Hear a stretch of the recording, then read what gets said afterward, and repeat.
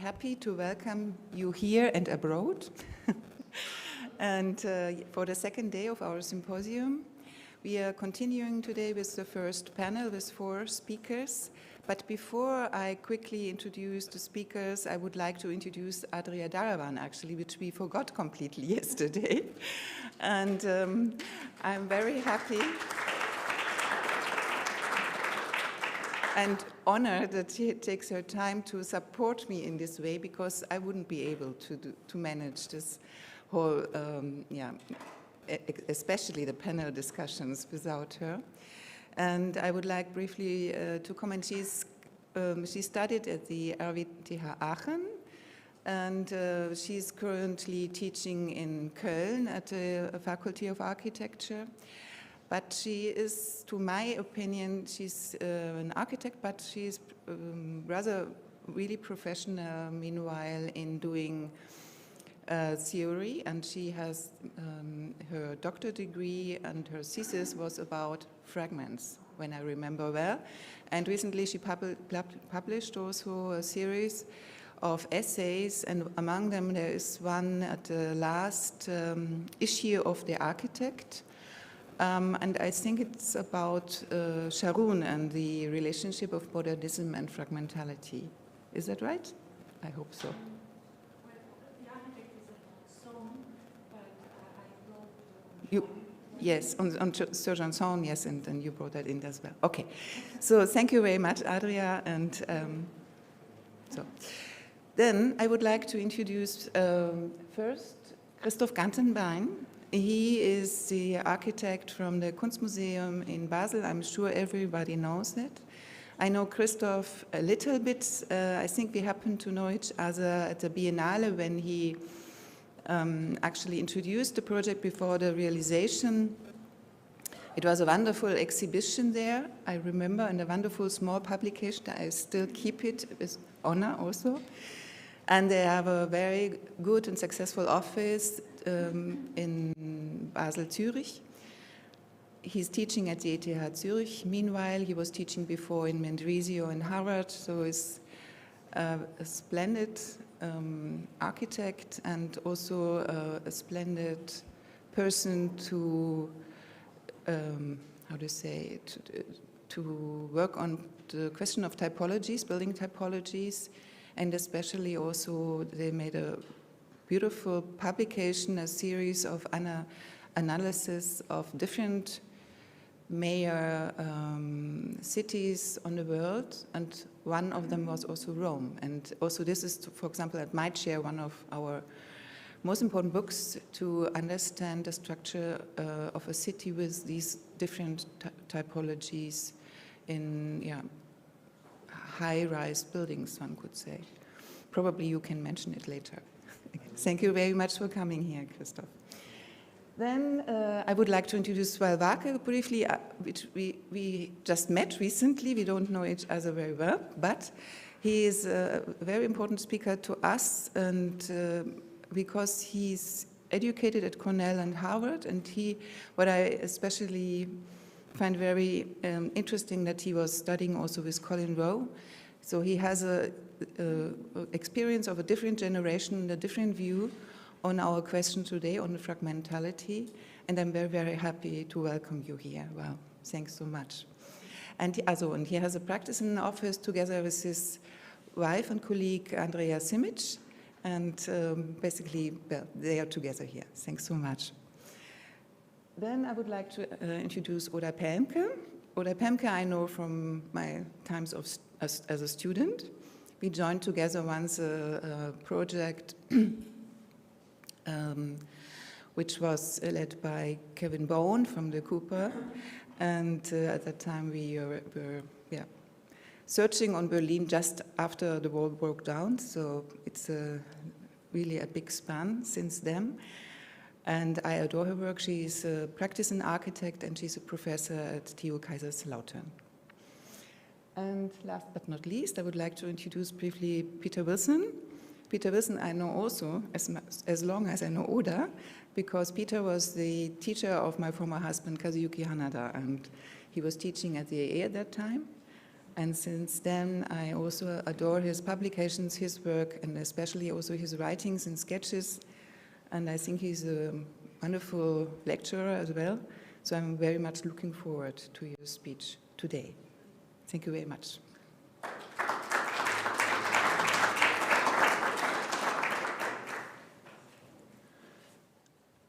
Thank you, Heike, for those kind words. I hope I will not repay them with unkindness. Where's my thing? Thank you also to the Villa Massimo and to Adria for this invitation and the chance to be here. To start with, we have been given 3 subjects: fragmentation, public space, and Rome, all in 20 minutes. We will have to sprint. I will go as fast as I can. I want to try to deal with fragmentation in 1.5 minutes. I think we can deal with it that quickly. A quote from 1620, John Donne, an English metaphysical poet. "'Tis all in pieces, all coherence gone, all just supply and relation." What he is complaining about is the loss of the pre-Copernican universe. But I think what he's complaining about is fragmentation. Fragmentation is already 500 years old. So having said that, I would like to make a big jump, 500 years. No, actually not. This is the same time as John Donne. This is a painting by a Belgian painter, David Teniers. These paintings are called meta pictures by the art historian Victor Stricita, something like that. It's a Romanian name. These pictures are, for me, one of the first advents of fragmentation in Western art. Victor Stricita says that they belong to the late Baroque. They are associated with the Cabinet of Curiosities, also a moment of fragmentation. And they are pictures within pictures. If we had more time, we would go into an art historical analysis. We would look for the monkey wearing glasses, which is the image of vision, or for the parrot, which is the image of copying, or for the red curtain, which is which signifies the presence of royalty. But we don't have time to be art historians, so we have to jump forward. This is an art installation by the English artist Michael Dean. It's installed in the city where I'm based, Münster in Germany, as part of the sculpture exhibition there. For me, this represents the end of fragmentation. I was really upset when I saw this exhibition. Firstly, because, and to do the exhibition, he put down a sheet of plastic. And we know this technique from Hollywood films. It's what the serial killers do before they carve someone up. And he's doing this in a museum, a sheet of plastic, and then he fills the space with lumps. And it looks like horse droppings or something, but they are in fact bags of concrete which have been made wet. When I was trying to find words to describe this end of fragmentation, I looked in my thesaurus. I found words like gross and shoddy. Then I came across disconcerting disintegration, disenchantment, discourse meltdown. And for me, this is, I think fragmentation has been around so long, it has run its course, and I think this sort of artwork is really tragic. But the solution is not far away. In this exact same gallery, all we have to do is to raise our eyes. Like today, all we have to do is to wait for our keynote speaker this evening. And in the same space, one sees the plastic at the bottom still, a Rachel WHITEREAD sculpture, which is about coherence, about corporality. I think we're very lucky to have Rachel WHITEREAD tonight to reinforce my thesis. So that's it for fragmentation. Now public space. There's a fourth title that we've been asked to talk about, Berlin. And we're dealing with Berliners, they always talk about Berlin. Public space in Berlin, here we see the sort of public space architects deliver. But one must say the only public are trying very hard to leave this public space. So maybe we architects do have a certain amount to answer for with the public spaces we deliver. We could look at the other end of Berlin, to Neukölln, for an informal public space, but I think here one comes to the conclusion that public spaces are not a self-informing system. And this is, for me, an extreme urban condition. So perhaps we have to go back to the top down. We could spend millions of euros restoring buildings which never were public. And the result is what I would term geriatric public space. One sees a man in the middle with a rollator. I think public space simply is not a question of how much money one invests in it. So we have to go back to the art world. This is Kunsthalle Hamburg. There is the possibility for art to completely fill the public space, but this only leaves space for an audience of one. We could, if we were art historians, go into the very complex question of all the symbolic references that a large black cube has. But I'd like to move on to, with art world references to public space. In Münster, where we are based, we have every 10 years a sculpture exhibition organized by the art guru Caspar Koenig, and originally with Klaus Bussmann, the director of the museum in Münster. Caspar Koenig has informed us, or informed me in a conversation, that architects have messed up the city. It's up to the artists to rescue the city. And if this sculpture by Thomas Schutter is any example, I think the artist's job is easy. They only have to put the cherry on the cake. Another work by Thomas Schutter, some 20 years after the cherries, and the art strategy is to fill the city full of enigmatic objects. But I think there's only a certain number of enigmatic objects a city can take. I mean, I very much enjoy living in a city which has objects like this scattered around it, but I don't think they redeem public space. Having been disappointed with these examples, I went back to our office, which is in the harbour of Münster, and looked out my window and found myself photographing a very full public space. So one asked, what is this? Why are these people here? This is a top-down organized event, a festival. These people are all here to look at a second crowd who are occupying the water, a triathlon.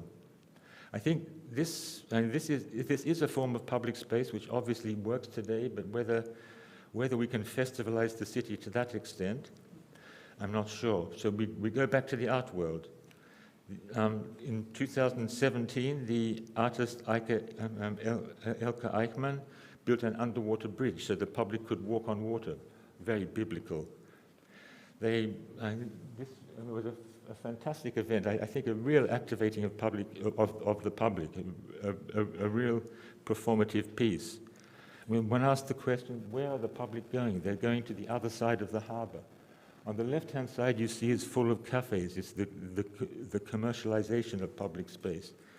The other side is an industrialized zone which is in the process of being developed, but for a long time was what the Spanish architects Abelos and Herreros referred to as a space of impunity, a space which is not regulated by the normal laws of the city. And also photographed from my office window is this spontaneous party in these spaces of impunity. I think this informal use of public space is a very important issue today. But back to the art world, the artist Tobias Rehberger has converted the city hall in Münster into a public space simply by laying down a red carpet. The red carpet is obviously a domestic device, but the question here is, are we at home in public? I think these are my examples from public spaces in Germany. You see I'm going top speed here. It's time that we move to Italy. The grand narrative of shopping is meant to be the motor of public spaces. But here we see with this grand narrative of shopping, fantastically built in Torino, that it is occupied by phantoms. And the phantoms are the shop window dummies, and I think it perhaps produces a phantom public space, especially now with online shopping, where shopping itself becomes a phantom. It is no longer has the capacity to to activate and animate the city in the age of UPS and DHL. Still in Torino, we see here the famous horizontal shadows described by Nietzsche and painted by De Chirico in Torino. We see here also a very lucky, perhaps I was there at the right moment, an overlap of informal and formal public spaces. And I like very much this guy looking at his emails on the pavement in Torino. So now we arrive in Rome. Oops, I missed it. Gone back. Oh, how do I go back?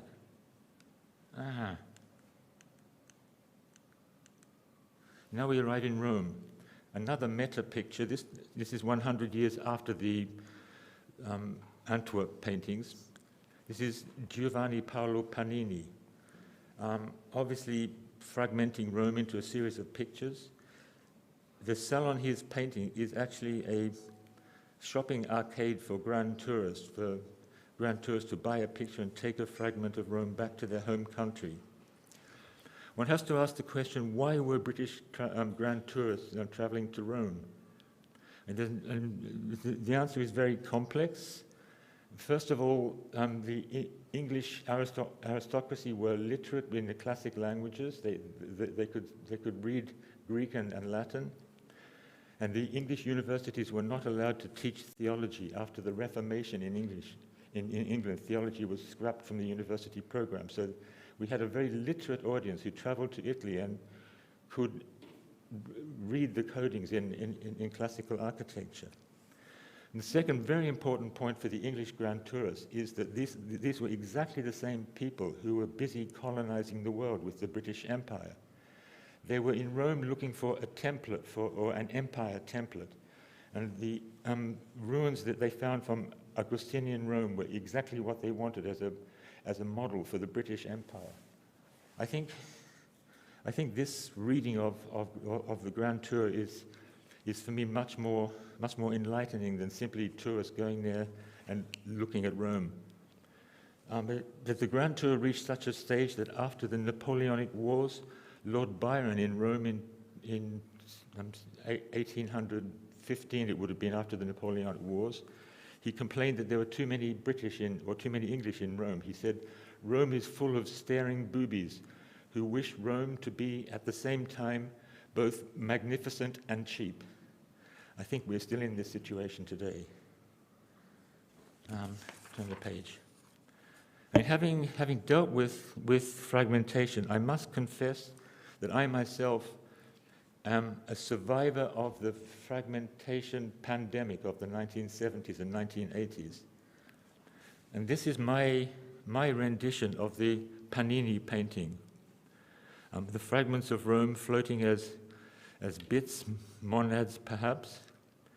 But my own personal appropriation of Panini has a very big scale difference. The Panini painting is enormous, and mine is handheld. This is my pocket Rome to carry with myself. I'm quoting here from examples from this book. This is the advertisement in my lecture, published by the Architectural Association, called Some Reasons for Traveling to Italy. It will shortly be republished by MIT Press. I urge you to buy it. Some more illustrations from this book. Again, my own copies of famous paintings. I copy them to avoid copyright issues.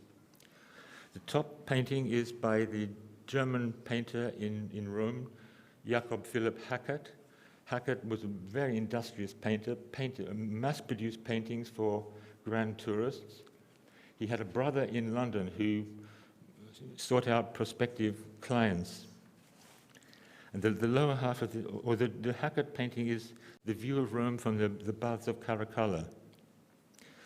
And there are many narratives of readings of Rome one could go into. For example, this one, I hope the text can be read. This is Robert Adam talking to Piranesi. What does he say? And he speaks with a very British accent. "I say, Piranesi, old chap, one might construe that you are willfully taking license with scale." To which Piranesi answers, "Voi aspettamo, inglese stronzo." But actually, Robert Adams was not British English, he was Scottish. His brother, who he left in Rome to wait for the Campo Marzio plates and to bring back to England to make a huge profit selling them, his brother wrote to Robert Adams saying, "I'm afraid there's a delay with the Campo Marzio plates because Piranesi is having trouble with his wife. She has been, as we say in Scotland, too great with another man, and for her trouble he has put her in a convent." In my view of architecture is that the architecture has its formal rules, but it has this whole anecdotal baggage which go along with it. So a few more anecdotes. Schinkel, as we all know, came to Rome. In 1824, this painting by Franz Ludwig Catel was done of Schinkel in Naples. But Schinkel was not in Naples in 1824, he was only in Rome. This is a genre of paintings which was specially developed for the grand tourist, where the painting would be done and the figures would be left as white spaces. And when a client was found, they would be painted into the picture. It's a sort of negative fragmentation.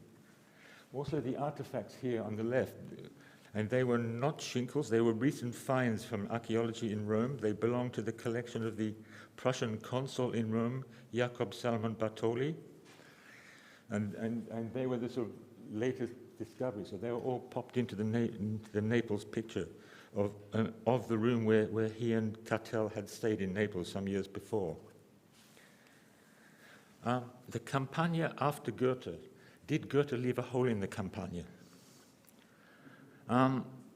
This is my painting after Johann Heinrich Tischbein. Goethe and Tischbein shared an apartment on the Corso. One day Goethe wrote in his diary, "Tischbein is looking at me strangely. I think he's planning something." One can conjecture, but 1 year later this painting emerged. Goethe wrote, "He's a fine chap, but looks nothing like me." And then he complained, "And the painting is too big to go in our German houses." Goethe himself had a copy, or the painting is 164 by 206 centimeters. As we all know, it is now in the Städel Museum in Frankfurt. Goethe had a copy of the painting, 13 by 20 centimeters. He's my role model for miniatures, which he had in his house in Weimar. So I urge you to look closely at the background, I'm not good at pointers. The mausoleum of Cecilia Metella in the background, and the ruin of the aqueduct. Because in this painting, this is my confession that I myself have been a victim of the fragmentation virus. When I use the word virus, I'm quoting Tafuri. Tafuri sort of claimed that the Campo Marzio was a virus and it infected John Soane. And John Soane lived his life incarcerating himself in a mausoleum full of fragments. So this is fragmented Goethe. Goethe has fragmented into tiny ruins, but the background is the same. There's still the fallen obelisk which he was sitting on. And it was not only Germans and English who traveled to Rome, but also French. This is a Frenchman engaging with the Corinthian capital in Rome. This is the first half of my lecture. How am I going for time? Already finished? Really? No, I haven't got to public space yet. Shall I march through it? But we started late. So, Richard Sennett has written The Fall of Public Man. And many architects now say that public space is not what it used to be. I would like to argue the opposite case using examples from our own office, which things we have built in Albania. A football stadium is obviously a public space, highly regulated with rule systems. This is a football stadium in the Albanian northern city of Schröder. The stadium was built for the annual ritual battle between Serbs and Albanians, and they hate each other and they fight at every football match. So our plan for the stadium was to make a corral, a sort of a platform where you could put 500 rioting Serbs on each platform, and there's a big metal rail around the edge so they won't fall off the edge. We actually built this and we presented it to the UEFA in Lausanne, And they said that this is not what a football stadium should be. The football stadium should be a cauldron, a top where everyone is inside the same enclosure. So this is maybe the fragmentation of the football stadium. This is my design sketch of Serbs arriving at their diagonal corral. And what I really like is what happens behind these stadiums, is this informal public space. And here one sees the architecture is not the instigator, it is simply the backdrop to urban life. And another view of the corrals in the background. The colors of the Schröder football team are pink and light blue, very manly colors. So now to the Albanian city of Korçë, where we in 2008 won an international competition for the center of the city of Korçë. One sees here the figure ground. The small black matrices are stone villas, historic villas. The larger slabs are communist housing blocks from the Albanian communist years. The mayor of Korçë very wisely did an international competition because people were returning from Greece or America with lots of money, pulling down their family villas and putting up 6-floor apartment blocks. We have now for 10 years been working as master planners or as acupuncturists with inserting fragments into the city of Korçë. This is my meta painting of the whole of Korçë, our master plan. One sees there are little windows. Each window is one of our insertions. The first insertion was the diagonal on the top left, which runs from a cathedral which was built by the Greek Orthodox Church directly after the fall of communism. They rushed in and built a cathedral. We then developed this axis, where we took the traffic out of a street. The street is called Shengaji, St. George in Albanian. This is the axis, this new public space we have inserted into the heart of the historic city, seen from a high vantage point. We'll come to this vantage in a minute. The first thing when one's making a public space is the ground surface. Adolf Loos once said, to make a space, one lays a carpet on the ground, hangs 4 more to contain the space. And the second step, Loos said, is to build the walls to support the carpets. In the case of public space, the walls are existing. One sees these stone walls of very traditional Balkan architecture, and the paving we have, as far as the budget will go, laid down a haptic paving which the girls can dance on, or where the boys can step out in their best dresses, or a band can play. And for me, these examples, I showed them quickly, but for me, this is public space which really is working. Not only working when it's full of people, but also working in early morning with this extremely, for me, poetic urban atmosphere, the poetics of emptiness. But the Albanians go crazy at Christmas. This is the same space. It's said that they go crazy at Christmas to compensate for the dark years of communism. Maybe true. But in the background of this Christmas photo, one sees a campanile. This was one of our acupuncture insertions. This is the design sketch with people skating at the foot of the campanile. The campanile is called the Red Bar in the Sky.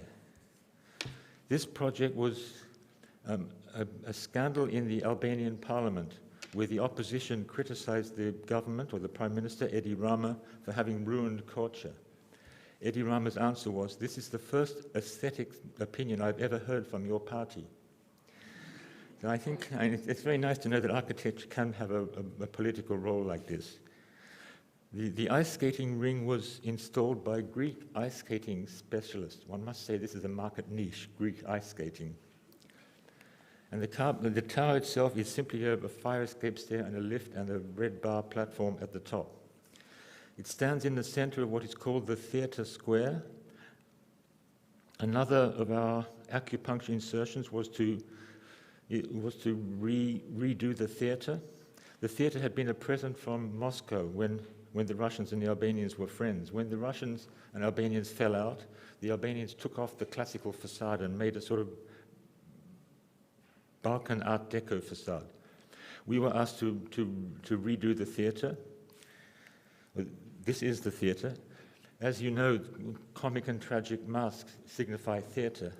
So here we have the iconic symbols of masks blown up to super scale. And in the middle, we found a field of red square, or field of square panels on the facade, 140 of them. There we had made by a local potter 140 60-centimeter high terracotta masks, the audience. This is the public space activated by veteran soldiers celebrating the expulsion of the German troops after the Second World War. When I see this picture, I think of the English filmmaker Adam Curtis, who made a wonderful series of films called All Watched Over by Machines of Loving Grace, talking about our digital culture. I think this should be called All Watched Over by Metaphors of Loving Grace. The comic mask is, or the tragic mask is convex and the comic mask concave. The comic mask, when it was built, the Albanian electrical installers put the lighting in without asking us on the top lip. So I wrote back, or I mailed them saying, take it off, it looks like a happy Hitler. So we certainly, I think jokes like this one can make in English, perhaps not in a German context. So they mailed back saying, where should the lighting be? So we said, try the ears. So they put two lights on the ears. You see only one ear illuminated here. This is probably because 50% of the electricity that is produced in Albania disappears.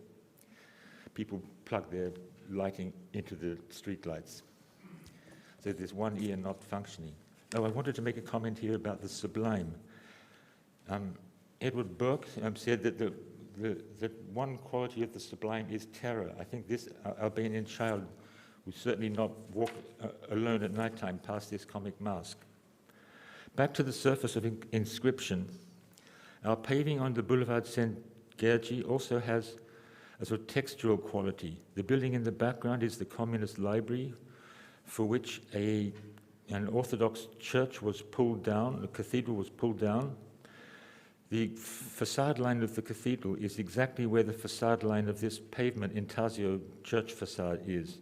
So basically we are reinstating or making a statement about the layers of history, as spatializing over specific history, which meant putting our carpet underneath existing sculptures. This is a communist sculpture of a Partisan with a pistol in hand, and our carpet slides under him, creating a sort of palimpsest of different readings of the city.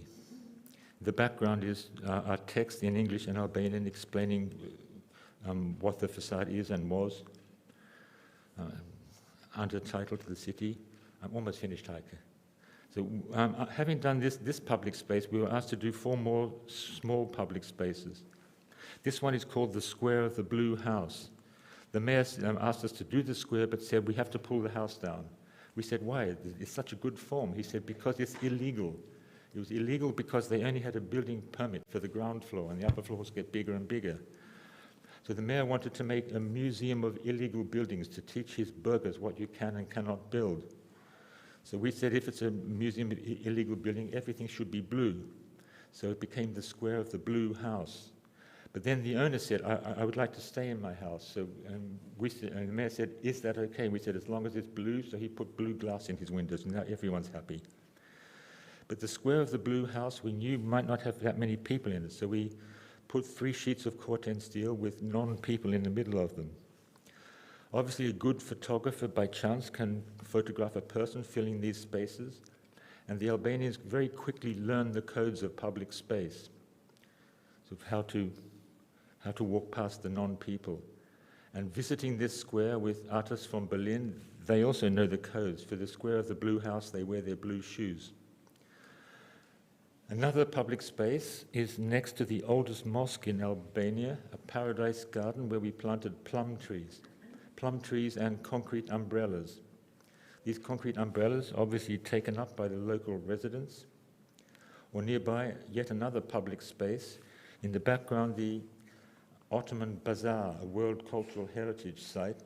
Here we also planted plum trees in the garden and introduced this parasol for the elderly gentlemen to sit down and worry on their worry beads. The fourth public space is a space in front of a museum we've built in Korce. It's an icon museum. They have a very large, very valuable icon collection. There we also have seats for the elderly ladies.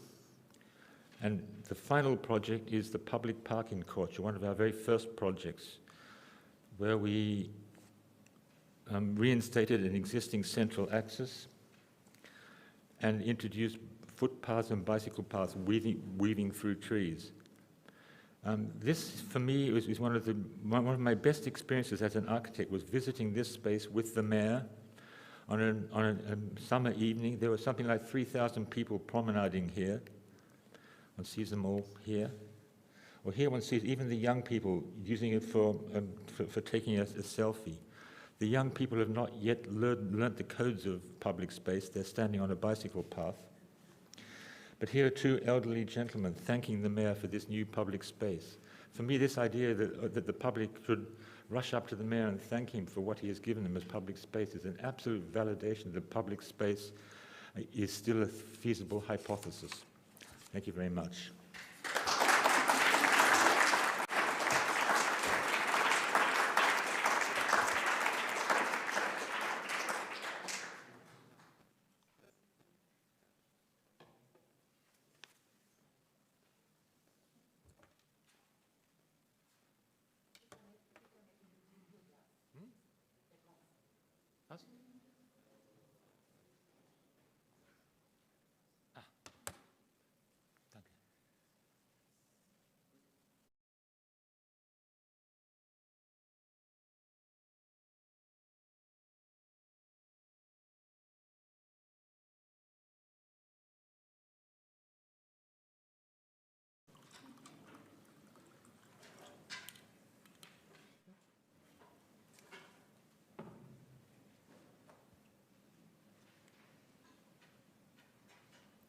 Thank you, Villa Massimo, for having me here, inviting us all.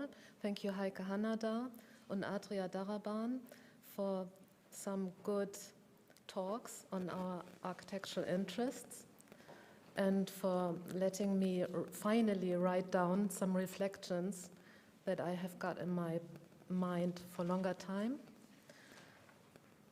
Since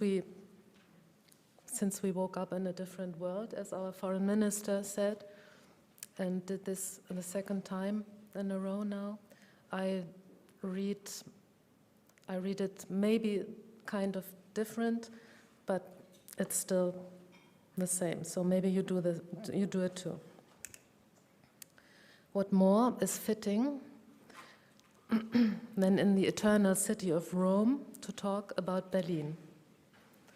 From the window of my studio in Berlin, one looks out onto the firewall of the neighboring Wilhelminian residential building. The following is a subjective, fragmentary glimpse at my rapidly changing city.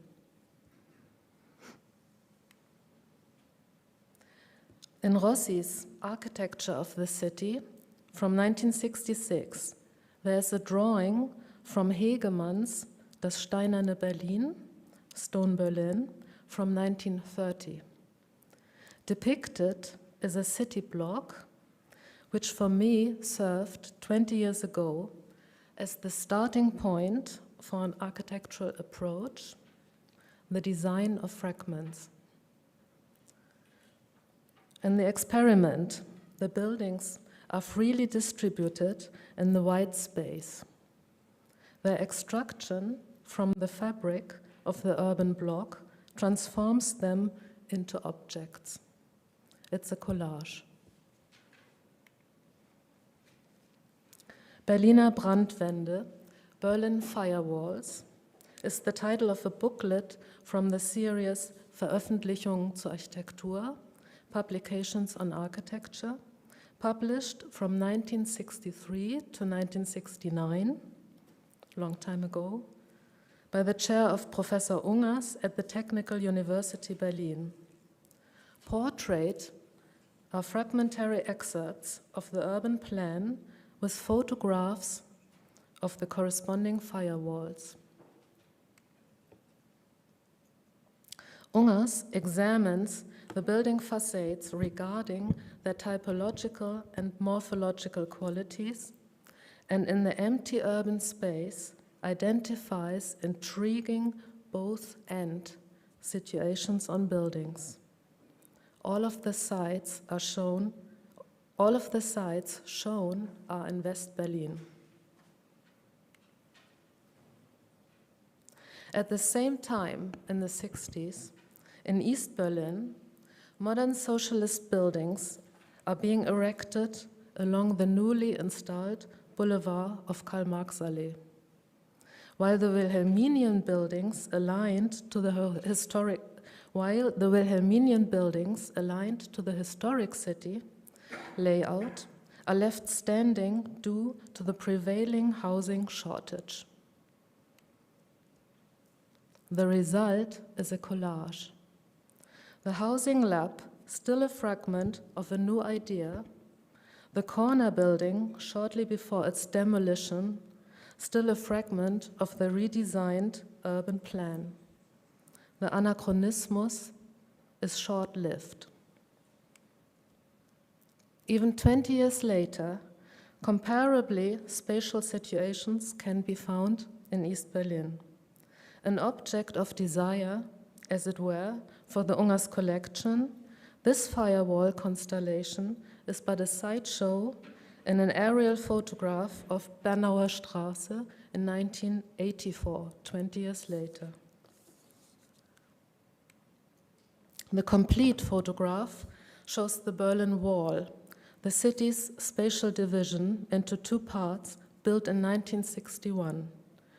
The demolition of the Wilhelminian urban structure also reveals the firewalls here. At the same time, the west side of the city looks similar. A grey wasteland called West Berlin, eine graue Brache namens West Berlin. No one could possibly imagine that this period of time will eventually be just a moment in history. A number 1, 1990 edition of Archithese titled New Views, so 1 year after the wall came down, Liane Lefebvre writes in her article, Dirty Realism in Architecture, about the 1980s. The intellectual, young, wild architects of dirty realism use parts from the familiar urban environment in their designs in a similar way to the writers of the eponymous literary form. Objects and contexts dictate meaning. A lack of resources and money creates desperation. Liane Lefebvre calls this design approach a contextualist confrontation, a position aimed at confronting the existing, the dirty, without any aspiration for perfection or harmonization.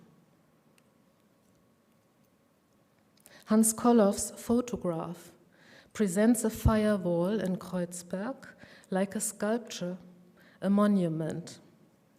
The view of this wall describes his 1988 architectural idea for the future of the city. In issue 177 of Quaderns d'Architectura e Urbanisme, he writes,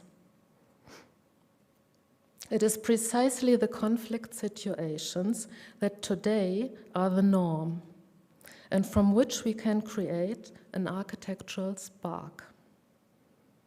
It is not at all inconvenient for us when urban designs have been fragmented, for they offer a treasure chest of architectural possibilities." In issue 176 of the same magazine, in an interview with Wim Wenders in 1988, he says, Kollhoff, "The architect has two possibilities. Either to change basic urban structures, which would be a very long-term venture, or to perceive differently, to discover beauty where one would have never perceived it before. He asks the filmmaker, Wim Wenders, I wonder if the recognition of firewalls as something beautiful, a view that finds the lines and profiles in a city as an ensemble aesthetically pleasing, if this way of perceiving can only come from a certain distance. Wim Wenders responds, I am certain that firewalls make a stronger impact on one's memory than painted over fronts. And yes, the broken buries itself deeper into memory as the whole. I see the living quality of a city directly in proportion to the possibility of gaps in planning. I'm still quoting Wenders. He continues, my criteria for choosing the settings has been how much longer they would be able to exist as they were, unchanged. Wenders chooses bunkers and firewalls in West Berlin as the background for his 1988 film Der Himmel über Berlin, Wings of Desire. In the gaps of the stone Berlin, a circus sets up camp, of which, according to Wenders, there were many in the divided city, or kiosks, symbolic places of spontaneous activity on private property that belongs to no one. In his eyes, these empty places describe the city honestly. They provide a glimpse behind the facade. This block on Rosenthaler Straße is not a Wenders film set, but in 1996, 10 years later, a place of opportunity for intellectuals as well as speculators. In the interim, a circus, in the metaphorical sense, has set up camp. Cars are sold here. In fact, in the 1990s, you could buy cars everywhere in the inner city, mostly under glittering ribbons akin to a circus tent. The jagged silhouette of Berlin is the result of decades of preservation. The possibility to fill the gaps is connected with the simultaneous loss of objects, as this is how the exposed buildings with their visible firewalls present themselves within the patchy urban context. Treating these and other walls as facades, as if they were designed. That's what my book Facades is about. On each two-page spread, two facades, two walls, complement each other, resulting in typological, morphological relationships. Through their juxtaposition, a narration in the sense of dirty realism occurs. Wim Wenders writes in the preface, firewalls, as you see here, are a sort of profile shot, as well as anatomical incisions through the entrails of buildings. In a frontal view, one confronts a building, eye to eye, as we humans face each other. What more, could you want than to learn to see behind facades in this way? This picture, it's not from this book, it's the next. This picture of a house stands detached in the public space of the former wall along Bernauer Straße, presenting its profile and serves as a role model for the design of fragments on the side. After 20 years of looking at the void, the time has seemingly come to address the disappearance of the site. The lack of views allows the reconquest of the boundless space by nature and by an informal, subversive society activity.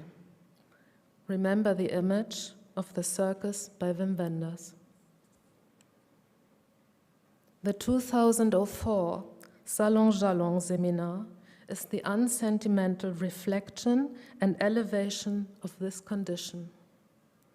Fragments are designed as objects waiting for completion, and like a puzzle piece, will dematerialize within its final contextualization. It is an examination of the city as a figure of the fragmentary. Adria speaks about that. Figure of the fragmentary. Building without desire for completion is a contextualist controversy in the form of a collage.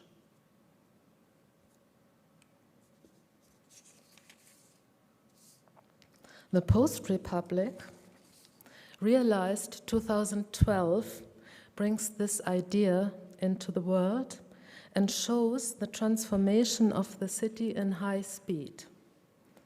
Along the urban wasteland of Köpenicker Straße, a car dealership from the 1990s is converted and expanded into a post-production studio. It's the work of my office. Since the structure of the car house was built during the transitional years of the 90s without a building permit, it must first be retrospectively erected and approved by the authorities before it can be expanded. The site boundaries can only be seen in the site plan, not in the reality. As an interim use, a fragment, the building is positioned in the open space. It's a circus. The new building has no facade, only walls. In anticipation of future modifications, the Ideal Kino benefits from the invisible architecture and anonymity in the informal space of Kreuzberg's empty lots and ruins. At present, one can enjoy the unobstructed view of the sculpture, the small monument of dirty realism. Due to the fact that the roof terrace of the building on the open lot develops into a meeting place for annual May Day activities, 1. Mai, sometime later, a fence is erected along the property line, private property. Dirty realism in 2 respects. A few years later, now, the surrounding properties are built up. The small, recently completed building becomes an anachronism between 2 firewalls. A new era of speculators has arrived. And of course, money has already been offered. And so, the current situation is temporary. It could be viewed as Wim Wenders has described. How much longer will this be able to exist as it is, unchanged? Look at the mid-sized, dirty and noisy and ugly industrial building in the courtyard founded in 1960 between firewalls of the Wilhelminian buildings. Or enjoy the car tire service at the corner, established 1990, high without drugs. Or notice this emblematic development completed within decades, a fragmentary masquerade.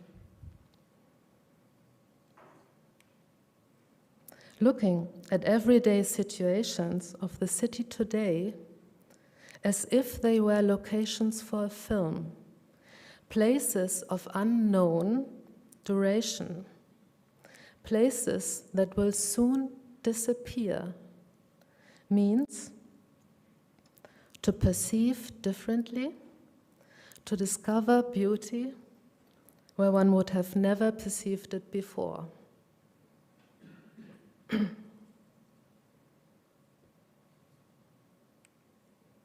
The accepting sense of the present, the incomplete, without aspiration for perfection, celebrates a public space full of possibilities.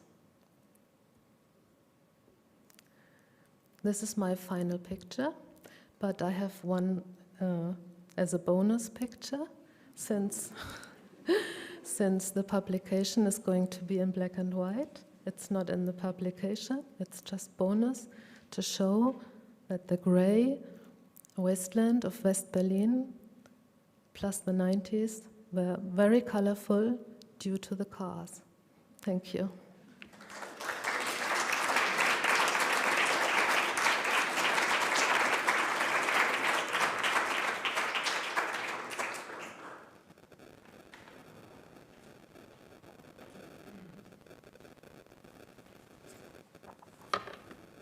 Is there a button, a control for something? That's okay. It's just like at home. I can remove it. So I want to thank Heike and Adria for the invitation and the German Academy, Villa Massimo, as well as the TU Dortmund. In case I go too far off script, I want one of you to do this with your nose to indicate that I should start talking about the topic again. Let's see. So, which goes here? That goes forward. Oh. So this is, my talk here has to do with the notion of the carnival's return, because it is an institution that disappeared for a while, I believe, and it seems to be making a return in public space in a lot of different ways. I think that one can really trace a direct line from the urban designs of the late Renaissance and Baroque cities and the rationalized grids of the Enlightenment, which of course were based on rediscovery of the classical Greek and Roman cities, to those that characterize most of modern architecture. In other words, they're not that different. In other words, the determinate and these sort of predominantly fabricated nature of those earlier urban spaces and of the buildings that populated them were produced as a type of urban theater. And I think of Marco Provinciali's image of Rome as a landscape theater from yesterday, where the public, and I also tend to think that the public has itself dissolved a lot. There is no singular public. It's largely a sort of invention, I think, of planners and architects. But there's multiple publics, and there's multiple privacies. But the public then, and it's easy to just use that word, were more understood to be singular, that they were a single addressee, an identifiable population. They were always cast as an audience, somehow expecting to be endlessly entertained, or at least distracted by the architecture that surrounded them. For instance, consider this observation by the author of the delightful companion guide to Rome. I tend to like travel guides, especially written by enthusiastic people. They seem to be so much more exciting to read than theory and history and stuff. But, and Colin Rowe, by the way, always quoted Baedeker. He loved the phrase, "We have a marvelous retrospect from this position." But anyway, in her companion guide to Rome, Georgina Masson says, "As we ascend the Cordonata, one of the most splendid scenes in Rome, or in the world for that matter, is gradually revealed before us like a stage. As the curtain rises, the theatrical comparison at once leaps to mind, and rightly so, as Michelangelo's conception of the Capitol was quite evidently that of a stage set for the magnificent pageantry of Renaissance ceremonial. With consummate mastery, he did not leave it empty, but brought an emperor of the ancient world to greet the one of his own day. For sheer drama, there have been few sights to compare with the scene he thus evoked, as the dark figure of Marcus Aurelius appeared riding forward on his horse with hand outstretched, silhouetted against the golden Palazzo Sanatorio." So during that same period, the technology of stagecraft was developing quite rapidly, and by the early 17th century, Giacomo Torelli was perhaps among the most prolific of these, or these designers. His stage mechanisms essentially transformed Brunelleschi's devices for building construction into devices for the city and the theater, such as his famous chariot and pole system for shifting flats from beneath the stage.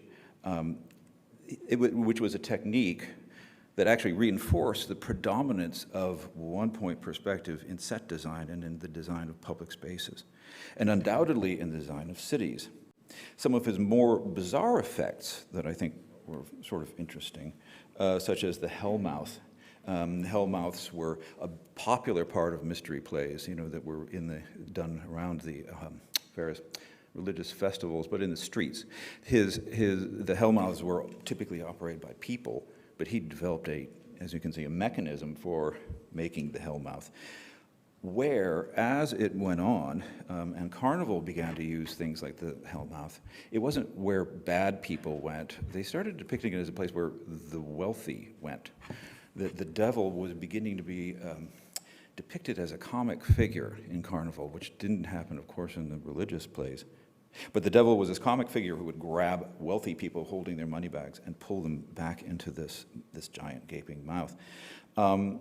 Theater and architecture then were so intertwined in the late Renaissance and the Baroque eras that one finds that certain architects saw their roles as producers of theater quite literally, like as the Bernini brothers here, Gian Lorenzo Bernini.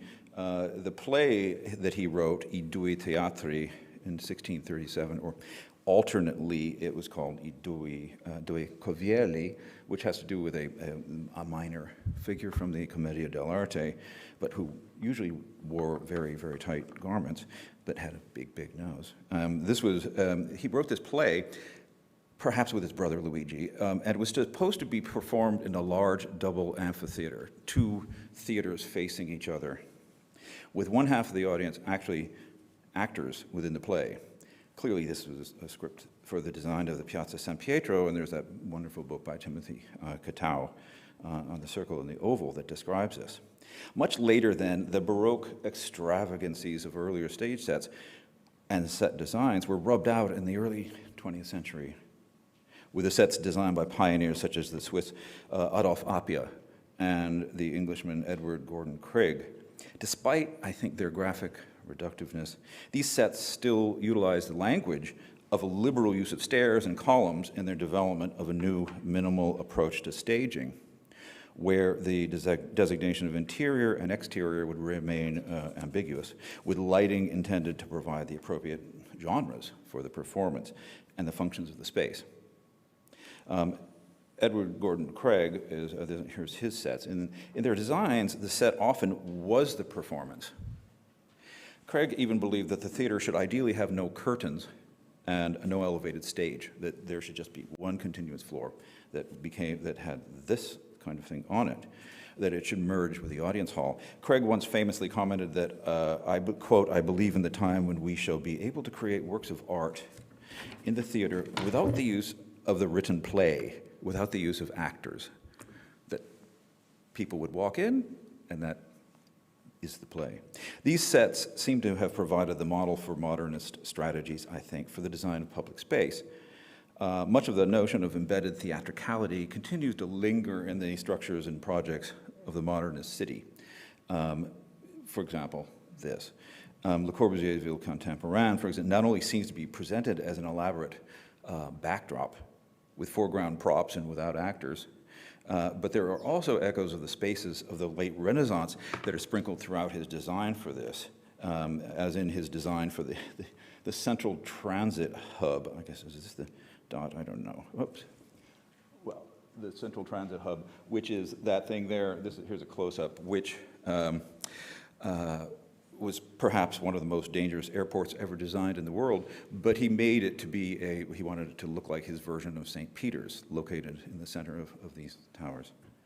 And throughout the first half of the 20th century, there remained a lingering sense of a romantic nostalgia for ruins. You could see that even in Le Corbusier's final sketch from the roof terrace of his second version of the Villa Meyer house, looking out over the Parc de la Folie Saint-Jean, toward Bélanger's great rock, which is an 18th century garden folly that appears to be a grotto that seems to be swallowing a temple. Perhaps a more analytic view, I think, of the ruin was taken by the sculptor Henry Moore, and artist Henry Moore, most famous for his, I think, some of his sculptures. But he grew up around a very famous ruin in North Yorkshire. And he said in his writings and conversations, "I have always thought Revolt Abbey a most impressive monument, more sculpture than architecture. When it is no longer usable, architecture inevitably becomes aesthetically like sculpture." When daylight seems to emerge then through what should be the window into a dark hall, exterior invades the interior and all become merged, as does actually in the sculptures, I think, of Henry Moore.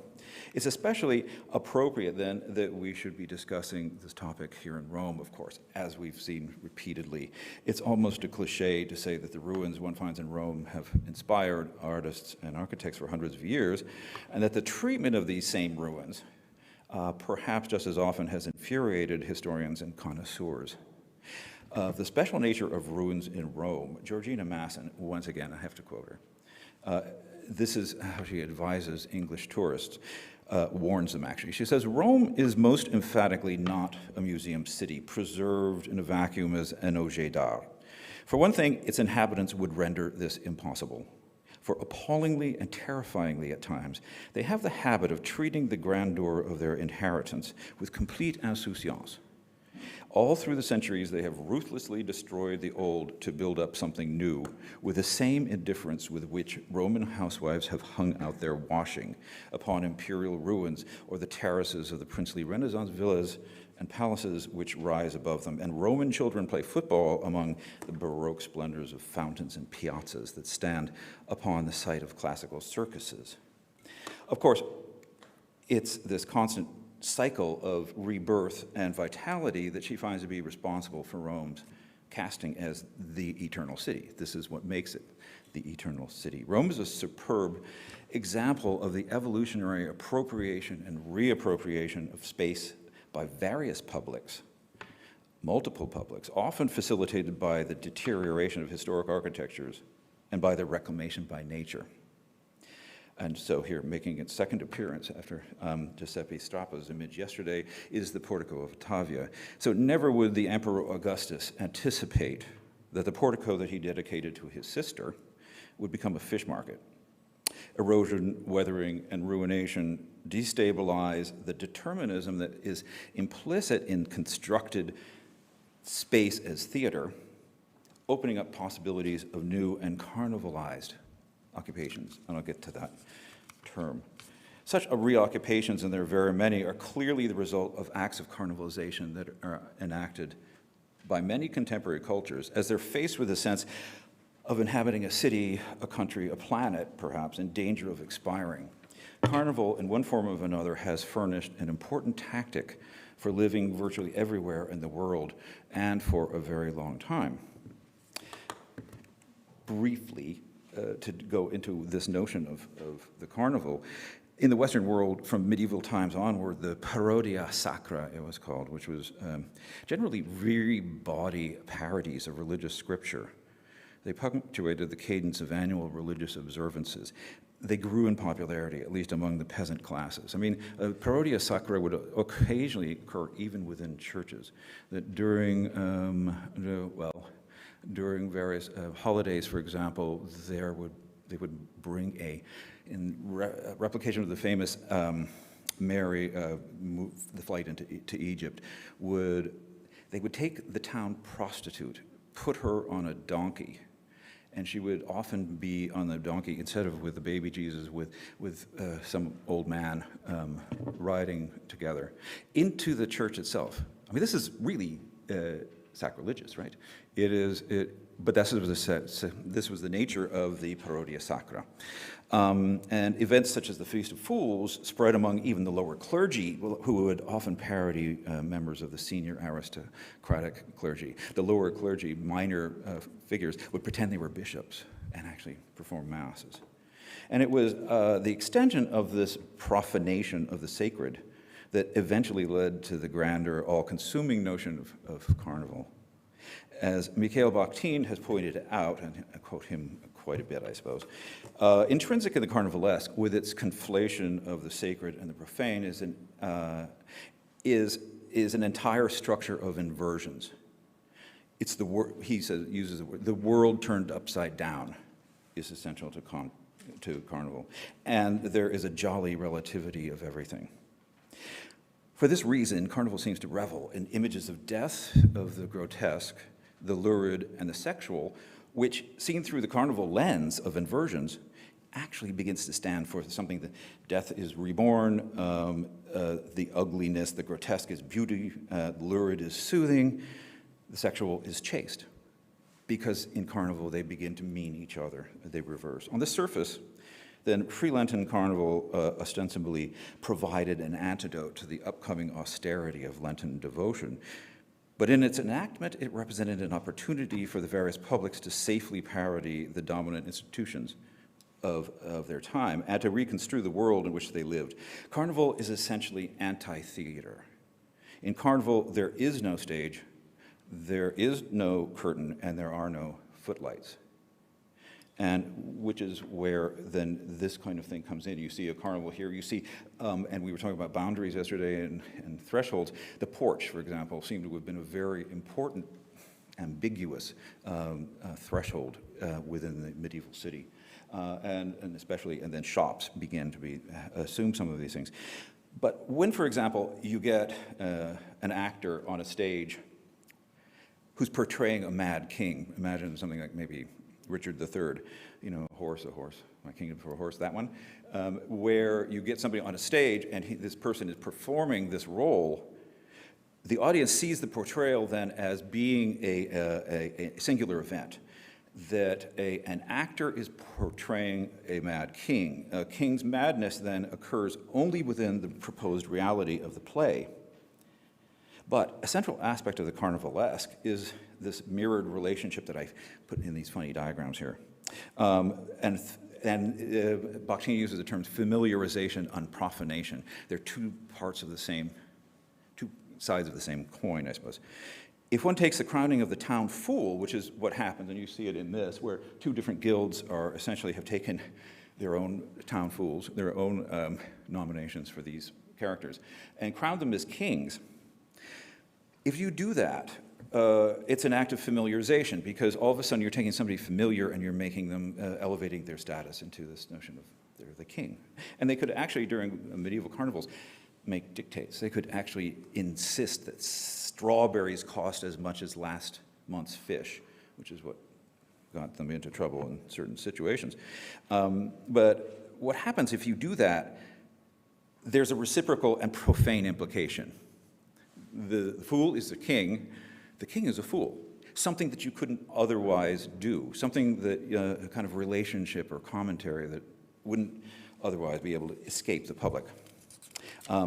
So, of course, the end of a carnival, which is sometimes called as travestia, represented a reinforcement of the pre-carnival hierarchies, right? Because everything comes crashing down at the beginning of Lent, for example.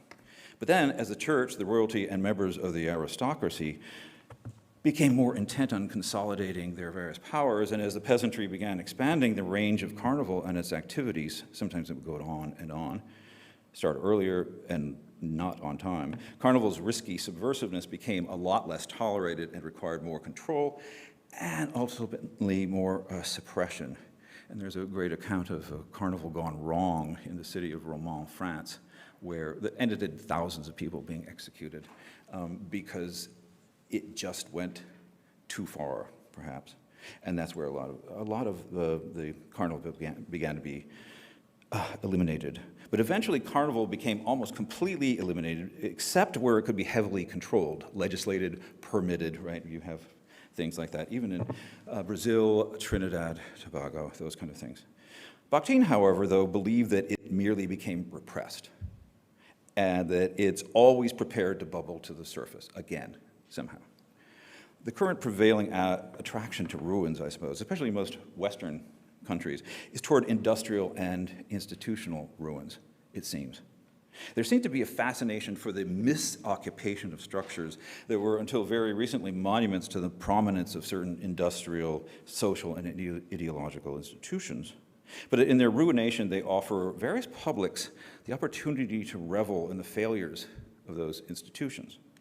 A well-known example is the former Michigan Theater building in Detroit, for example. Once one of the nation's largest, the U.S.'s largest and most elegant movie theaters, its economic demise paralleled the economic demise of Detroit as a city and of the auto industry in the United States as a whole.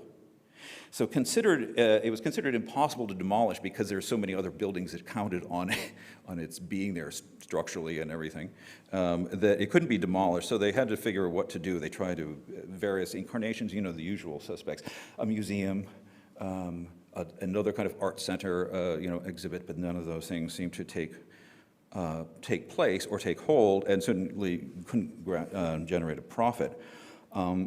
So it eventually was turned into a parking garage with ramps slicing through once grand lobbies, revealing sections, as you can see on the right, of salons and bathrooms, like accidental Gordon Matta Clark installations.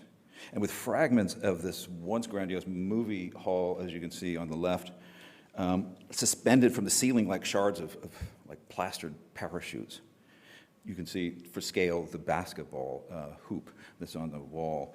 The carnivalesque ironies, of course, are abundant. The fall of Detroit's prominence as a supplier to the automotive industry caused the vacancy of the theater, which was then resurrected as a place to house automobiles. So it goes all the way around. But I mean, it's even more because technically the theater was originally built on the site where Henry Ford built his first factory, and that had to be dismantled and moved. Similarly, I think, and you probably know these examples better than I, many of you, things like the Landschaftspark at Duisburg Nord, one of the post-industrial landscapes by Latz & Partner, delights its visitors with this choreographed entropy of an abandoned steel and coal plant, steel eaten away by the environment to ultimately sometimes supply nutrients to a series of unique plant varieties. Tanks that once held toxic gases became venues for scuba divers. Coal bunkers became intimate gardens. And as in a carnival parade where there's always these floats and sort of zoomorphic elements, the giant trussed loading bridge there was zoomorphically recast as being a crocodile. So with the carnivalization of the ruined fragment, it seems that architecture enters a state of unfinalizability.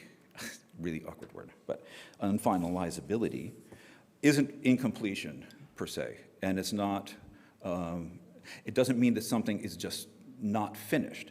Unfinalizability essentially is that when a work even though it's completed, it's a complete utterance by an author, by an architect, is nevertheless still open-ended. In other words, it invites individuals or a public or publics to devise further extensions of the work. In other words, to propose counter-utterances, and we saw that in the last presentation, also Oda's presentation, that it extends the life of the work through their own actions, interpretations, and desires. Now, in a sense, and I'm showing Andrea Simich's collages here, for several, and she can speak about this much better than I can, but in a sense, collage, which was central to the sort of urbanism, I suppose, of Colin Rowe and others, collage might be seen as an analog for unfinalizability, this intentional unfinalized condition. So while a collage is composed of fragments, each with a trace of its own origin, not simply in language, but in color, hue, ink, typology, the result is overflowing with what Colin Rowe and Robert Slutsky described as phenomenal transparency in their early book on transparency, which was based on George Kepish's description of overlapping contested fields in his language of vision. One's eye moves about the overall image in these things in an attempt to resolve the spatial overlaps by continuously incorporating individual elements into more complete figural networks. And each pair of eyes establishes its own figural networks. I think that that was supposed to be the virtue and the center of Rowe and Coder's collage city, which I remember first being presented as a dream. It was strange. It was a class where Colin Rowe just said, I dreamt I slept in Collage City. And then he started showing this cavalcade of images. It seems that, and I try to, it seemed to be that German should be the language where unfinalizability and open-endedness works best, because you can make any word out of anything. So I just tried to put these things in here. I'm not sure if those are the correct yet, but it seems that Carnival thrives on unfinalizability. Carnival flourishes, even depends on its promise of constant renewal. As an example, and I'll be ending with this example, but as an example, Danny Solomon here did a design for, and this is an example of the implications of Carnival and collage and of unfinalizability. Danny Solomon, shown here on his site in Beirut, spent a semester before his thesis investigation, which began this, working with Andrea on collages. And then finally there was this attempt to deal with a site here. It's a scarred, literally incomplete, in this case, ruin, in the center of Beirut that was transformed through a carnivalized speculation in his part. Part of a proposed city center complex that was supposed to include a shopping mall, theater, underground parking, and so on.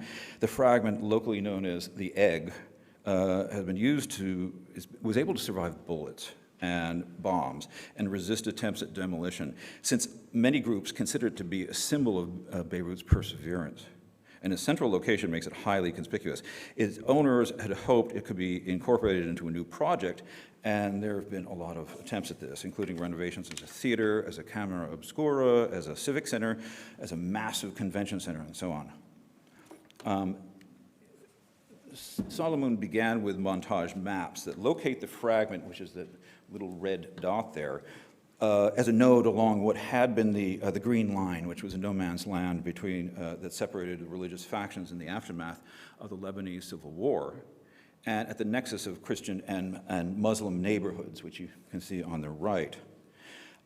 Maps then transmogrified into collages composed of posters from the neighborhoods put together, which then inspired drawings that are almost psychogeographical in their retelling of spatial events based upon overwriting these maps. And then the maps and collages then simultaneously layered, developed further representations here of the site's functional associations, and obscured by the violence of events, illustrated with burnt paper and laser-cut plastics. And then comes the introduction of the genuinely carnivalized architecture. And again, Carnival tends to be grotesque, right? It works through grotesque elements in order to accomplish something beyond that. So maybe this isn't for all the squeamish, but in looking for a common language, formal language, shared and understood by the vast assortment of religious and political factors and factions, which you see them listed on the lower right there, and their representative militias, each one had their own militia. Solomon traced the origins of the weapons of their supply chains to a whole series of different countries. And he settled on the one object that they almost all had in common, which was the AK-47 rifle. One of the reasons the AK-47 was held in such esteem, it seems, is in addition to its vast distribution network, you can get them practically anywhere, was the ease with which it could be disassembled and reassembled for cleaning and for replacement of parts. And so there were all these diagrams that you could get, you know, that were like IKEA versions of weaponry. The disassembled fragments of the rifle were then reassembled by Solomon into a larger structure that incorporated the remains of the egg, the broken floor slabs, the piers, and the forever unused auto wraps. And these are more accents. The ubiquitous rifle became engaged in a type of familiarization carnival, where it's elevated to the status of public monument, exploiting and reconsecrating the permanently unfinalized fragments of this aspiring public monument, which is the egg. And just as each pair of eyes can construct its own figural networks in a collage, the proposed structure, aware that there are multiple publics in Lebanon. I mean, there are many, many publics in Lebanon, as you could see in those other, that other diagram. That the proposed structure was proposed in the end as three buildings that were strangely intertwined. They were effectively separate, remaining fragments of each other, but with autonomous entrances and circulation systems, entries that address the various neighborhoods. There was a market for the Muslims who were living in one adjacent neighborhood. There was a nightclub for the Christians in the other neighborhood, and a bakery and baking school for the Syrian refugees who have been still seeking shelter in crevices throughout the city. While those three buildings knotted together in one volume, never physically engage each other, I suppose they keep a certain social distance. The site of the dynamism of the open marketplace, in other words, one could always see this market. One could always, when it was working, feel the reverberations of the bass from this nightclub. And one could always smell the Syrian bread, the bakery that's down below. So the site of the dynamism of these things, all of these things came together through senses of sight, sound, and smell, all phenomena of carnival. So at the same time, then the profanation aspect of carnival, and remember there's profanation and familiarization. The profanation aspect of carnival makes an inevitable grotesque appearance, because if a weapon, this says in a way, might become a monument, what then might we say about monuments and their weaponization? As a postscript, by the way, since this thesis was, with this project was developed and furthered along, and after the Lebanese protests of 2019 and 20, the egg was open to public groups after a considerable protest, and has since been used for, in a true carnival way, raves and film screenings and lectures and fashion shoots and protests. Another power of carnival and of the fragment. So, thank you. Yep.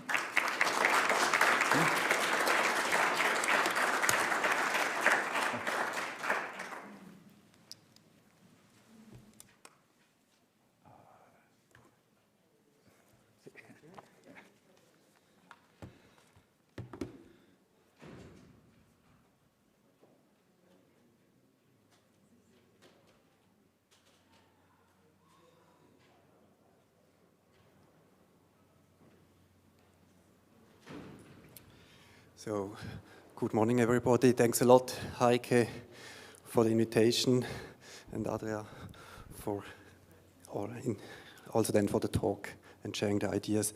Apologies for this a bit old-fashioned Latin title. I couldn't resist coming to Rome, quoting the Bible. But it leads us to my first chapter. I would like to share with you some thoughts about the relation of architecture as an individual piece of design by an author and the city as a common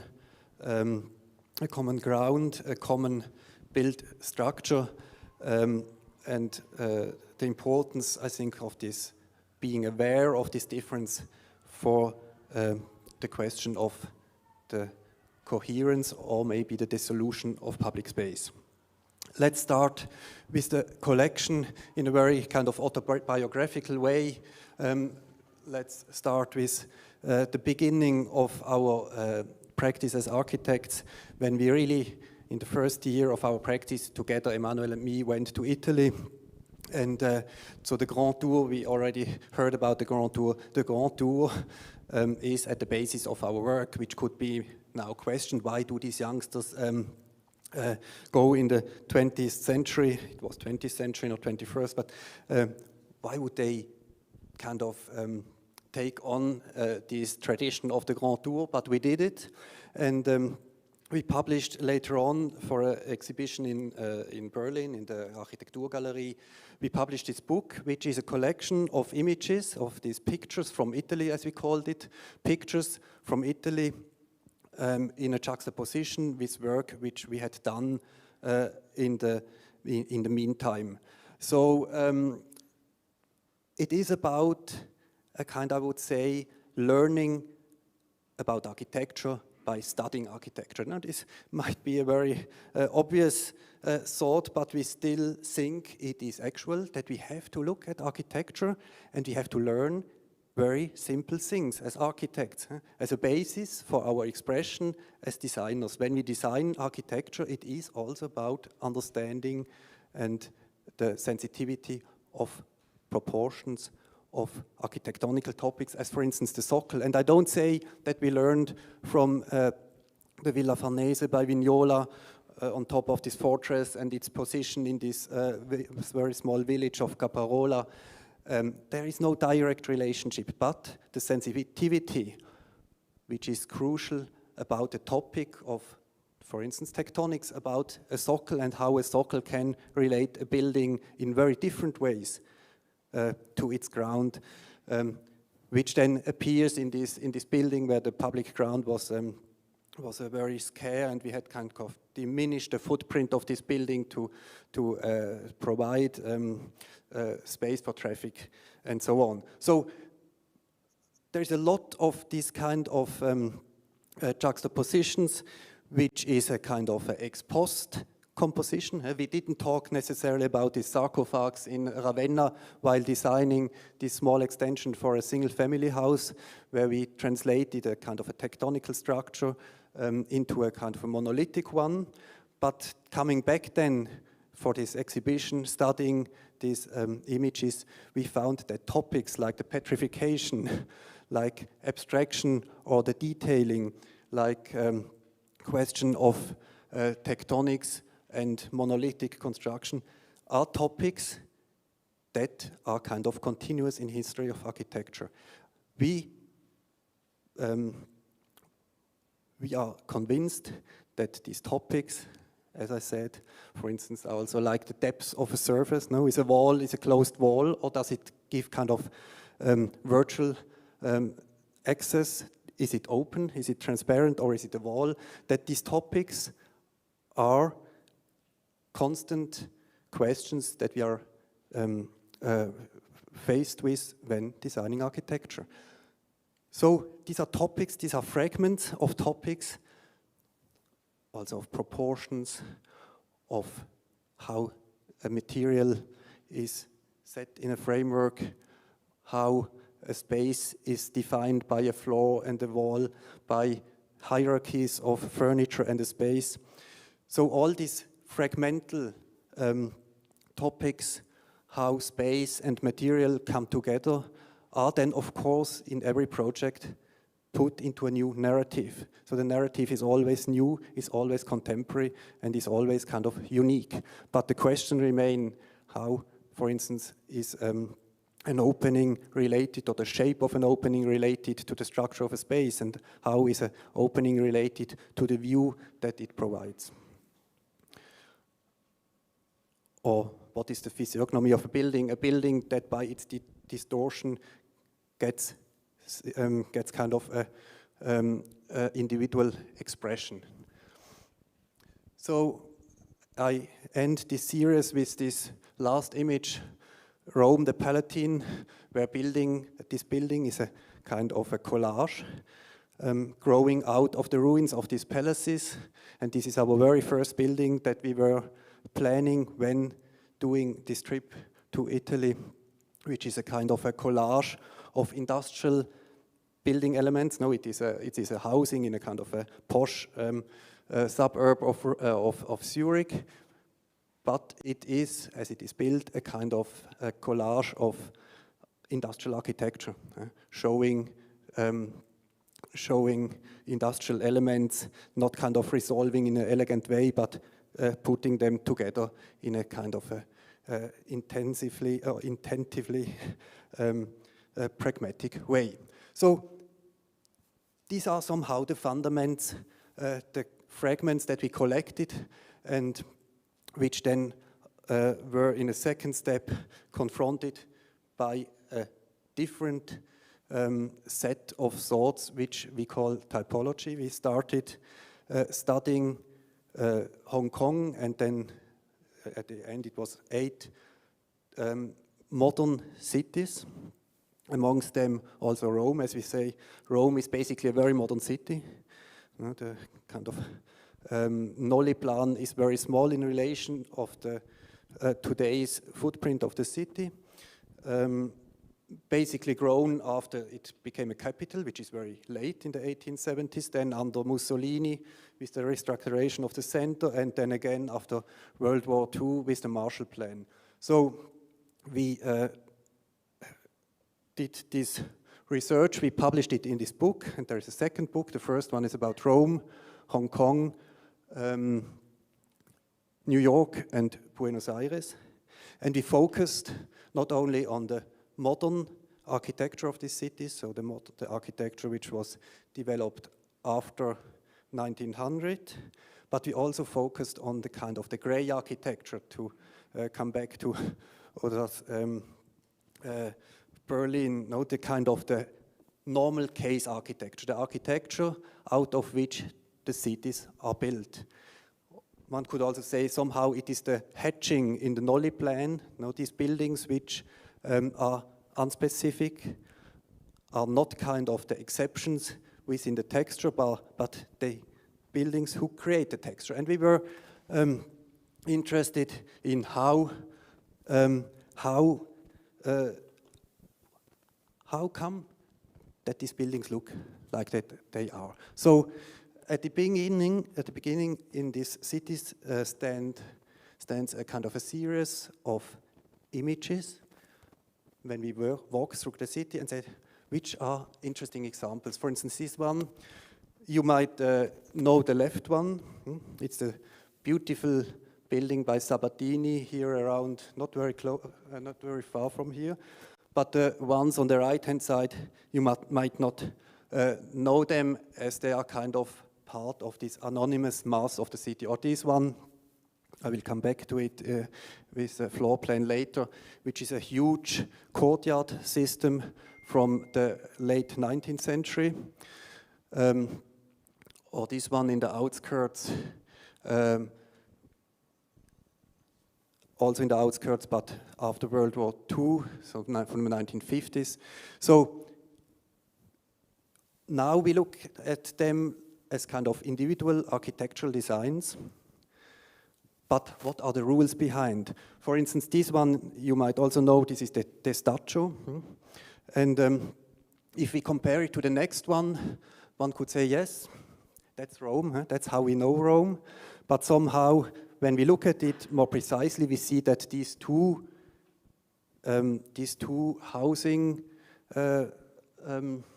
neighborhoods opposite in terms of its legal background. And that's what we did. This is from 1920s under Mussolini, a big housing complex. And of course, this one is known. So what we did, we collected from these walks through the city, but also from literature, we collected examples in all the cities, and we tried to establish a kind of a systematic, which is different in all the cities. So, for instance, in New York, it's a lot about the light, about creating or making light available for the building itself, because buildings were growing and growing and growing based on the kind of economical pressure in New York, which then led to kind of the building regulation, which creates these setbacks to provide enough light for the street space and also for the neighbors. Whereas Rome is basically built out of two types. One is the Palazzina, which is a kind of a perversion of the villa, of the freestanding object with one staircase, with a limited height, and with a distance from and to the neighbor, creating this very specific neighborhood that you can also see walking around here. And the second one is the block, is the courtyard building, either in a closed or also in an open shape. Of course, there comes the question of hygienism, which you can also see in Testaccio, breaking up the courtyard. So it's one model is the open city, the single object, and the other one is occupying the block, and they were related to specific rules.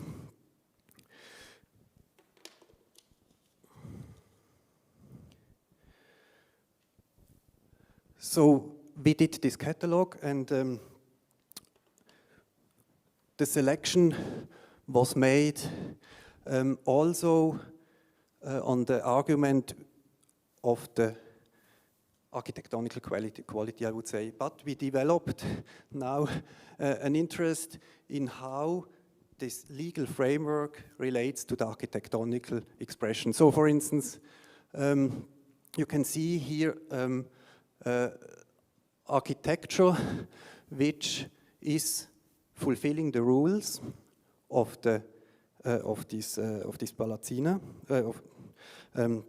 which with one staircase, and you can see how many formal variations are possible from the 1920s, this Pietro Asgheri, until the Frankel Ridolfi building.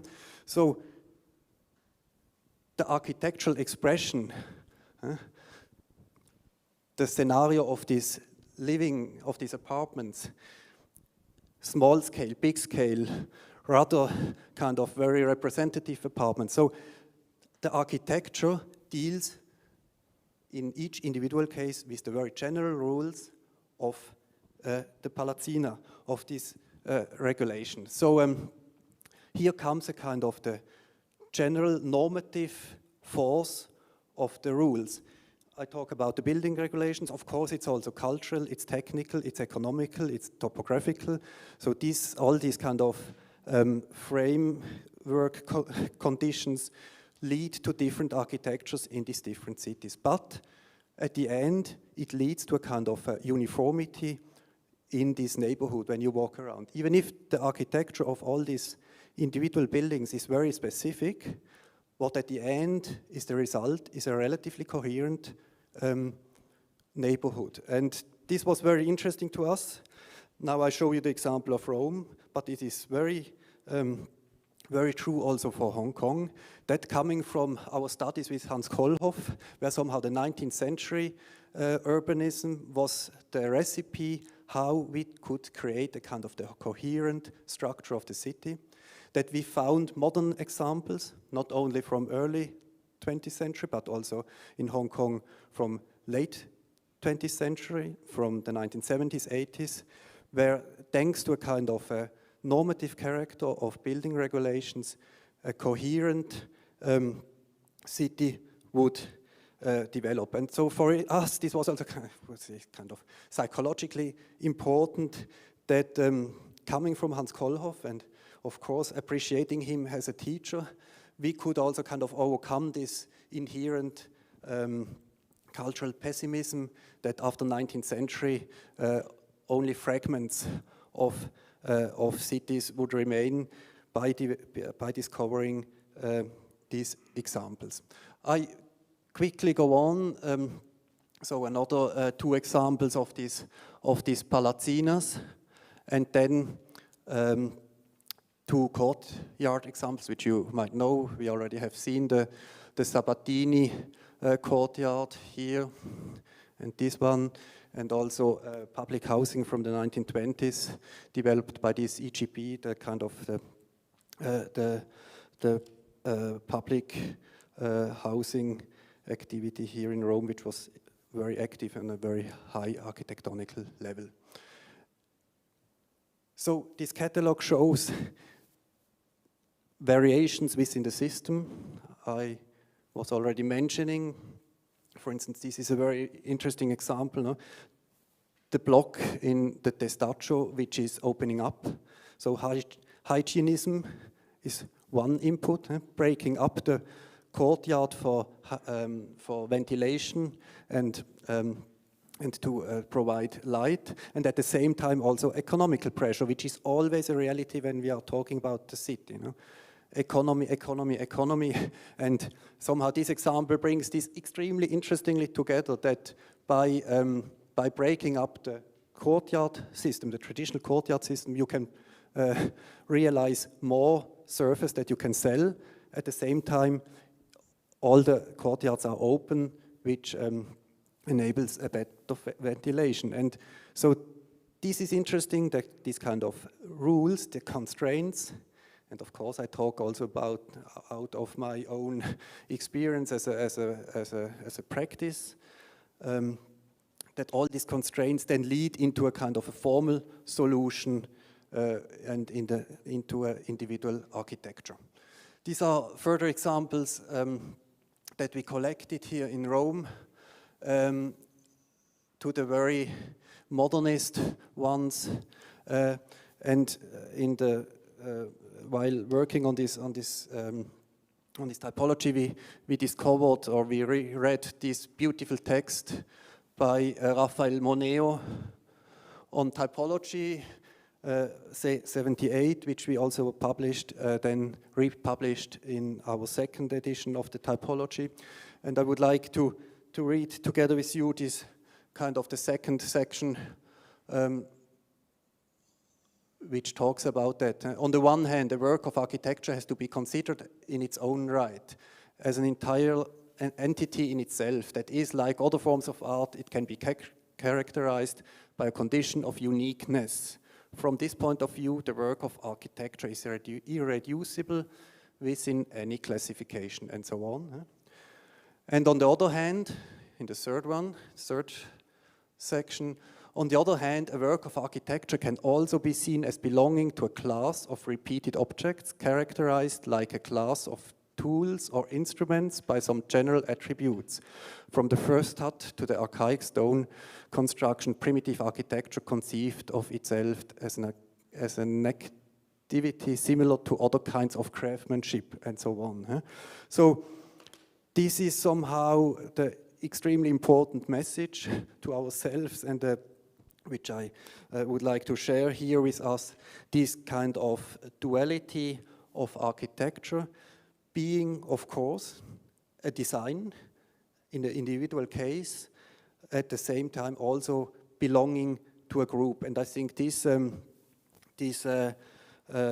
second thought, that architecture is always part of a group, is sometimes often lost, and could be a kind of a replacement of a traditional of the term of the tradition, which is always kind of connotated with a kind of a conservatism, which we don't think fits our profession.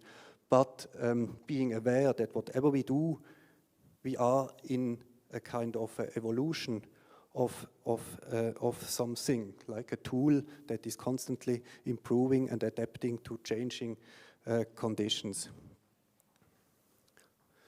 So I would like to quickly, anyway behind time, share two projects in which this duality of architecture as an individual and the idea that that there is a need to kind of create the coherence of the city structure by the continuity of the typology is applied as well in urbanist projects as well as in architectural ones. This is a master plan we did in Basel, which will be executed probably in a huge logistic area along the railway tracks. We talk about this field here, and you can see it here that it is kind of very central in Basel, but somehow isolated by the tracks and the highways around. And our proposal was to create a huge courtyard, nearly 1 kilometer long, as an urban figure which is extremely clear, extremely generous, and very robust.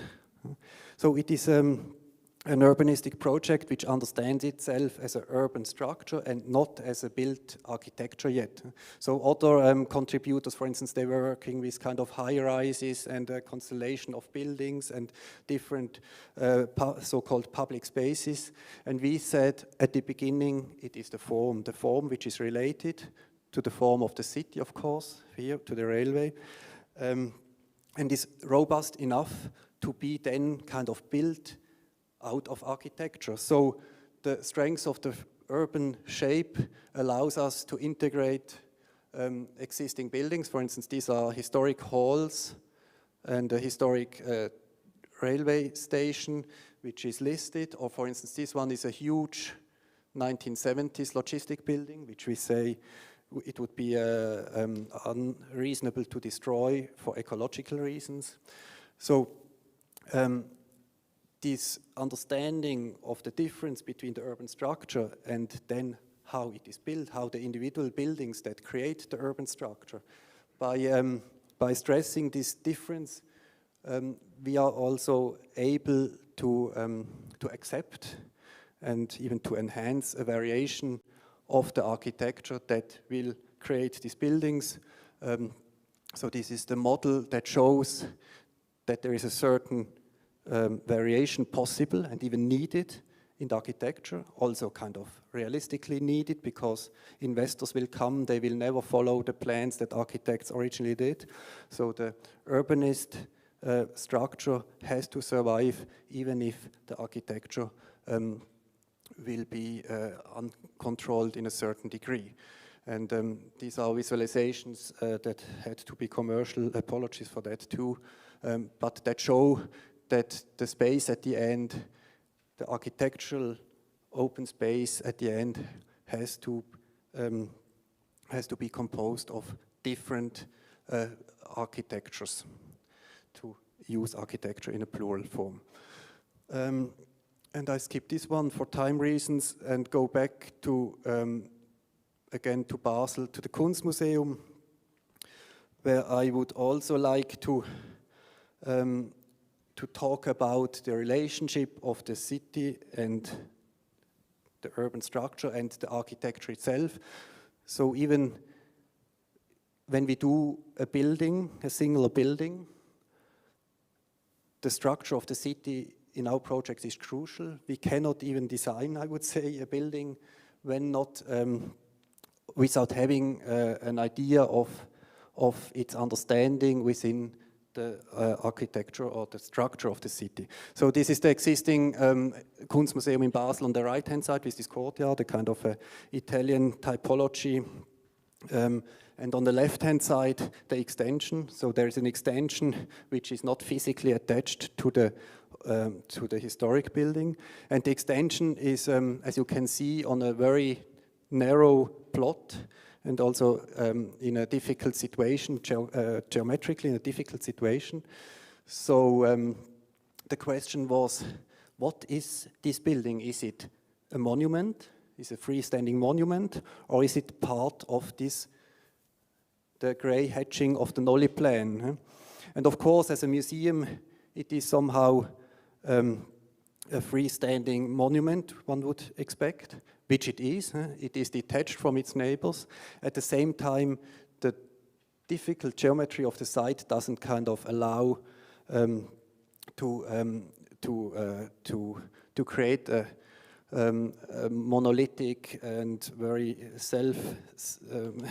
a kind of very dominant building. Also would be strange, no, to have an extension out of two independent buildings. So, so what our building does, somehow it relates to the existing one. It uses similar features as the traditional art gallery, and also the central staircases, but it uses it in this distorted way, like kind of two buildings, two houses, with the scale of the I'll go back.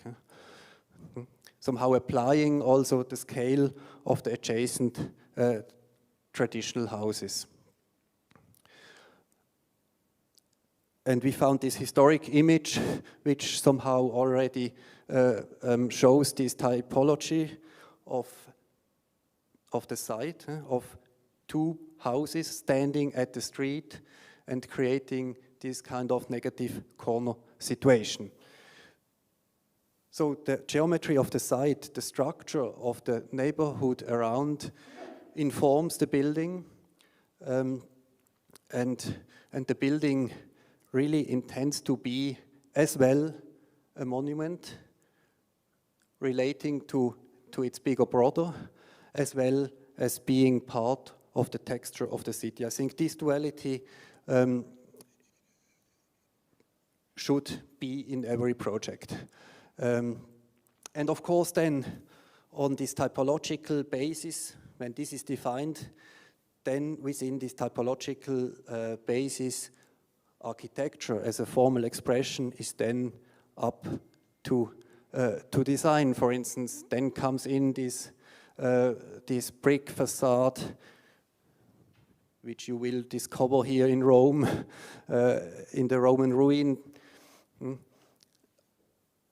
The kind of the Brandwand, the firewall that we already have seen. So these images, they come then back and are used and composed within the structure of the typological project. These fragments can then be integrated in a system. Also the frieze that relates it to the existing building with its traditional frieze. And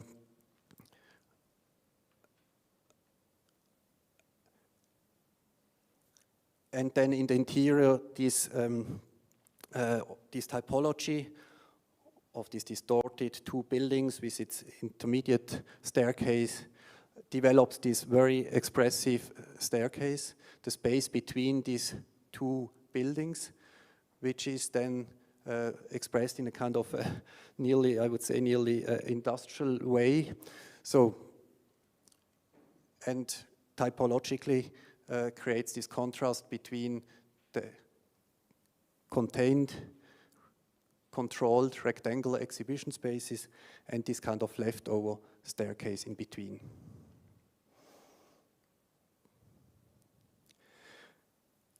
Elements like the window are then elements of the language. Then I come back to the first chapter, no? The elements, the collected fragments. How do I design a window to relate it to existing building? This is a crucial question.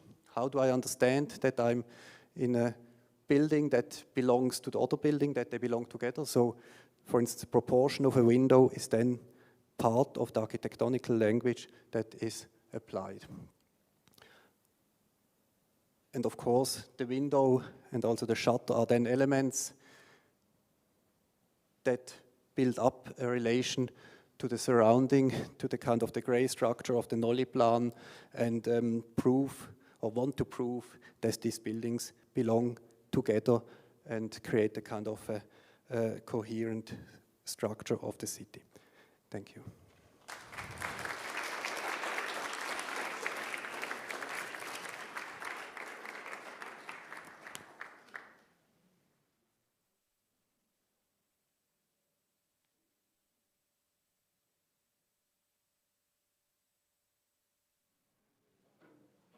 I think due to the time schedule, we don't make a break now, but continue with the discussion because we have to be punctual at the afternoon because of the lecture of Rachel Whiteread, so I have not so much spare time to shift. So I apologize that we cannot make a coffee break now, but we would just continue with the discussion, and after that we have the lunch break. Sorry.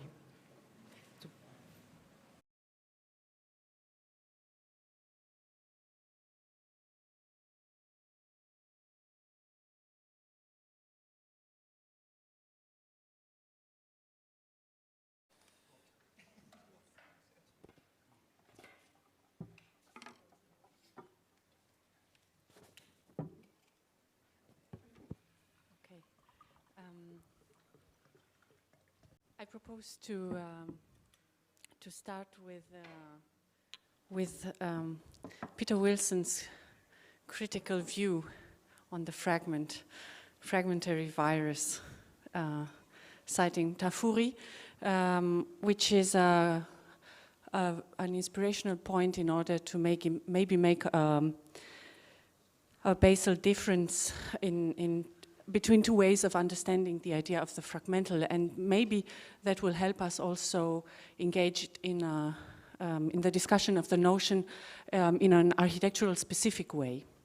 You quoted Tafuri, and his idea of a virus had taken over Sohn and enclosed him in his mausoleum of fragments. And I think Tafuri pointed on something very important, on receiving the fragment in a pictorial way through contemplation and concentrating on its melancholic and nostalgic qualities, which is a very legitimate way to deal with it, but at the same time one that is not architectural specific.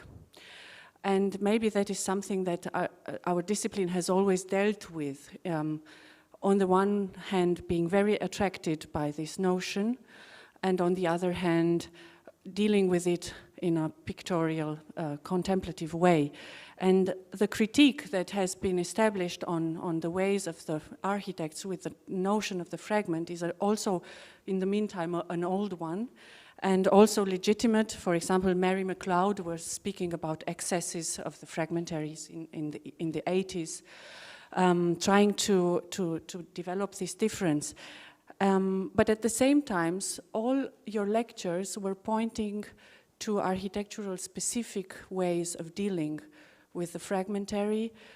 You were pointing on, for example, Oda, on a sequential perception of the city, on a filmic perception of the city, on new ways of seeing, which is a spatial manner of dealing with fragmented space, and not only a contemplative one. Warke was speaking about also something very specific to the fragment, the idea of the grotesque and the excessive, which I would like to insist upon. Again, Peter Wilson, you were speaking about insertions, a kind of an acupuncture, which is also a spatial way and manner to deal with all of that. And at the end, Christoph Gantenbein, you also introduced a new method, and it was very nice to see these methods after one another, the method of reduction, reducing the imagery, or what you called fragments of topics, to a typology, and understanding it as pieces of a language is actually a method that is also very similar to the idea of abstraction and abstract art, which is based also on this notion of the fragmentary. So to come back to where we started and Tafuri's idea of a virus taking over, I think it is a good way to maybe be careful with this virus if we understand the fragmentary through the lens of our discipline. So not in a contemplative artistic way only, but concentrating on the qualities of the space. That's why all of these methods that were presented today in the 4 lectures were tools of the architect in order to deal with the fragmentary. And maybe to just close with Jean-Luc Nancy's idea of the exhaustion of the fragmentary. He was talking about the question, is the fragmentary exhausted already as a discourse? And he made a difference, which I also think is quite important. He said, yes, the imagery of the fragment is exhausted, but understanding the fragment not as the fragmented body, but as the fragmenting, the splitting, the act, the performative act, that is not exhausted. And the performance is actually the way to get back to architecture. That was not the question, but trying to put together what I understood from your very inspirational 4 lectures after one another. So I would like to start with you, Oda, and and ask you to maybe draw a little bit more on this parallel to the filmic and the scenographic view that you are also using in your work and in your work with the students. You were speaking to us about a new way of seeing, which, quoting Wim Wenders and quoting Kohlhoff, which is the faster way to change a city, changing our own perception, not only the built substance, but our own perception. Maybe you can tell us more about your method of this very, very thorough looking at the city. Yeah, I try to do this within 1 minute, maybe, for this answer. I learned so much in this panel already from you, especially my two new favorite English words, unfinalization, say it again. No, I know it as ability. This is, I thought about appreciation, but it's ability, unfinalizability, and weaponization. Weaponization, have you heard that before? So to answer Adria's question, which has got, I would say, you could answer on this question 1 hour, which I'm not going to do. Maybe I just give an example. Don't laugh, no? When I look at this carpet here, while listening to endless reflections on Nolly and the collage of objects and collage city, I contemplate. It gives me energy, and I start loving this carpet. In the filming seeing, which means, well, you know, there will be a day when this carpet is gone, and we will all sit together and say, do you remember this carpet? With this collage of fragments of mosaics? Wasn't that crazy? I wish I would see it again. Did you take a picture? No, no one takes a picture. You did so. Okay, of course Heike did. Yeah, sure. How could I forget? Of course you do so. So this is a way, I would say, of contemplating without being sentimental or I would so much love this to be perfect. No, I'm not interested in perfection or in a world that's full of orders. No, because I mean, my last picture showed the colorful cars, and I did not want to be too pedagogic here. but it was, of course, the color of the cars and the people, which also you spoke about, the carnival, or what Wender says, these places, this fragmentation, places, the empty places, these are the places where the colorful people go to, because there's a gap of orders. What was the question? Right, I'll finish here. Thank you. I just wanted to mention that this carpet is actually a trace of the mosaic underneath. And right. So just for the audience to understand, because we all know it. And it reminded me a little bit on the work of Peter, where you trace the facade of the church to the place. And I was wondering, when you showed this project, if this was the only method you were thinking of to trace the former history of that area, or when you defined it, I mean, during the process, if you had other approaches to it as well. Because it seemed to me that this trace of this facade was in a very, it had two aspects, I think. It was very direct, no? And one can understand it without reading a text, so I was wondering why you had a text there, in a way. And on the other hand, I thought this placative, how do you say this in English? The very placative, how do you say this, Peter? Can you translate? Okay. This way, how to deal with it is probably too direct. So I was wondering how you feel yourself about it. I'm not bothered by it being too direct.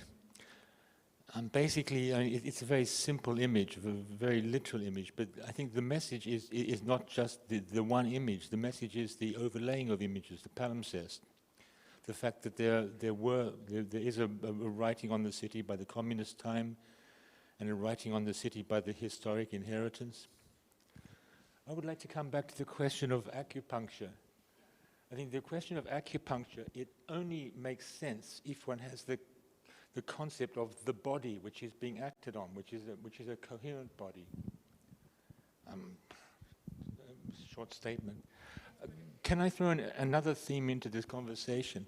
And I found a very interesting sort of parallel between all of our talks. That parallel is Hans Kohlhoff.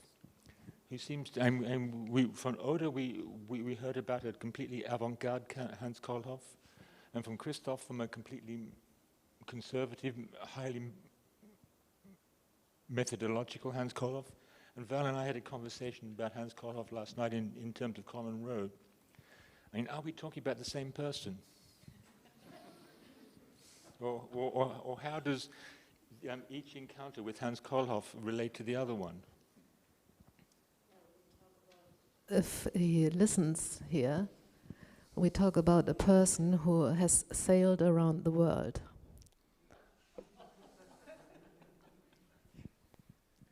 There's only a few who did that. The question is quite productive, if I may bring it on a theoretical level again. If all the lectures were pointing to some different Hans Kohlhoff, it was also a question of authorship, which is an important question also, considering the fragmentary in different ways. Oda was speaking about the daily, or the dirty realism of the daily, on the one hand. In Christoph Gantenbein's lecture, we heard about using or referencing typologies, which is also a question of authorship, and the different lessons of Hans Kohlhoff and the way they were introduced today is, of course, also a question of authorship. And maybe this would help us through a statement, maybe from you, Christoph, on the idea of the transformation of the understanding also of our métier, our work as architects in terms of working with references, of collecting, editing, what the result of your grand tour was. And yeah, maybe one last thought. The way the fragmentarists started to publish their work was also a collection of aphorisms, which they published in a newspaper called Athenaeum, and most of them never published under their own names, anonymously, and so they kept on working on this collective body of open theory on the fragment. But to come back to the question, maybe you can make a statement to your position on authorship, reference, and reduction of a typology. Yes, what is obvious is that as architects, we never are fully authors of what we do, because whatever we do, our work is based on predecessors, if we admit it or not, and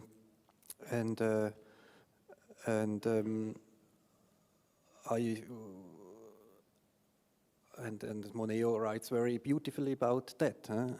And I think this was maybe also, coming back to Hans Kohlhoff, this was also his lecture, no? Don't try to be an artist, no? Don't try to kind of think that you have to create an architecture out of your brain on an empty sheet of paper, no? Look at the world, look at the world, how fantastic and how beautiful it is. And the more you relate to existing things, the more it also kind of provokes your creativity. I wouldn't see a kind of a contradiction of being kind of knowledgeable, of knowing things, of studying things, and of creativity. But the opposite. And Rome somehow, looking at Michelangelo at the Porta and so on, proves it. No? And that's what Hans Kohlhoff was teaching us. And of course, this is a kind of anti-modernist. And I knew the later Hans Kohlhoff. But of course, this was a kind of his constant fight against this modernist understanding of the genius author. Because we are at the topic of the genius, we are almost on the topic of the sublime, which is also very close to issues you touched upon, and I would like to ask you, Warke, on the issue of the grotesque, which is very close to the sublime. You quoted Edward Burke, or no, you did, Peter, on the idea of the delirious horror, a delightful horror, the sublime, the crossing between scare and happiness while seeing something. And the grotesque is a similar combination of things not belonging together, starting with the paintings that gave the name grotesque to the grotesque, but is also something very close to the concept of romantic as the intertwining of the ratio with empathy. And the place where they meet is this moment of understanding. It is something that also in different texts was spoken about. Peter Eisenman wrote his Grotexte also on this idea. And surprisingly, the work that you showed last of your student, your PhD student, I must see his name again, Danny. Yeah, you will help me certainly. Had something of this idea of the grotesque, also in the graphic. Maybe you can tell us about the method a bit.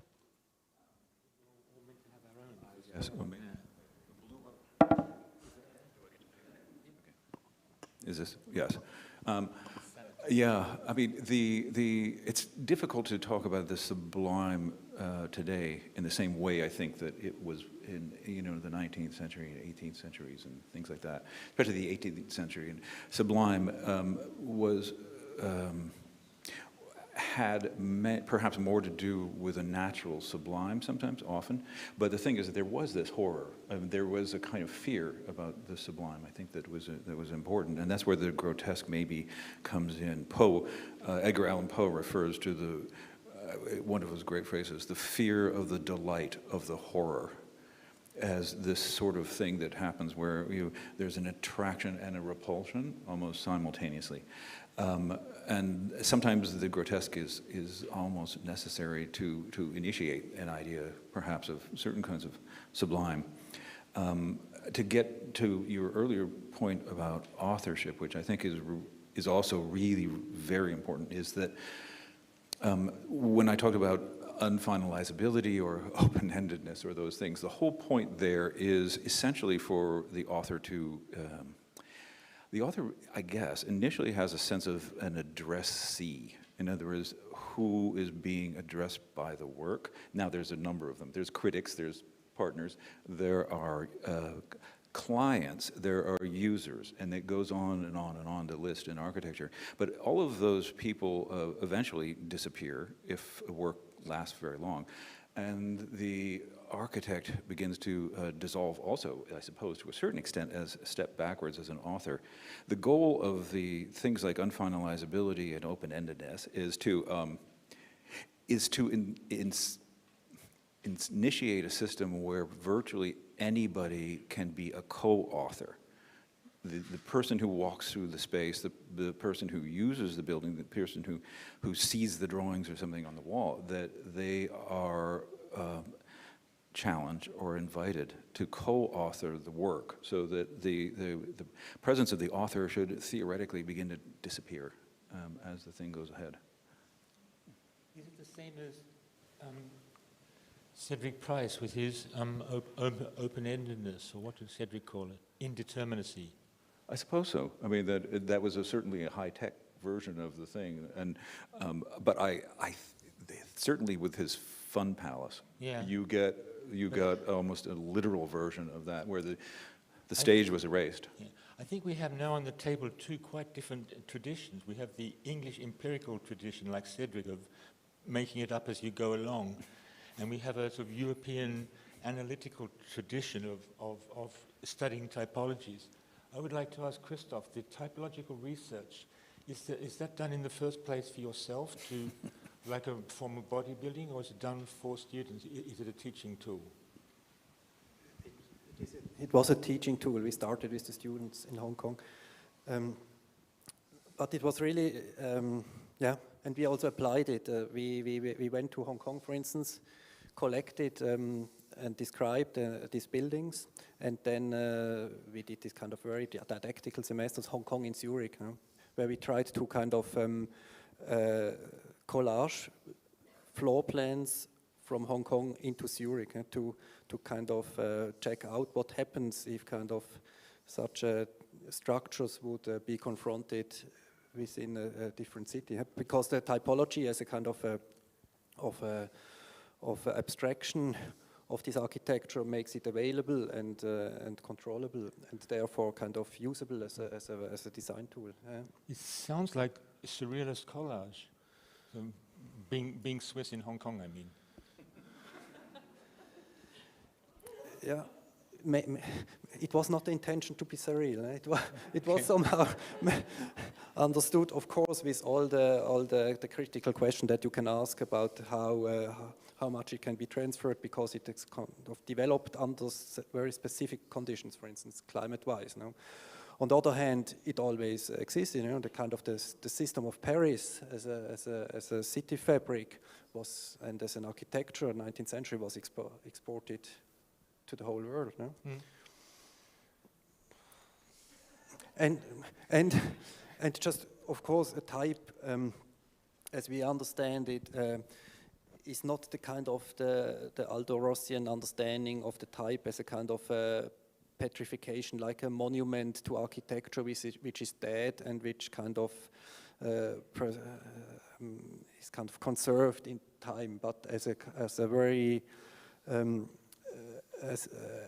as a solution, a standard solution, which is related to the conditions, and when the conditions change, the type change. The type is under constant change.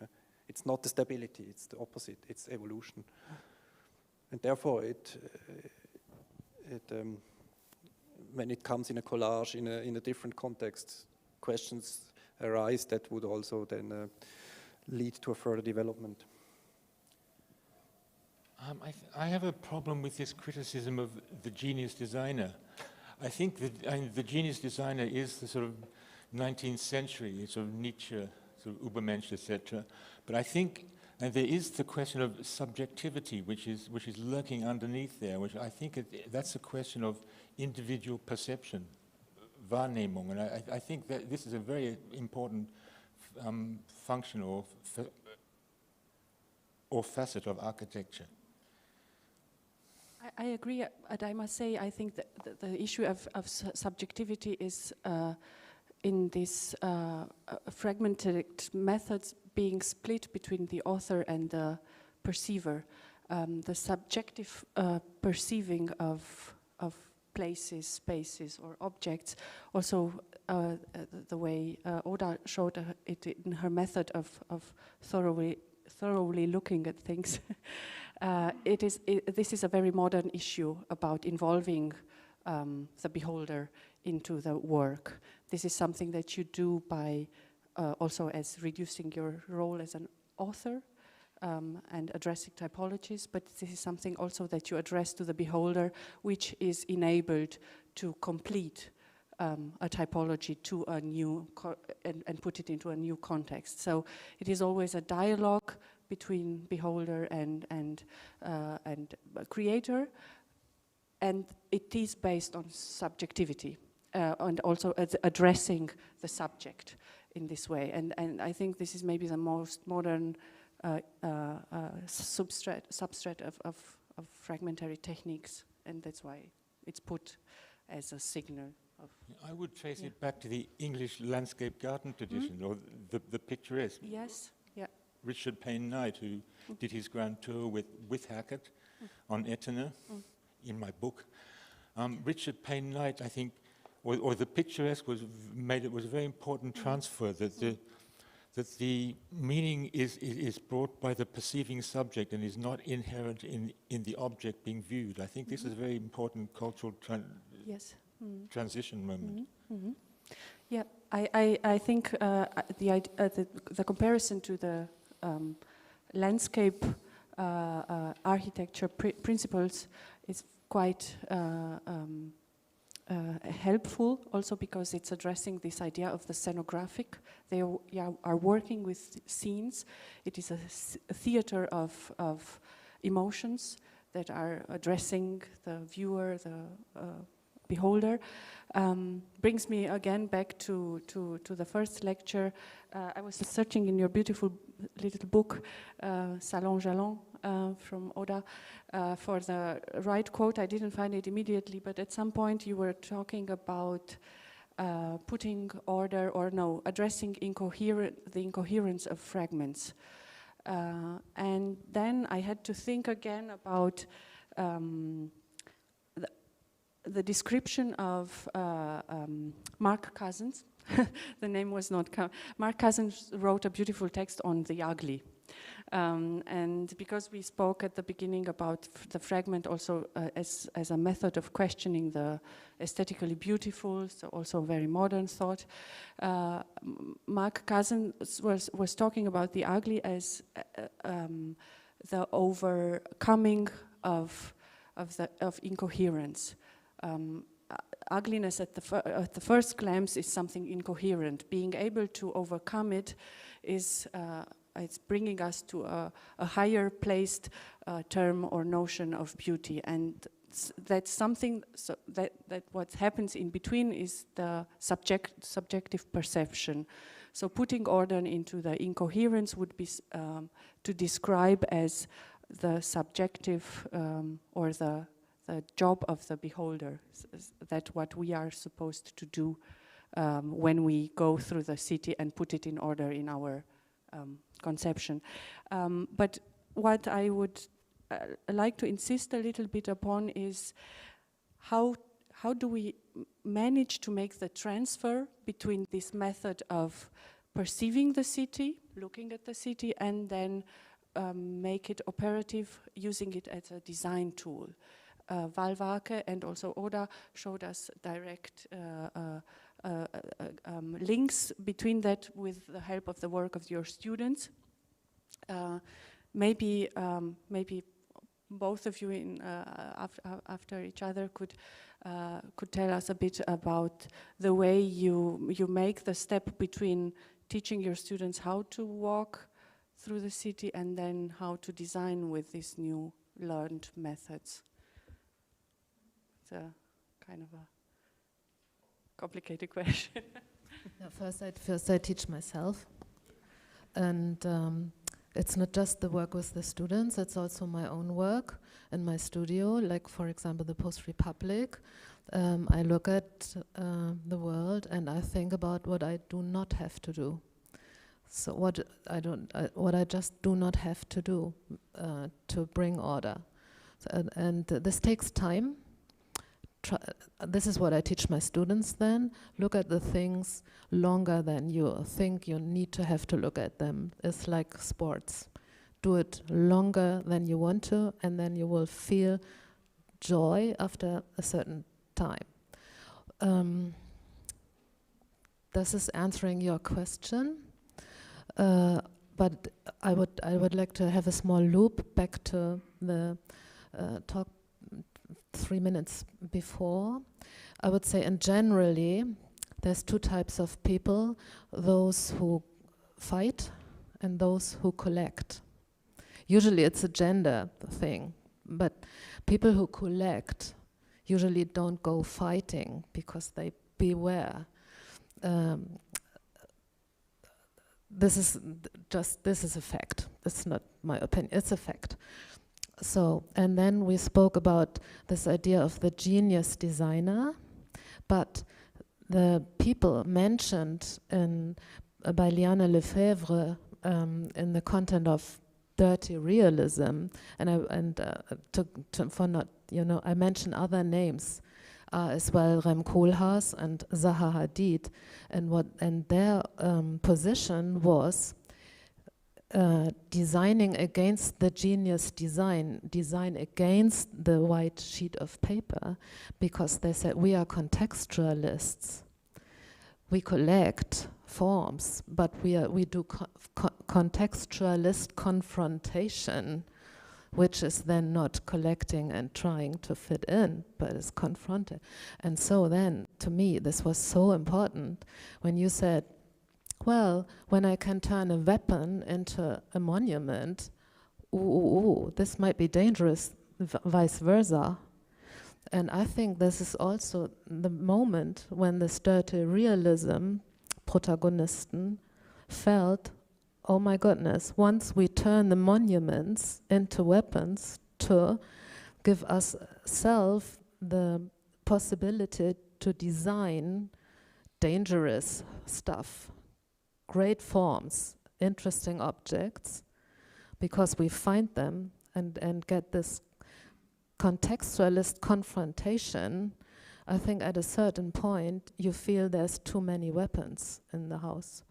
And then change, this is what we spoke about, different phases of an architectural life, and change this idea into something which is more collecting, giving, bringing things into order. Very interesting to me. Yeah, I think that also in terms of like beginning projects, there's always that collecting aspect of information, where one collects historical information, all sorts of photo documentation of something, and even written accounts are really quite helpful, because as long as one begins to say, well, what is this really telling me? What is this really saying? And what does it say that these various individuals or authors were saying. Many years ago, I worked on a part of the Friedrichstadt area, actually with Matthias Ungers, and it was exactly one of those giant firewall buildings with 3 sides of firewall and 1 facade. And everything was presented in axonometric because Matthias loved the firewalls. And so I didn't even know that there was a facade on this thing, on the street, for a long time, because I was only given the information, this limited thing. And then slowly I was given a photograph, and then an aerial photograph, and then a series of aerial photographs from different time periods. And I began to understand this site as, well, as you were saying too, that it's something over time. It's not frozen, and it's going to continue to be projected. The thing that happened is that because I guess there was a sublimity to the firewalls, in that we all, those of us working on that particular, well, the sites that had those, became infatuated with them, right? Because that was our first introduction to it. Strangely, Matthias Ungers was doing it because he was trying to prepare an urban design for Houston, Texas, and he thought that Houston, Texas was the most American city like the Friedrichstadt area of Berlin at that time in the early 70s. Because but not because of demolition, mostly because of strange development, parking lots and things like that, which caused giant absences in the city grid. And it began to be an analogous situation. And I find that those, in other words, I think that there has to be all those layers, and that one really has to collect information, and even information that you don't necessarily perhaps think that you want at first. And that's where, and also your statement about time and things is quite important, in that when we bring students on a site to sketch, don't just sketch. I mean, just don't start producing an image of something. Look at it and walk around it, and then maybe walk away from it, and then produce the sketch, and absorb it first. Trust on the intuition that, yeah. I already saw a question from the public, so I would open now and bring you the microphone. Yes, thank you very much. I'm sorry that I'm always the first from the audience. No, actually, yesterday it was not. It was you, Peter, right? Well, I thought it very interesting, this morning session, because for me it was also quite contradictory. And I would like to pick up a little bit on this question of the the unfinalizability. Yes, it sounds to me this is linguistically, it's a very German expression, right? Well, as I understand somehow, or I have the feeling that probably most of the audience here would agree that the fragmental is the open system, it is creative, it lends to a lot of interpretations, and it fits best in our time and maybe society. While on the other hand, the perfect is the closed system, it's boring, it's authoritarian, and it's conservative. I would like to challenge this notion a little bit, because I'm not so sure whether this juxtaposition is right. Take, for example, a novel like, let's take Tolstoy, Anna Karenina. It's the perfect novel. It's a closed system, but open for interpretation, endless interpretations. Or Thomas Mann, Zauberberg, or Moby Dick, take whatever you want. So they are not considered to be pieces or artworks that qualify for the notion of the fragmental. And I would also say the Basel Kunstmuseum is, although it is perfect, it is full of contradictions, ambivalences, it opens itself for many interpretations, it's enigmatic. If you stand outside, you don't know, it's not so easy to understand what the building exactly is, how it works in the inside. So I would like a little bit to challenge this notion and this simple contradiction of the perfect versus the fragmental. Actually, I would say the fragmental is for me often banal. it ends in banality, it's too easy.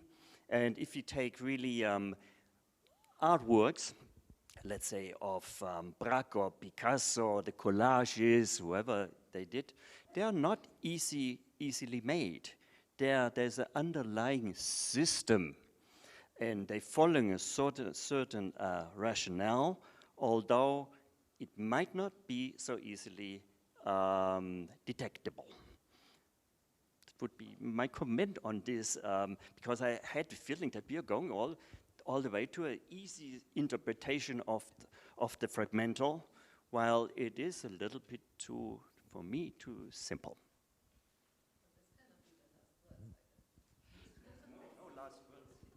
But if they would really say the last words, then we would be on an unhappy road. Just maybe I would like you very much to answer. I would throw maybe a ring of a survival ring for the fragment.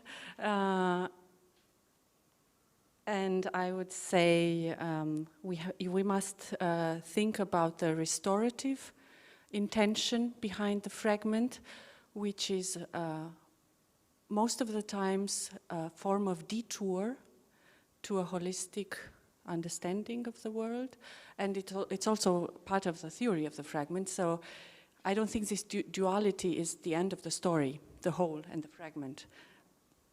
Yeah. Actually, I think the contradiction is not so big, because I think each of you is working more or less with a certain ambiguity. So each of you, I think, is not either this or that, but it's really in an in-between status, and you maybe like Christoph and Gantenbein, when they worked for the museum, then they choose first of all an extreme massive and solid form, but the form itself has a fragmentary view. And I think this ambiguity makes it so rich. And on the other hand, Peter, you are also working extremely in the context. So I think, you're not just the genius designer in designing a form which you feel comfortable with, but you're really an extreme sensitive observer and collector as well. So I think these contradictions aren't so extreme to my understanding. Yeah, I know we have to finish, and I'm not going to have the last words either. But I think I disagree, because you didn't ask a question, but you said, this is how it is, and I think you can question this, but of course each of us here looks for super perfection, and the toppest goal just is the question in which scale, I would say, and it's super ambiguous, of course. And Heike, you must notice we had the same situation yesterday. The question sits in the headline, the dissolution of public space. And Simona asked you the question, hey, could you please now on stage here tell me, I'm not Simona, no? Is this good or bad? Do you like it or do you dislike it, the dissolution of public space? And so I would say there's not at all this one and the other side here, but it's a constantly reflection on, is it good or is it bad? Do I like it? What do I have to do? And so this is, and I absolutely appreciate that, Heike.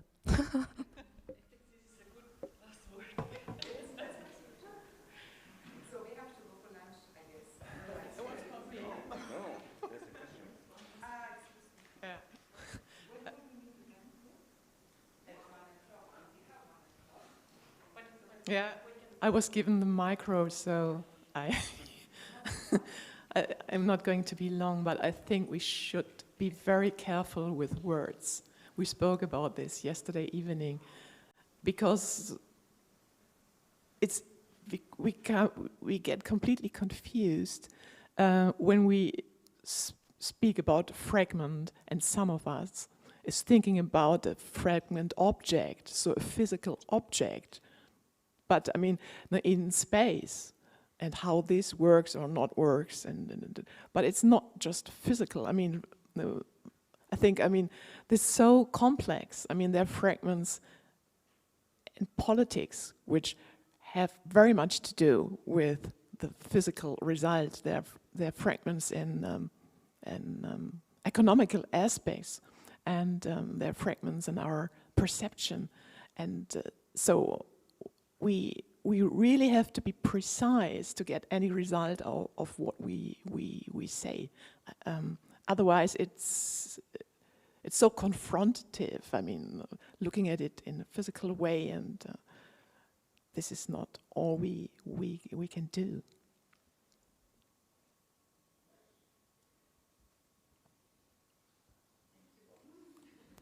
Jetzt Lunch.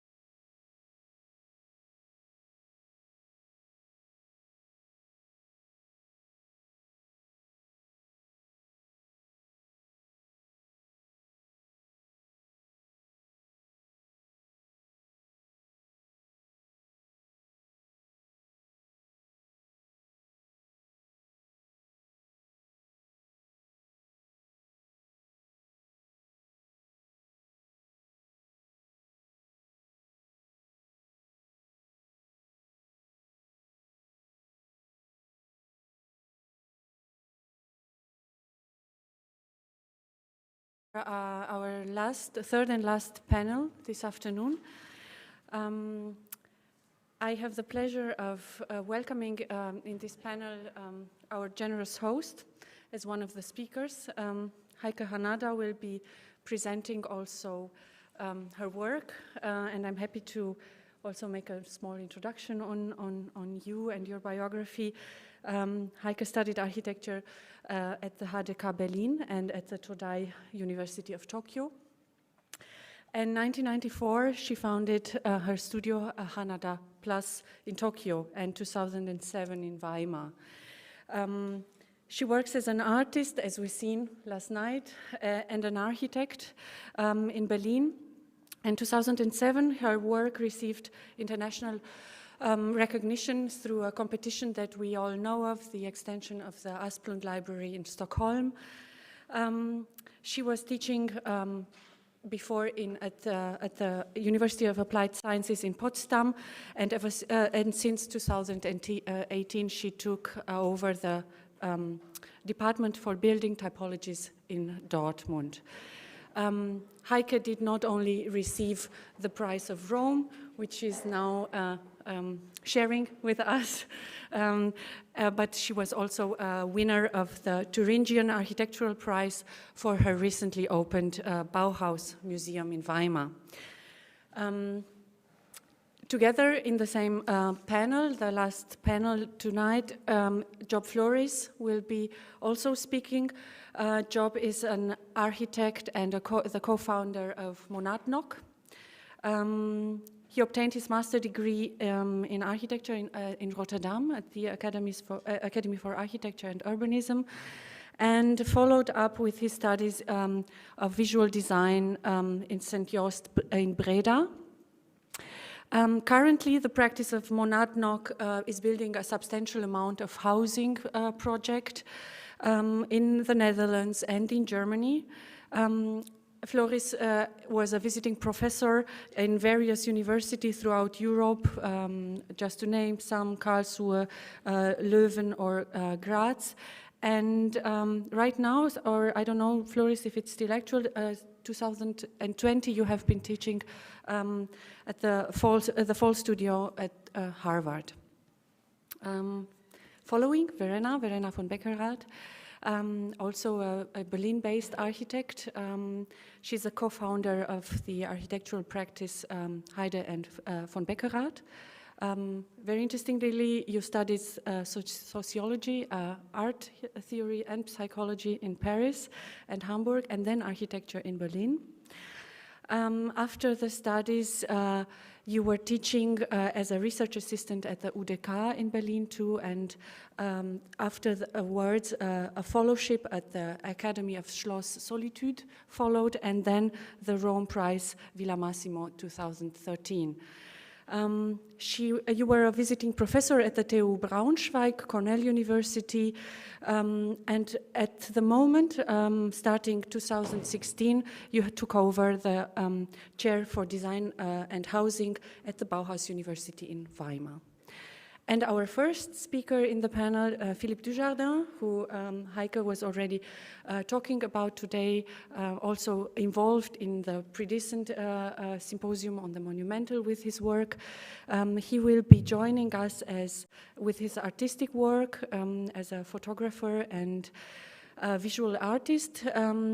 Philippe Dujardin is born in Ghent, where he still lives and works. That is where you also studies at the Ghent University and at the Royal Academy of Ghent. You studied photography. Since 2007, working as an independent architectural photographer and visual artist. And what we all have gotten to know and love during the past years are his photographies out of the series Fictions, which were shown for the first time at the Beaux-Arts in Brussels, a collection of digital photo collages and imagery of architecture. And parts of that collection were purchased by the MoMA and the Metropolitan Museum of Art in New York. Also, Filip was engaged in architectural exhibition projects like the Belgian Pavilion at the Architectural Biennale in Venezia 2018. Filip Dujardin, welcome. We are very happy to have you here as opener.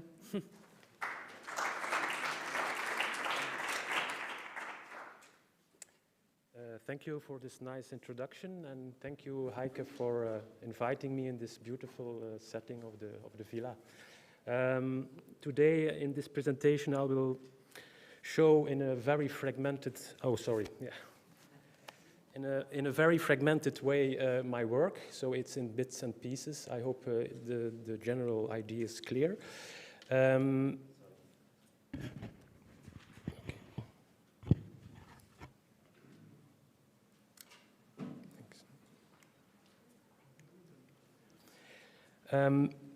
In this presentation, I will make a kind of relation between my photo collages I made throughout the years and the spatial translation I did in the public space or in the semi-public space of an exhibition hall. So all these photo collages are evolved out of my practice as an architectural photographer. So architectural photography is a very specific way of looking at architecture. You look very closely and very focused on architecture. And throughout the years, I discovered what are the parts of architecture and the vocabulary. And amongst them is, of course, the typology. You focus on what are the elements that make a building. Also, I was interested what the social status, the economical status, and even the aesthetical status of a building in society is, and I try to document that through photography. But at a certain point, I felt a kind of frustration that I couldn't intervene more through the classic way of documenting a building through photography. And as I'm not an architect, I cannot actually build buildings. So I had to find a way to make new imagery where I had control over every aspect of an image, at least as the representation of architecture through an image. And that I came with this technique of the photo collage, the photorealistic photo collage that is that exists out of fragments of photographs of real buildings. So all the collages you see are constructed by images made by me. Not of my regular architectural photography, but I really are going out in the field. I make a design, for example, and then I'm going out in the field to photograph all the textures I need for constructing this fictitious building. Of course, in the beginning, I was very interested in the building as a sculpture in space, as a volume with its own silhouette, with all its techniques to make a building spectacular, like the cantilever. It's a trick in architecture that is often used to make a building expressive. So I give comment on that. I reconstruct it, I enlarge it, I make it more radical to that point that I think it's still plausible. So I walk on the thin line between reality and plausibility versus science fiction. So it's a fine line, and I try not to cross it. Also, humor is also is part of the work. It's a very difficult subject in architecture, I know. Maybe that's a content for a next symposium. But of course, I'm a Belgian. Belgian surrealism is apparently in our genes. So the surrealistic humorism is certainly present in my work. So the first image I will show is part of this series Memorial. This is Memorial number 2. And here you see a kind of compression of all the things that interested me in architecture. You see this layering in time. Normally, if you go through Rome, you see this kind of palazzo-type construction or division of a facade, but you only see the last phase of the final stage of that building. It still can change, probably not in Rome, but in other cities, you see the final stage of a building. Here I scraped off of course, in a fictitious way, the underlying ideas or propositions that were behind the final facade, and then you end up in an image like that, with all the historical references and even the contemporary references. And then I made this very small intervention in a gallery, but with the same idea. You have the original staircase, or it's up to you which one is the original one, and I built this new staircase that is an adaptation or another logic, bringing another logic into the existing space. On a slightly larger scale, I made an intervention in the concert hall of Bruges. It's a quite iconic building in Belgium, designed by Robrecht and Daam on the outskirts of Bruges. It's a very finished box, and for me it was very challenging to question when is a building finished. When it becomes an icon, then it's not, is it then becoming a dead building? And for me, it was very interesting to question the status of this building by adding tiny additions in red brick. And on the rooftop, I built this small, in actual bricks, to be clear. It was really built on top of the silhouette of this building. And on the inside, in this concrete spaces, I made this alternative structures, of course, completely nonsensical without a program, but only questioning the status of the actual space by adding new structures, suggesting an alternative logic to the building.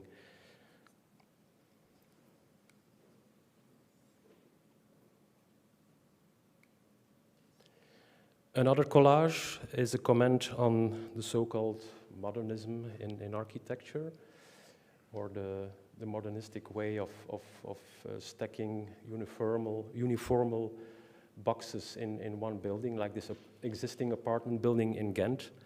And there I put another logic, an organic logic to the building by adding new volumes in red brick. It's like a parasite attacking an existing building, and in that sense it's a kind of a comment on the rigid way of the modernistic tradition in stacking housing units. And that resulted, or that image was the basis to again build an actual installation in a museum in Hasselt in Z33, where I built this parasite walls inside the white museum spaces, and they give another view on the city, or a slight other view on the city. In the corner I put these strange remnants of a new building or an ancient building, and they adapt themselves to the tiny details of the plinth and the grille. And that resulted in the first memorial, Memorial 1, dealing with typology, of course, the typology of the column. It's so present here, of course. You see them here standing in the garden, just standing on their own. In fact, it's also a celebration of that typology in architecture, just by placing them as such without program, as a kind of folly architecture, just bearing a roof placed on a stage of 2 steps. And this resulted, this is a reference of an actual architectural photograph I made of a project in Belgium before renovation. This was the cellar of an old Congress building in Charleroi, and it was amazing to see that the upper floor was supported by this all kinds of weird columns in different shapes. So this really made a reference to the previous image. The column, again, I made this installation in the same museum, and I displaced this column, and I put that on a step of the staircase. So you have a completely other appreciation of this typology of a column. Just by climbing the staircase, you have this sequential vision of what a column actually is. And then I made this column a bit of reference to Brancusi, of course. This stacking of this very basic breeze construction bricks into a 5-meter high column. That was very funny to see, but I don't have the video. It was moving in the wind, so it was a moving column. When the wind blew, you saw the bricks dancing in the air, so that was quite nice. Another typology, very common, is the buttress or the support of a building. And this typology I applied in an existing castle in Flanders. A castle in a very bad condition, almost crumbling down. It's a very iconic place, but not well maintained. And there I built these two buttresses that I wasn't allowed to touch the building, ironically. So it needed really support, but I couldn't touch the building. So it worked out fine that the buttress stood on its own, and it had to keep itself in balance. And it was not leaning towards the architecture. And the other one was already detached from the building and was floating in the water. As an insert image, you could say, is that architecture, if I may say so. I'm not an architect, but I guess architects have to work with a certain vocabulary, with some elements that are fixed. You still have to work with the door, and you have to think about the door every time, and where to place a window, and how the roof will look like. So, in essence, an architect has a shelf in its office and has to take, metaphorically of course, has to take the right elements and put it in a certain order, and then you have architecture, probably. So this is a kind of vision of a giant shelf where you can pick all the pieces you want. A next image, a collage, I think it speaks for itself. It's a kind of time lapse of different styles of windows compressed into one building, expressing the identity of the inhabitant. A small installation in a museum in Ghent, where I collect marble plates from tabletops and cupboards in all different styles. So I have a whole collection of them, and I put them against the wall of this very historic building as a metaphor of a collection of different styles and textures and graphics of the marble, and they were placed in a certain composition in this context. And then in a second phase, I used the same plates to create this curved floor, where you have this collection of all kinds of shapes and with all its historical references, and then you have the space between the plates, the joints that have this very particular graphic. Another project, also dealing with the basic typologies in architecture, but placed in a certain sequence. This is a project near the river, the Leie, in Kortrijk in Belgium, where I built in essence a wall of around 40 meters in length. But the wall is kept straight by all the basic typologies in architecture, like the roof and the chimney and the arch and others. And it's a kind of compression of the language architects use in one gesture. You could see it also as a kind of open folded house, or even a reference to the typical Flemish phenomenon of the ribbon housing that you see all the way along the highways. All the villages are connected, so you can't see the landscape anymore. They call it ribbon houses. Do you see all these houses that connects the villages? I think in Germany and especially in the Netherlands, the villages are more visibly separated. So this is also a little comment on it in a very abstract way. So some images.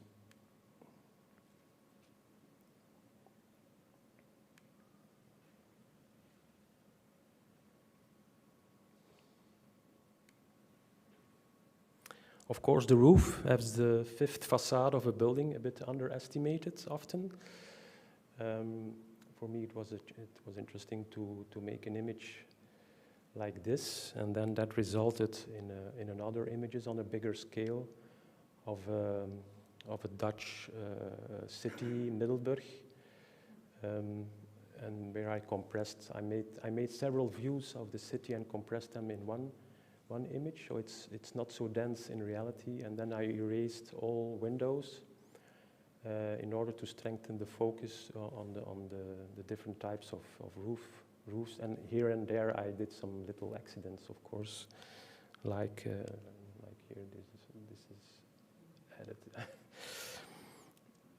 And this resulted also in a spatial installation in the midst of the historical city center, where I used the roof as the fifth facade and as a typology in a kind of spatial grid, where I used these metal roofings in a certain sequence, also a metaphor of a compression of the city into one gesture, or into one gesture with the size of an average house in the city.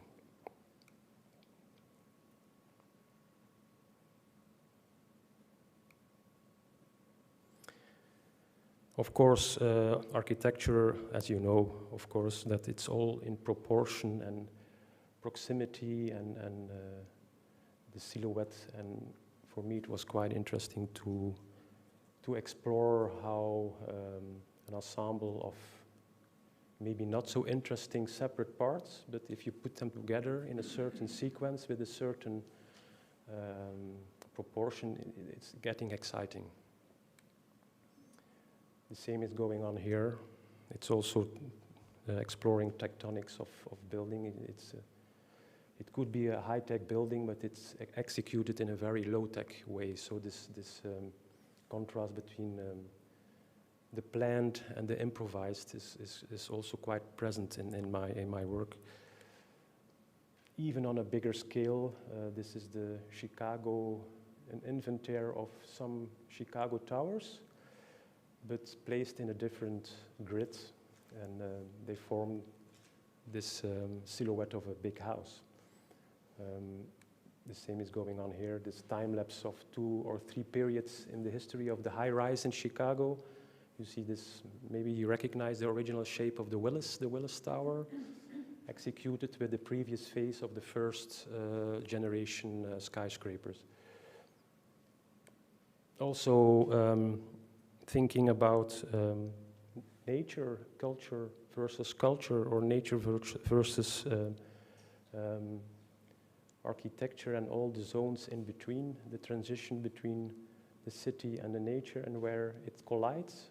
So this is a collage dealing about that. Another collage, you can question which thing was first. Was the rock placed there afterwards, or the other way? That resulted in a project where I used this rock, and I worked on it because the previous rock was really an existing rock in Morocco I photographed, placed on the Belgian coast. This is the same silhouette of the same rock, but I executed it in concrete. So I photographed these fake grottos in concrete. You find them everywhere. This fake rock in concrete, and I put it on the original silhouette of the rock, and then it was printed on a giant scale on a kind of billboard, and was placed in the midst of the landscape of Bruegel. You were talking about, no, who was talking about Bruegel? Val.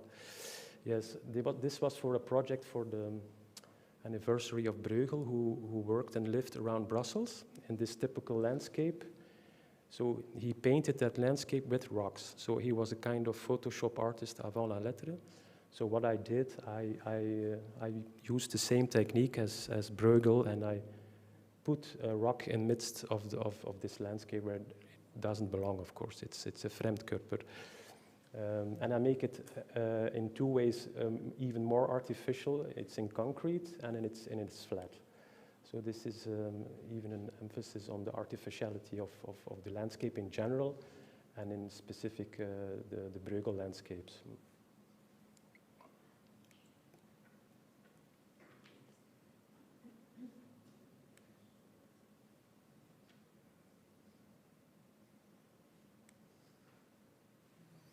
Fremdkörper, you could say. It's even on a larger scale. This is Brussels, where I put two situations into one image. That's the nice part of making collages. You can do whatever you want in a completely irresponsible way. And that's what I do on these cityscapes. This is Katowice in Poland, where I photographed the skyline in a 360 way. And all the high-rise, old and new buildings I compressed into one image in a maybe too orderly way. So you have this strange cityscape where the large objects are a bit too symmetrical. This is my hometown of Ghent. It's a very flat town. I created this kind of Tower of Babel with existing material, but just in a slight change of topography. Speaking of cities, another project I did in a gallery was building a wall with the most common building materials I bought in the do-it-yourself market, these Breeze bricks and these Eton bricks. And I built this very well-defined wall as a metaphor of the complexity and the diversity of a city compressed in one wall. In the end, the wall was erected and looked like that.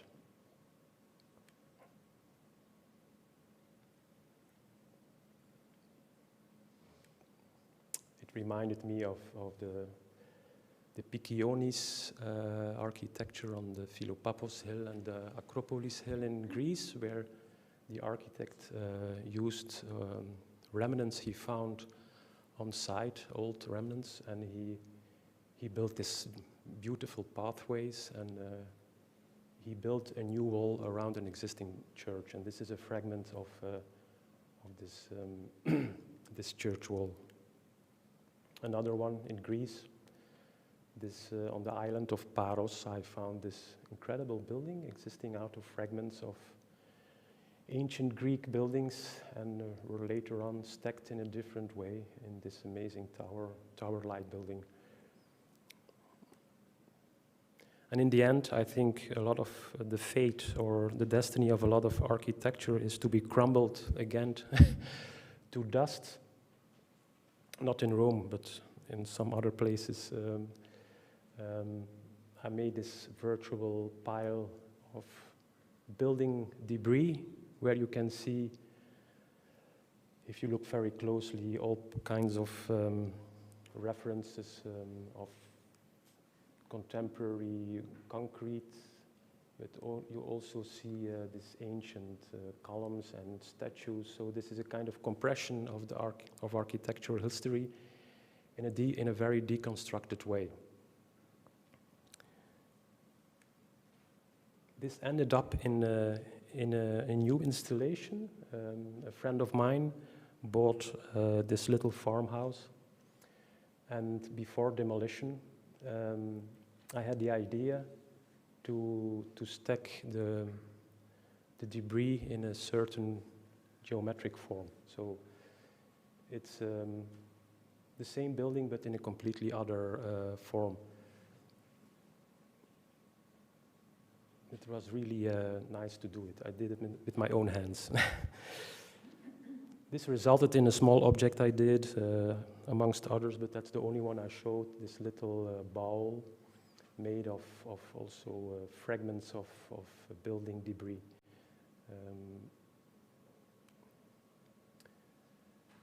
On a bit larger, fragmented scale, I built this installation in an inside space. It's in essence, it was a room. You can see the room has, this is the original ground floor plan of the room based on one of the square grid of the ceiling. But as you can see, the room fell apart in different parts, so you couldn't perceive the room as such. So it became a kind of mental room. If you walk through the remnants, you could reconstruct the original room or think about another room.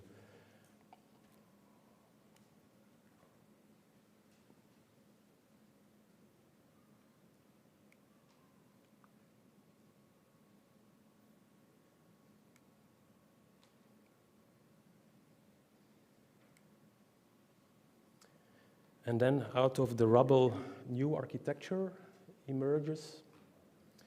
The most basic architecture,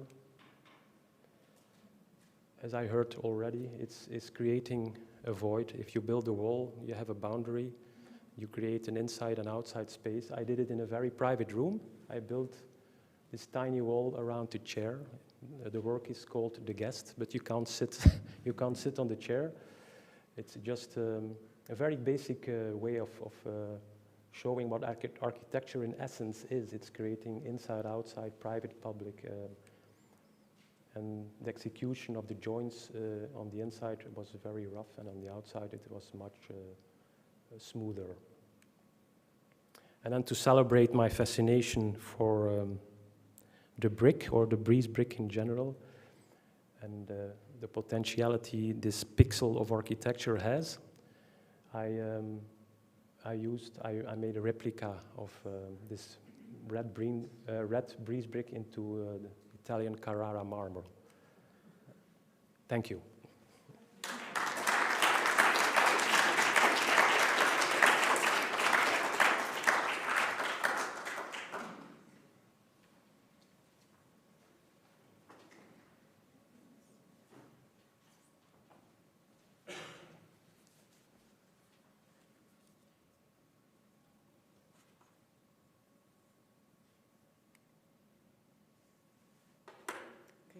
Thank you, Filip, for this inspiring lecture. Thank you, Adria, for the introduction. And thank you, Hannah, for the invitation. And thank you, Julia, for the generosity that we can be here. And I'm totally overwhelmed how this place encourages us to gather between generations. And we all come from different places and different professional and artistic backgrounds. And I'm really enjoying to be back here again.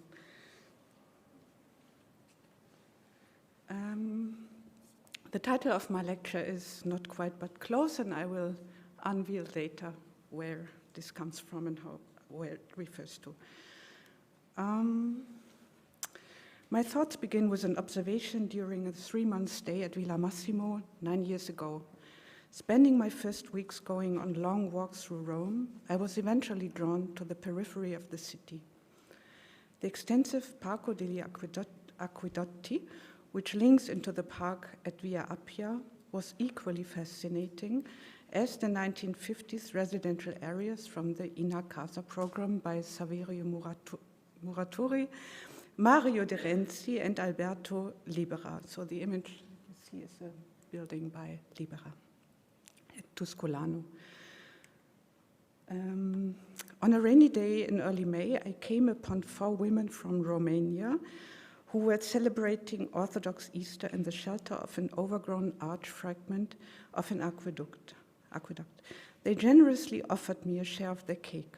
The scene brought up images from Pier Paolo Pasolini's film Mamma Roma. We have already seen images, but I'm not showing an image. I just want you to imagine the scene. Where the then still unkempt landscape with its monumental ruins bordering onto the Quartiere Tuscolano dominates the day-to-day life of Ettore, the protagonist's young son, and absorbs him and his peers in a parallel reality. We've seen Ettore before. The second observation is on the face of it only indirectly my own. It is founded in a piece by the artist Fiona Tan, whose work I saw at the Italian Pavilion of the Architecture Biennale in 2010 in Venice. The film Cloud Island, from where the still comes, from the year 2010, portrays in a few extremely serene takes the life of the people and their spaces on the small Japanese island Inojima in the Seto Inland Sea. The island's industrial past is characterized by a quarry and a copper mine. The only village still inhabited by a few old people is overlain by simple and low-key built interventions that illustrate the process of its social and spatial transformation over a long period of time.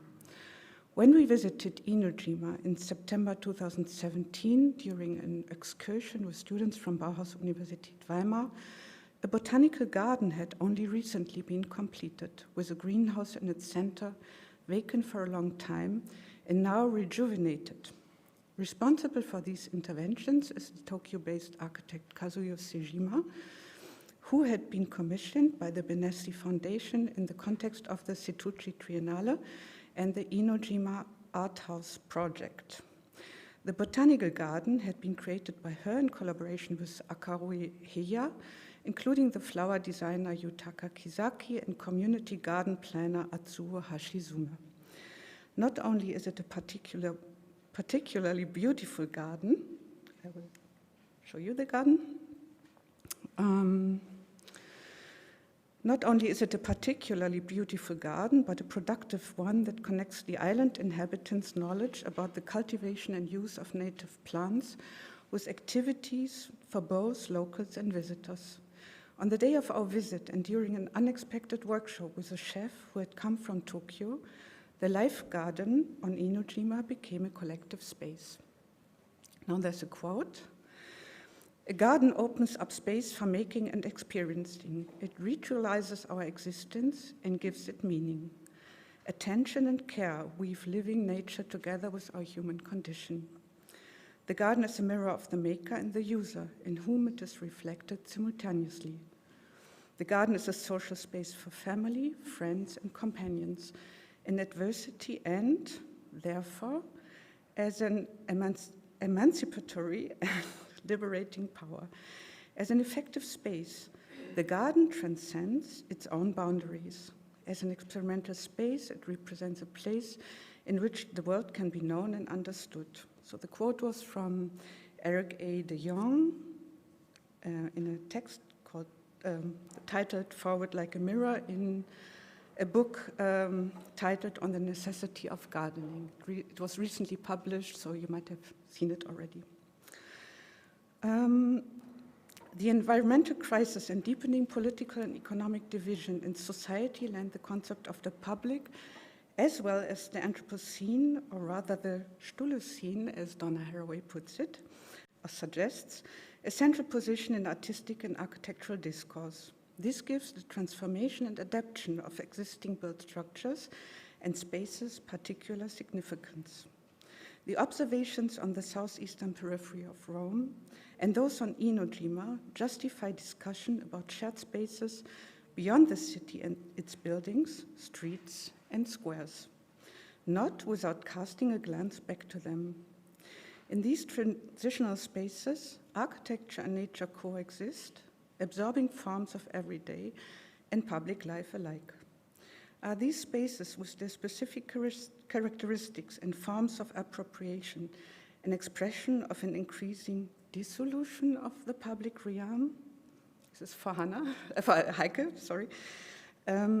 Or do they imply a differentiated, ambiguous, and equally collective understanding of publicness against the background of a fragmented social and political environment?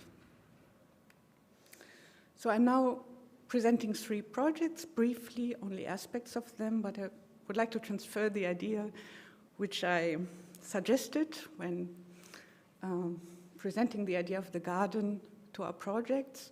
We are not gardeners yet, even though a friend of mine, a colleague, Wilfried Kühn, suggested to me a few weeks ago, we will all become gardeners, but we are not yet.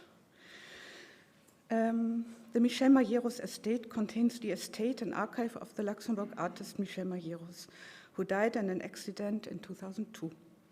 The artist's former studio is located on the ground floor in the inner courtyard of a Wilhelminian tenement in Berlin-Prenzlauer Berg. In order to accommodate exhibitions at the studio and use it for processing the estate, a multi-part space-forming piece of furniture that would contain the archive together with a suitable lighting concept were designed. The design concept for the space is based on the intention of largely retaining the studio rooms and kitchen as they were furnished by the artist. The new piece is made up of several elements, painted the same shade of white as the walls. When pushed together and closed, it forms a solid unit. When open, its differentiated and colored interior is revealed, whose outer contour corresponds to the existing opening between kitchen and studio. So you can see the kitchen in the back. In order to use it from both rooms and also allow the closed unit to be moved to either side of the opening, it was equipped with trolleys and rails and laid in the street. The piece of furniture makes it possible to set up the workshop in the heated kitchen in winter and close the opening. A dimmable light panel on the joist in the kitchen reinforces the room concept by accommodating and developing the lighting system, which consists of rows of narrow fluorescent tubes as found in the studio spaces. So the tubes in the studio space were still decided for by Michel before he died, and we took the same tubes and made this dimmable set of tubes to allow for the kitchen to be an exhibition space when lit and to be a kitchen, or the kitchen, how it was before. The Konrad Fischer Gallery was founded in 1967, and most of you might know the gallery. It's a very famous gallery in Düsseldorf by Konrad and Dorothee Fischer, when they opened a tiny exhibition space in a disused alley in the center of Düsseldorf, with an exhibition of Karl André's work, Minimal and Conceptual Art, were virtually unknown in Europe, and their approach consisted of inviting the artists to Düsseldorf rather than just presenting their works. This not only led to the development of an international network of artists, it also contributed to the creation of site-specific sculptures, paintings, and installations. And I would like to show you 3 artworks. This one is by Lawrence Weiner, who recently passed away, and my title is dedicated to him, as you can see. And the next one is a piece by Karl André, and the third one by Manfred Pernis.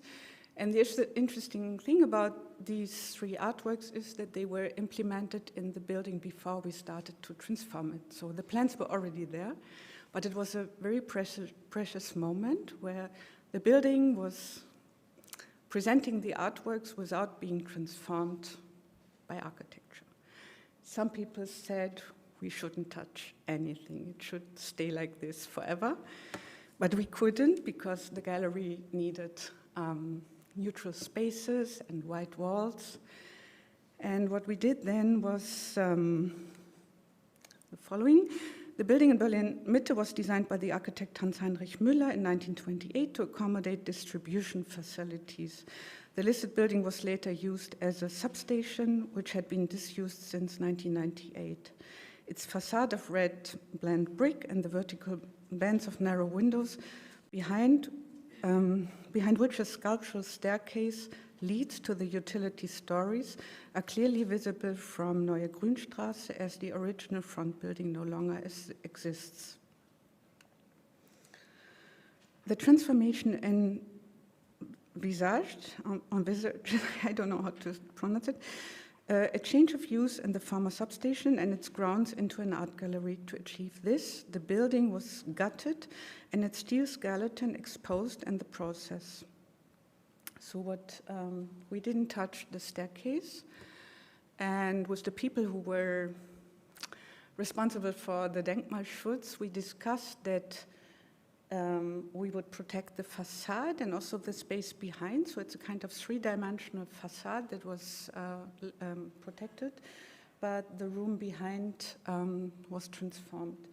And we also worked with Anne Borsell, who's listening. She cannot be here, but she consulted us as a lighting designer, which is very nice. Okay, here you can see the floor plan with the neutral space. The basic layout contains 3 double stories with slightly raised ground floor and 2 exhibition spaces above, each consisting of a full floor and a gallery floor. This is what you can see here. This is the second double height exhibition space. The architectural concept is twofold. It's based on the preservation of the facade and the staircase with industrial glazing, which is typical for the period, and on creating mainly neutral spaces at the rear. Along with the renovations, here you can see an artwork by Karl Andre, which was exhibited in 1967 when the gallery in Düsseldorf was opened. Along with the renovations in line with heritage protection requirements, the necessary structural improvements and the installation of building services, special attention was paid to the gallery spaces, their surfaces, lighting fixtures and fittings, as well as the fenced in-grounds. So there's a garden in front because the building is missing that was there before. And here you can see an artwork by Thomas Schütte. We also met Thomas Schütte before. So it's a kind of rotation, I have the feeling. And the garden we made, the fenced garden we made, and also the view on the public space of the street with new developments from the 1990s, because this site is almost where the Berlin Wall had been, so it was a vast part of the city. So the last project is a housing project. It is in Fürth, in the south of Germany. You can see again a Wilhelminian building. It's very different than Berlin. It's the city became rich in the second half of the 19th century during industrialization, and it was based on more than 20 mirror factories in the city of Fürth. This is not a mirror factory, but it stands for the industrial past of Fürth. And the project is the transformation of a former mirror factory. We couldn't keep the buildings because of all the poison in the quicksilver poison in the ground. We kept one brick building, a kind of a forge that is now a workshop. And what is interesting about the site is that it goes through a block, so there's block buildings on one side, and then it goes down 4 meters. And on the other side, in the north, there is the river Pignitz and the lands that come with it's the city park now, but it's a very, it's rather a landscape and suburban part of the city. And we also found in the inner city, in the medieval city of Fürth, these passages, and we proposed a very dense building on the site, not without proposing a public pathway through the site from one street to the other. This is the forge on the right side, so this is in the middle of the site. This is a detail of the galleries that access the apartments. And this is the most important plan from my point of view. It shows the ground level, and you can see that the ground level has 2 heights. And we worked in detail on how the ground level could be enriched by different spatial characteristics, such like gardens, the pathway, a staircase, as you can see, that also serves as an auditorium. And there's also a communal space. It's called the Spiegelsaal, and it can open widely, and then it is also connected to the public pathway. And this is the staircase still covered with, still covered because it was still the construction site. And now I'm to my last slide. I'm reading again. I returned to Rome, still impressed by an exhibition at the Palazzo Chini in Venice, which I have visited in September 2021. The Piranesi Roma Basilico exhibition, which had been previously shown in similar formats at the Ungers Archive in Cologne, as well as in other places, and juxtaposes Piranesi's Roman Vedute with photographs by Gabriele Basilico. In between these two images, the space is lying that I'm trying to unfold. Thank you.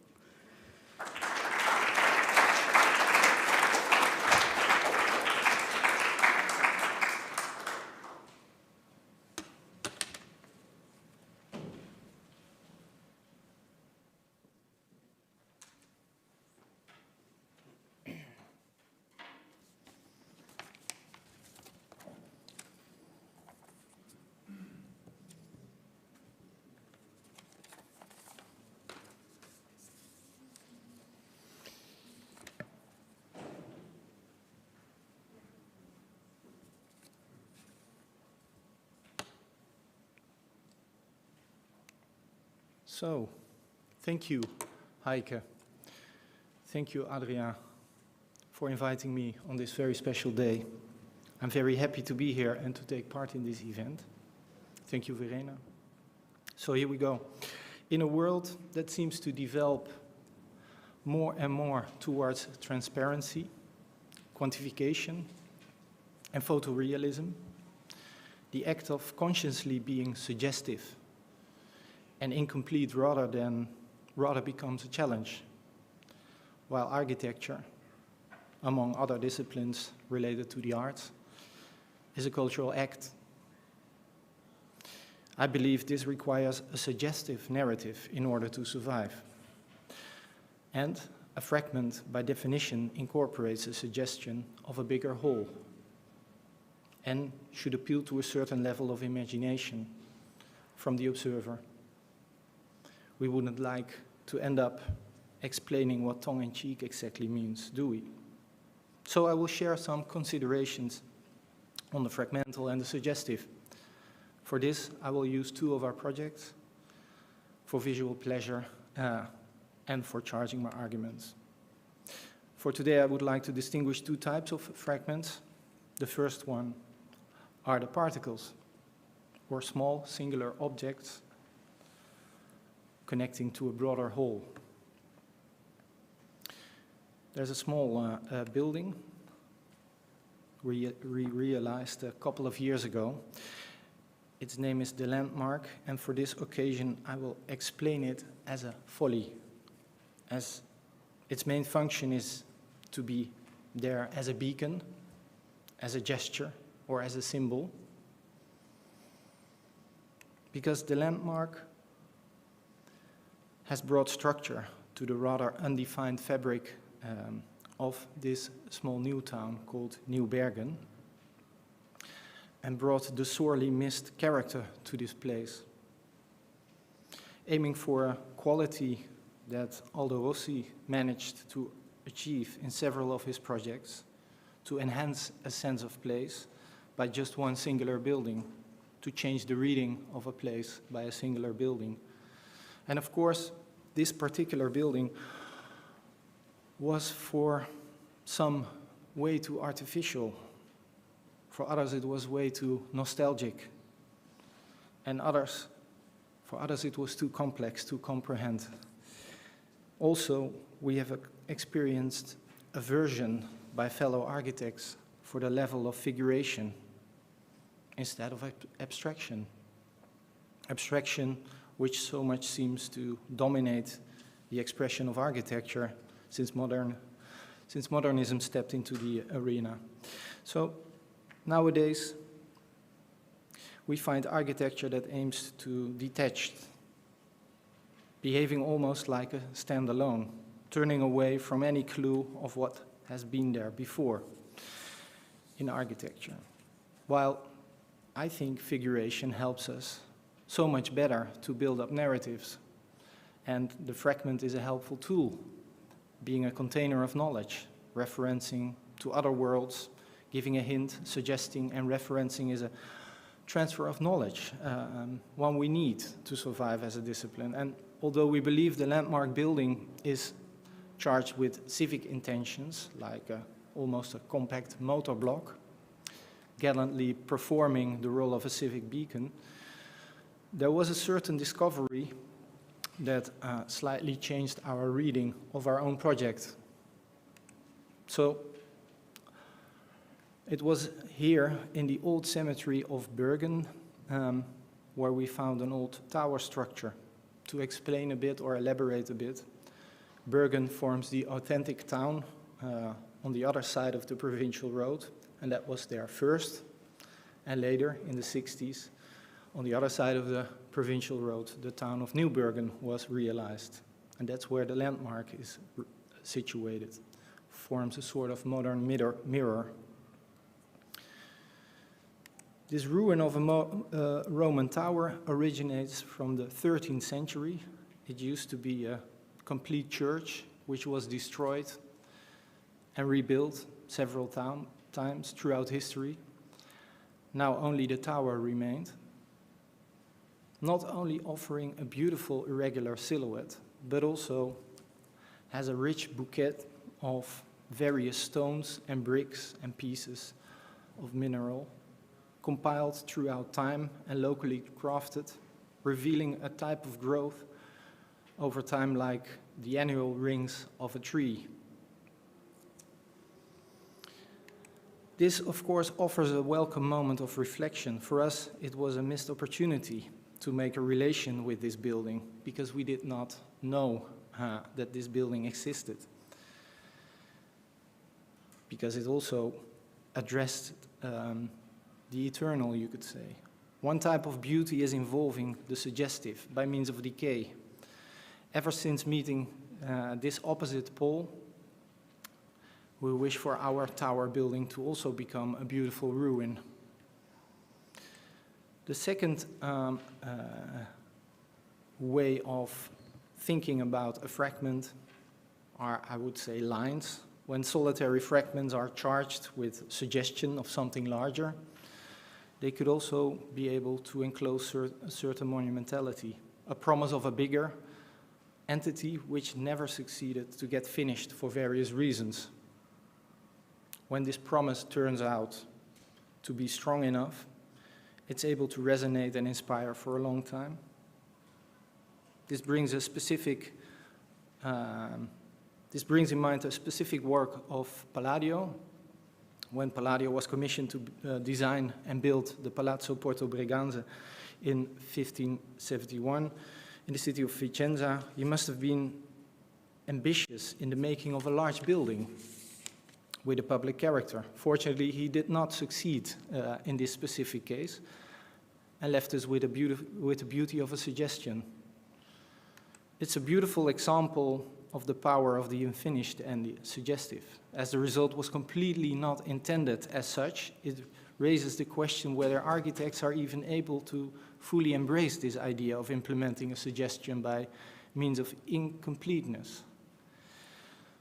The size of the fragment could indeed suggest this as a conventional house, yet the facade is charged with the ambition to communicate with the public. The colossal order amplifies the importance of the building and uses the strategy of overscaling, providing for a remarkable character.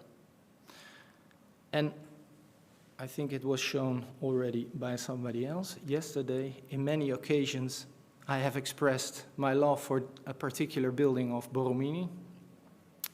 Being in Rome today, we can't leave it out, of course, and the Baroque church of San Carlo alla Quattro Fontane seems adequate to explain the idea of joining several fragments into a new delicate balance.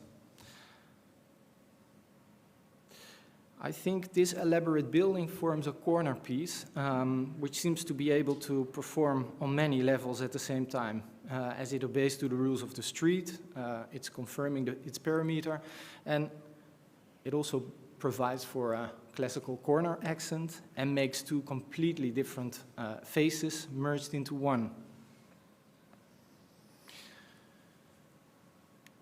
This is a building that we are currently working on. These two references, Palladio and Borromini, we had in our minds while working on the small domestic building in the medieval city of Grave, which is in the east of the Netherlands, close to the German border, something we have on our tables currently. The building is situated on a triangular plot, and it's visible from all sides. It's close to an old fortification wall. The building marks the entrance of the historic city, and therefore wants to relate to the existing historical buildings there, which might best define the building as a sort of oxymoron, as it has to unify two demands in one, blending in as well as standing out and announcing, with an ambiguous building as a result, merging several buildings into one. And the remaining fortifications in the city of Grave also comprised a former gate, which was later transformed into a local museum, where we were making a relation to this old brick structure, although it would be impossible to ever experience both at the same time.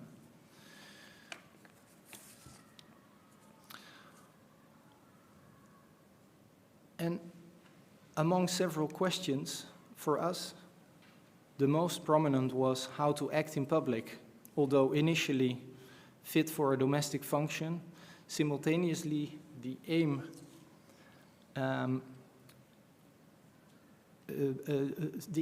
is to charge this building with a theme that goes beyond the private and refers to the public. This building should not literally become a gate. It would not fit on the plot. Therefore, we would follow the strategy of making a building that suggests to be part of a bigger whole, to make a relation with the official gate, containing elements indicating the former fortification and making visitors aware of entering the ancient city. In this specific situation, a balancing act between being figurative and being abstract was required for building up a narrative without using all the possible vocabulary, how to suggest being a fragment of a larger whole. The internal structure of this building is made secondary in order to shape the building by its urban setting and its role as a gate building. The inscribing of the new building into a longer line in the history of the city is made primary. Not everyone will understand this implicit invitation to explore. Suggestion is an attempt to evoke curiosity, and of course, this also requires a refined observer. As you can see, it's still a model. It might get realized, I hope so. Otherwise, it just remains a suggestion and exists in the world of ideas. And although we as architects were trained in clearness, completeness, and efficiency, additionally, it is necessary to allude to other questions and build up narratives on other logics. When no full cohesion exists any longer, one is forced to recalibrate and explore other forms of order and other orders of form. Thank you.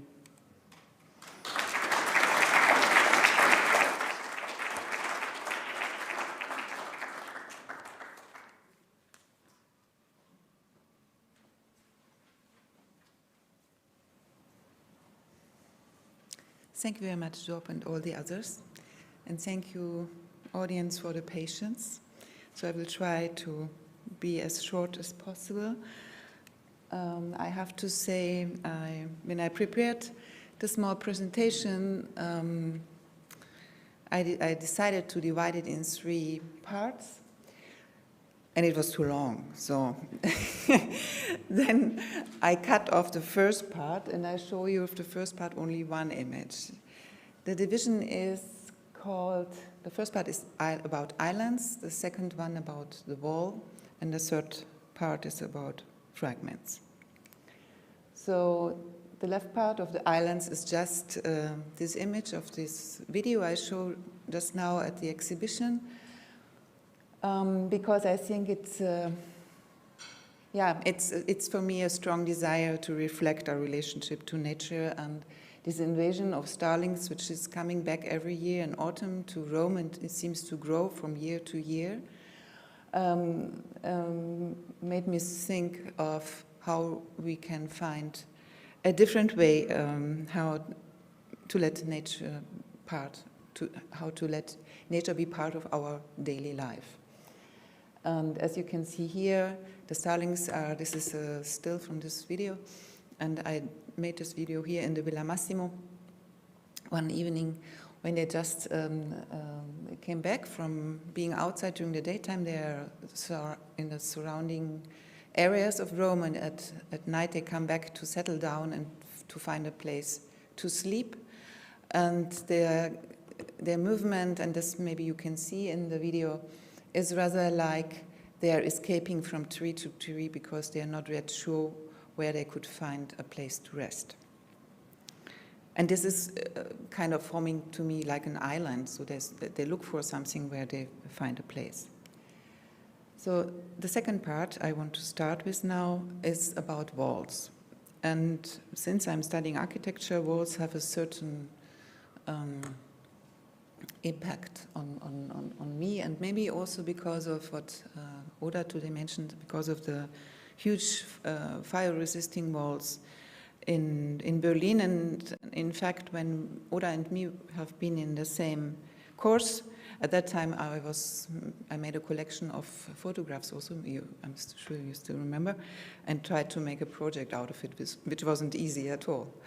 Anyway, recently I found this quote by Hannah Arendt about the public space, and I was very deeply touched because I never thought about of a wall in this way. She's writing, "The Greek law was really a wall of law, and has as such created the space of a polis. Without that wall, there could be a city in the sense of a collection of houses for people to live together, an asti, but no polis. No city-state as a political community. The wall of the law was sacred, but not itself, only what is enclosed was actually political." And I think we live today in a moment where walls are not very popular in our understanding, or let's say we have difficulties to speak about walls because walls are very often misused for political power. But this interpretation of Hannah Arendt maybe gives us a hint how much our culture is relating on the existing of a wall. And therefore, I also think that this project, for example, by Ungers, would not have been existed without this political situation at that moment. And this is striking to me because, of course, it is a negative wall at that time. And on the other hand, it had an influence and maybe artistic reflection on the thinking of a city of the years after the World War II, to build up this idea of a green archipelago within the wall of Berlin. On the other hand, when you are in Rome and you see all these fragments of the wall, of the walls of the aqueducts and the wall of the Aurelian wall or the other city walls, they still exist. I think this fragmentation of the wall gives us a hint how much the wall as a fragment will influence our perception of space. And as I think this is maybe the point where I would think that I could start with, that my perception is shifting when I have a fragmented wall in front of me. And as you can see here, the Villa Borghese, actually built outside of the Aurelian wall, also still enclosed each little garden park with a fence or with a wall, which I recently found this etching, and I was very impressed how defined each little quarter of this garden must have been, and of course you can still find it today. And interestingly maybe also is that, this is the photograph which shows the garden of the Villa Borghese, and it looks also today like that. But Schinkel also kind of surrounded in his sketch for the Tiergarten, he also started to surround each part of this forest-like garden or park with a as a border or boundary, built boundary. And when I was living in Japan, of course, you have only the images to study, because at that time, it was in the 90s, I couldn't go to the library just to read, because I was not able to read Japanese. I could speak Japanese, but I couldn't read it. So I had more or less only the paintings and the observations in the city and the temples, and etc. And I ordered a lot of books from Germany to have something to deal with. And by the time I discovered certain relationships between images, which had basically nothing to do with each other, but still they show me this very similar intention of how to interpret space. And this is, for example, one of these pairs I found. So on the left-hand side, you see Caspar David Friedrich, the Gartenterrasse, painted 1811. And on the other side, you see the temple in Tsuji in Kyoto. And in each picture, you see that the wall, the garden wall, is separating the garden, the private part, from another part of nature, an idealized nature, in the far distance. And on the other hand, the foreground is settled in a way, in an arrangement, a defined arrangement, which is trying to deal with the scenery behind in a dialogue. So in Japanese, this is called shake, the broad landscape.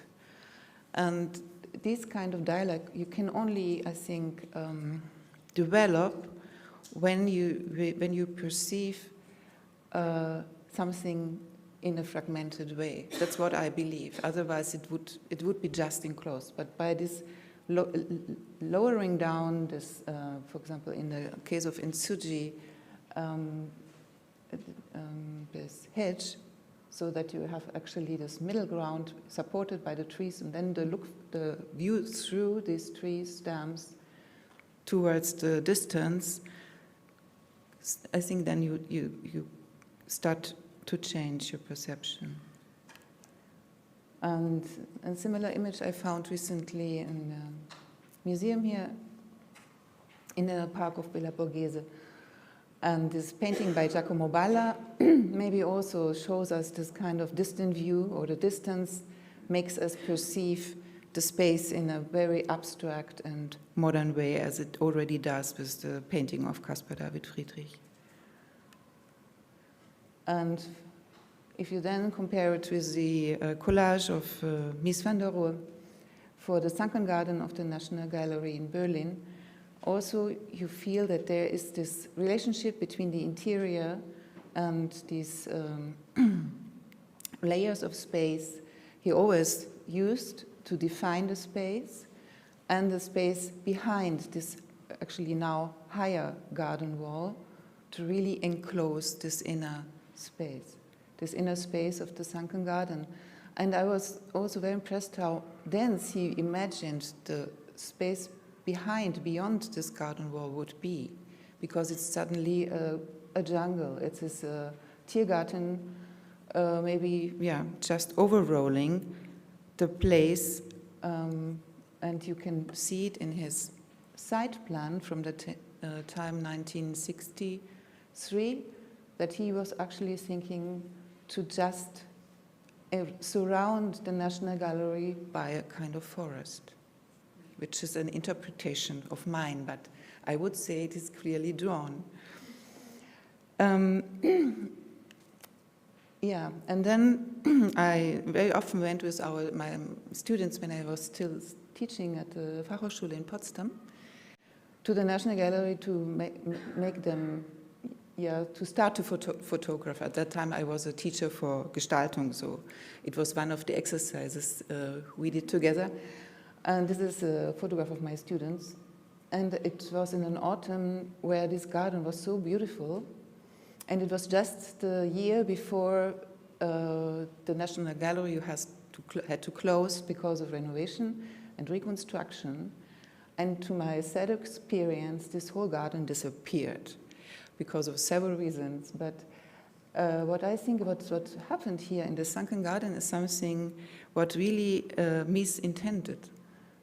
Let's say that the position of these bushes and the position of the Sockel or for the sculptures melted together into one landscape. And I think it is something very, very beautiful what happened here, because the hedges and things were cut in a way that it became a one topography itself.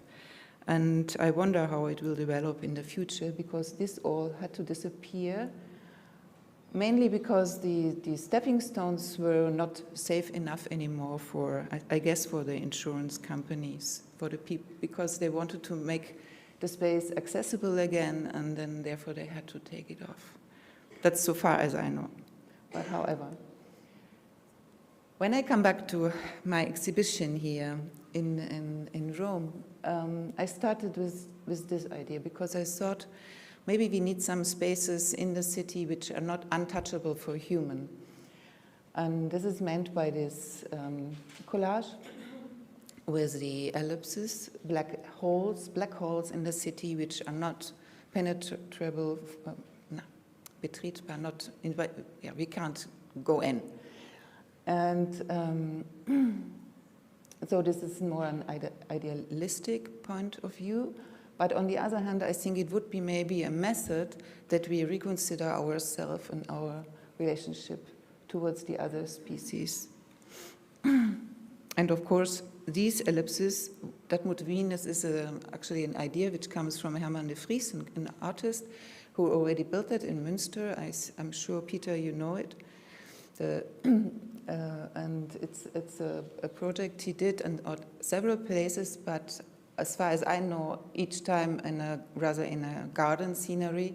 And the difference here would be that I imagine these places in the, let's say, in the midst of the traffic, so in places where there is not the green yet. And yes, so that means these ellipses are surrounded by a wall, and sometimes you could have a view to look inside, but you can never go inside yourself. This is upside down, I'm afraid. I found it out too late, we couldn't change it, but I'm sorry for that. And then the other idea, I thought what is very important to develop if you think of a city in the future is the public transportation system. And as Berlin already is lack of a good transportation system, in Rome it's even worse, I'm afraid. I'm sorry to say that, but I think that there's really a high need to develop it if we want to see in the future a different life on the world. So I believe that the individual car traffic is not a good or positive development for the future. So I hope that we are becoming more rational and more willing to change our lifestyle. And this is, again, there are 4 ellipses. It's also an idealistic drawing, but it could be a way to offer this to Rome.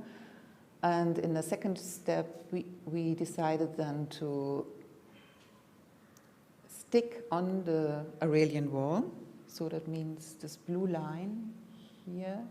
This is all where the Aurelian wall is, and I think next to it one could very well, and here's the river, rebuild a public transportation system in a way, in a very monumental way, like the Romans were able to do. And I wonder if we can't do this, maybe. Yes. The third note on fragments has a lot to do with my thinking about monumentality, and this quote by Wittgenstein is also maybe a hint. A work of art, therefore, if it is not and does not want to be a monument in some way, is not a work of art. That is to say, a spirit that animates other human creatures should dwell in it, which lives on what it is, as long as the matter, the form carries in itself lasts. Well, of course, a provocative statement. On the other hand, if you see the drawing by Gilli, the scenery, the landscape scenery with fragments, geometrical fragments, cubes, I see that it has this very, very strong relationship to this idea of a modern object in collection. And these stairs, Appia developed, and was very glad that you also showed Appia today. It's for me personally a hint how we can use a monumental gesture by fragmenting it, and still you have this kind of power to define a place, to give a place an identity. And on the other hand, when you have the photographs of Le Corbusier, he seems to have the similar interest in this movement of the ruins of the ground, and where the stepping stones are still left, but becoming a landscape in itself. So in a very archaic sense, I believe that this monumentality could help us to bring forward our definition of space in the future. And yeah, this image I love also very much by Mies van der Rohe, just sitting in Epidaurus at the end of his life, thinking whatever he thinks, but when you see his stairs for the terrace, for the Farnsworth house, it seems also this is a fragmented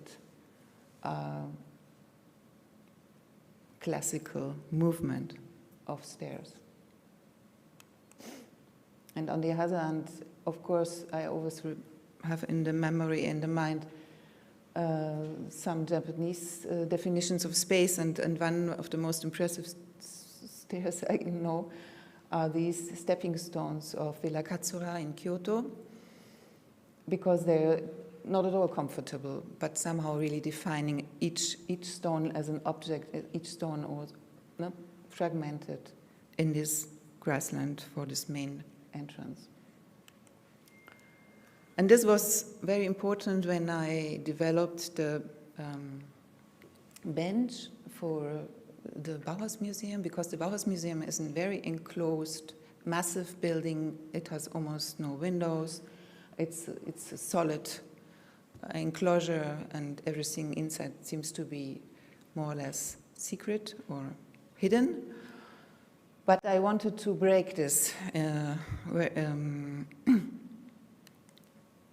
movement of the facade, and therefore I decided for the long passage in front of the facade to have these benches. And as I forgot to say before, I think the question of a stair and a bench is also coming together at a certain point. This is maybe starting with Appia's image before.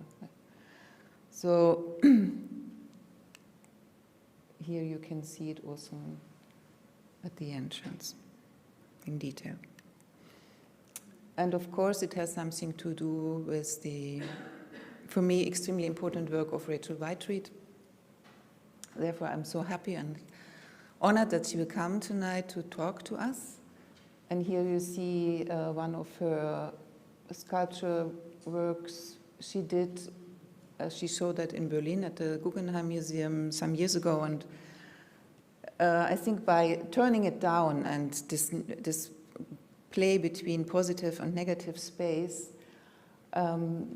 gives us another sensibility and another vision of what an element can be, an architectonic element. And this leads to a competition I did together with Ayşe Akman. Ayşe Akman was asking me to join And we were participating, I think 7 teams were participating in this competition for the Kunstmuseum in Winter tour. We were asked to redefine the entrance, basically the entrance hall, but we decided to start already in the outside and to create a new staircase, and not only on this side, but also on the park side, as you can see here. And we wanted to have a kind of a topographical landscape, so the stairs and steps would be both stepping stones and seats at the same time, to break, in a way, the monumentality of the building, but on the other hand also to shift it to another usage for the people of the town.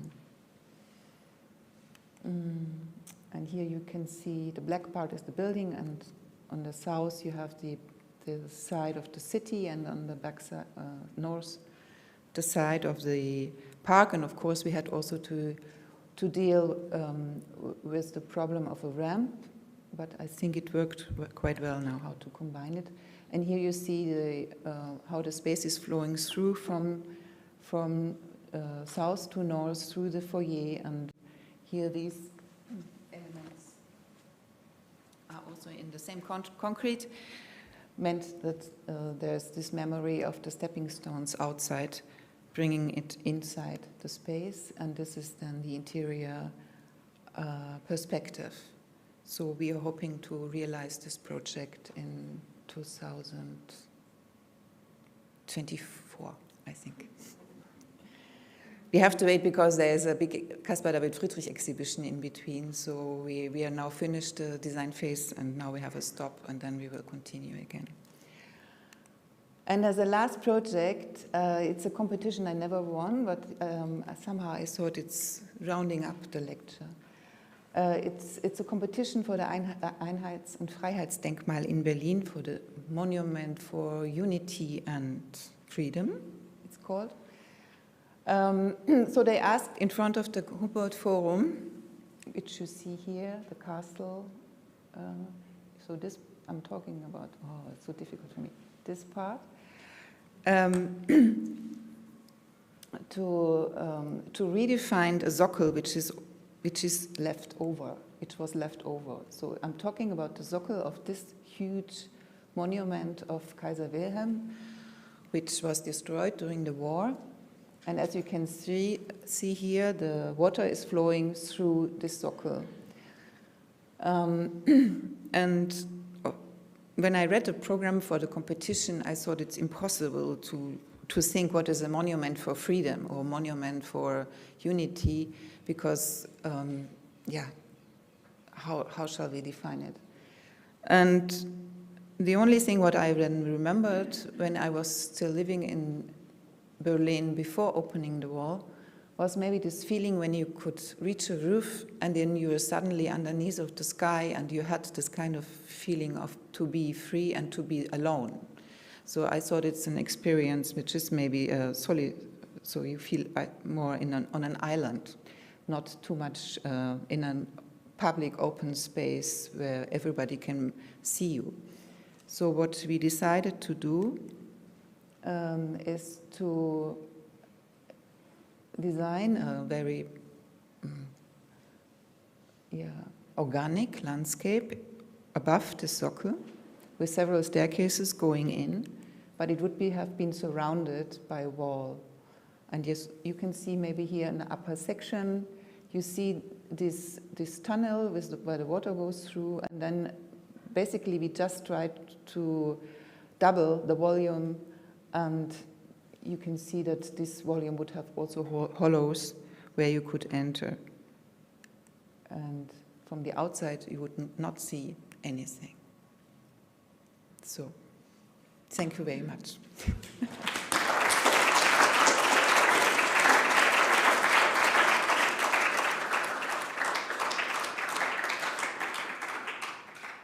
So, we can make a break, I guess. No? Yeah. Can we? Or do we don't have time? No? Oh, okay. So we have to continue with the discussion again. Okay. Sorry, I was too long also. Yeah, then we continue.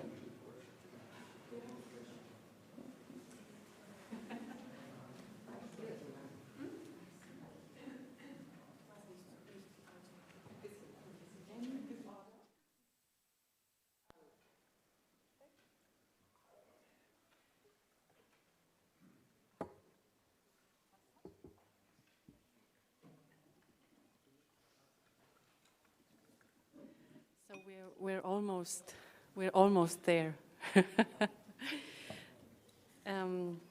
Heike, this was a beautiful closing of a circle with a void that you cannot enter. Before your presentation, I was making notes and thinking we should speak together at the end of this panel about incidents, intentions, suggestions, and I was searching for the fourth word. But of course it was there from the very beginning, from your invitation, and it is monumentality.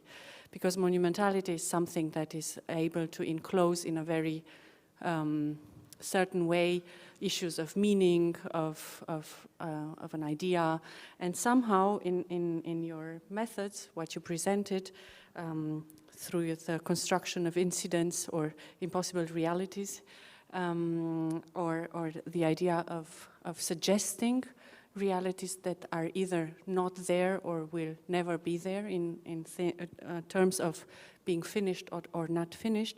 And Verena, you put it in the center of your presentation the idea of transition, which is also included in forms of suggestiveness, transition from one state to the other, metamorphosis. And for that you also had a metaphor, that of the garden. That's why, and it's we also got lucky to have a little accident. Filip's lecture received an unplanned title.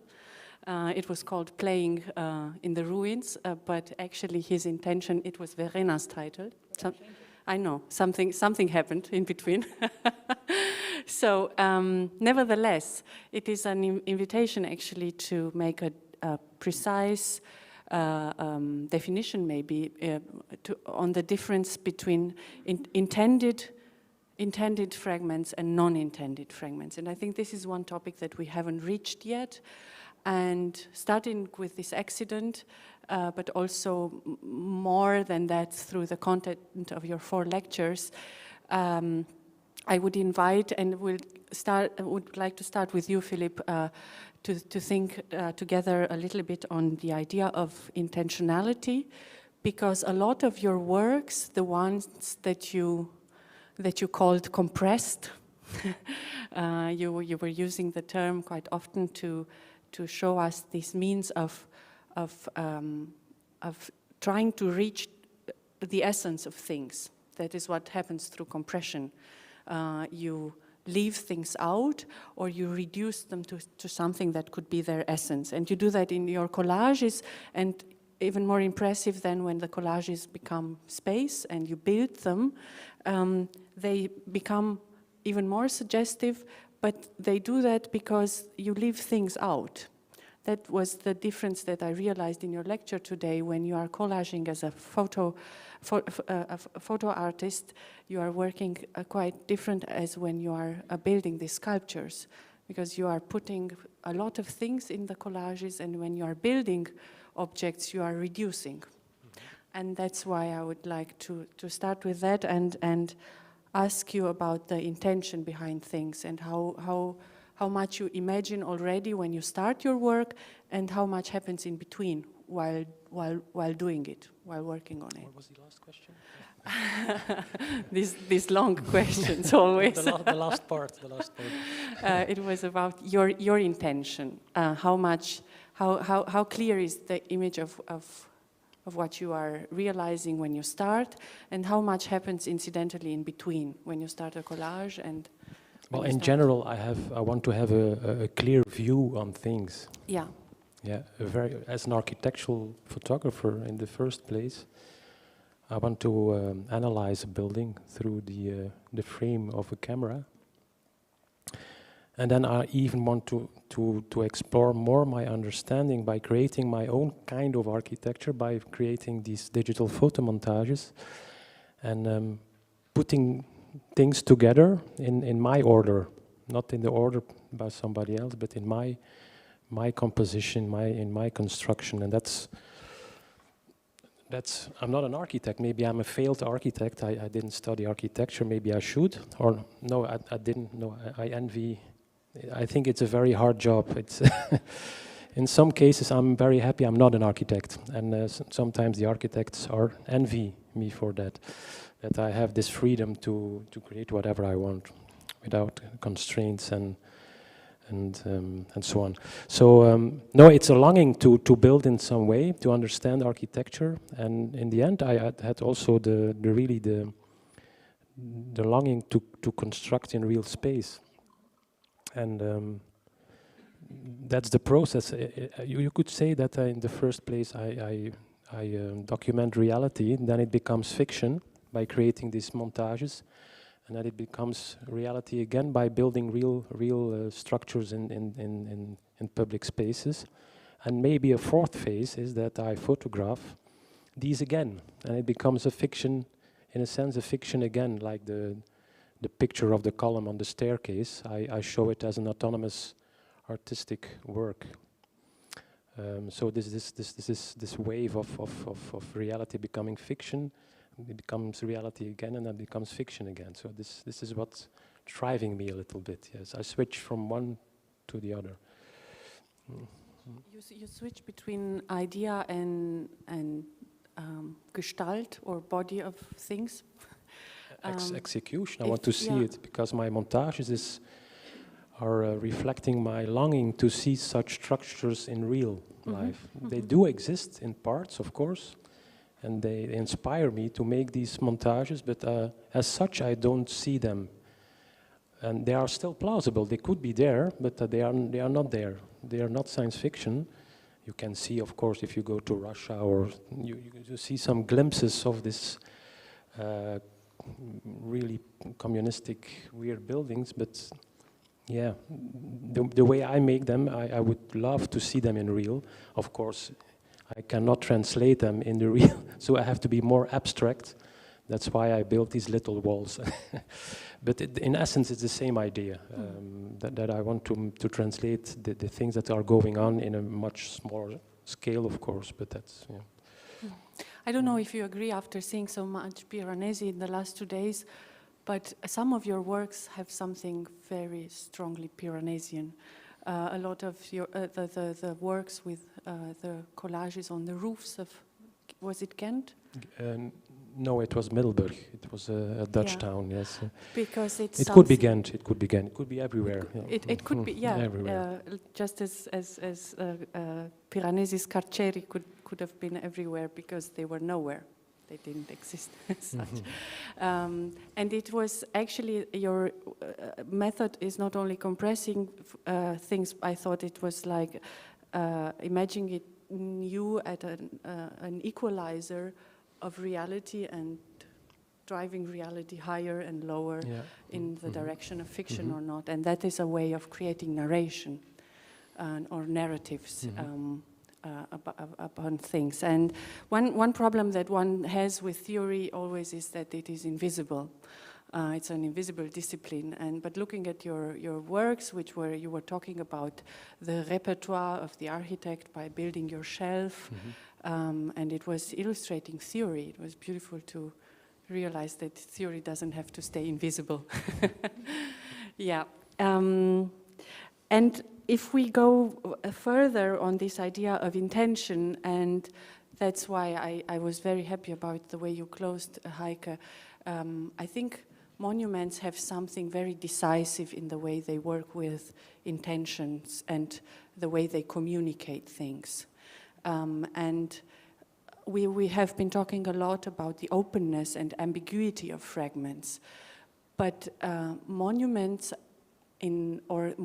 monumental charged objects, which is something different from monuments, they have something very decisive and precise in the way they communicate meaning. And somehow you managed in your works, the one you showed at the end, to combine these two attributes, ambiguity on the one hand in the sense of openness, and on the other hand this preciseness of the monumental. And I thought it is because you were working with systems of monumental objects, not with monumental objects themselves, systems of voids and the relation between them and the way this relation stays dynamic, and also the function of the voids themselves, exclusion, but also allowing an image inside. And yes, I would like you maybe to maybe go further on that, because it was one of the questions that you had from the very beginning with this symposium, the link between the monumental and the fragmental. And I would think maybe it's the link between the system of fragments and the way they relate to each other. Well, I'm not sure if I'm really a systematic thinker. I actually... No, but I think what I do is that I divide things. So I start to... I really... Maybe also because of the teaching, I start to think about the single elements. And these elements then are analyzed in different ways, and somehow I try to find the relationships, as I try to show now. The relationships, no matter if they're for an art historian have relations, but for me they have a spatial quality which I can find in a different context, and then I wonder why.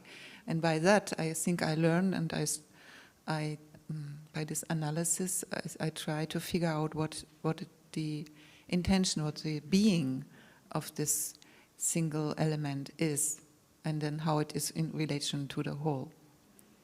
But I don't know if this is systematic.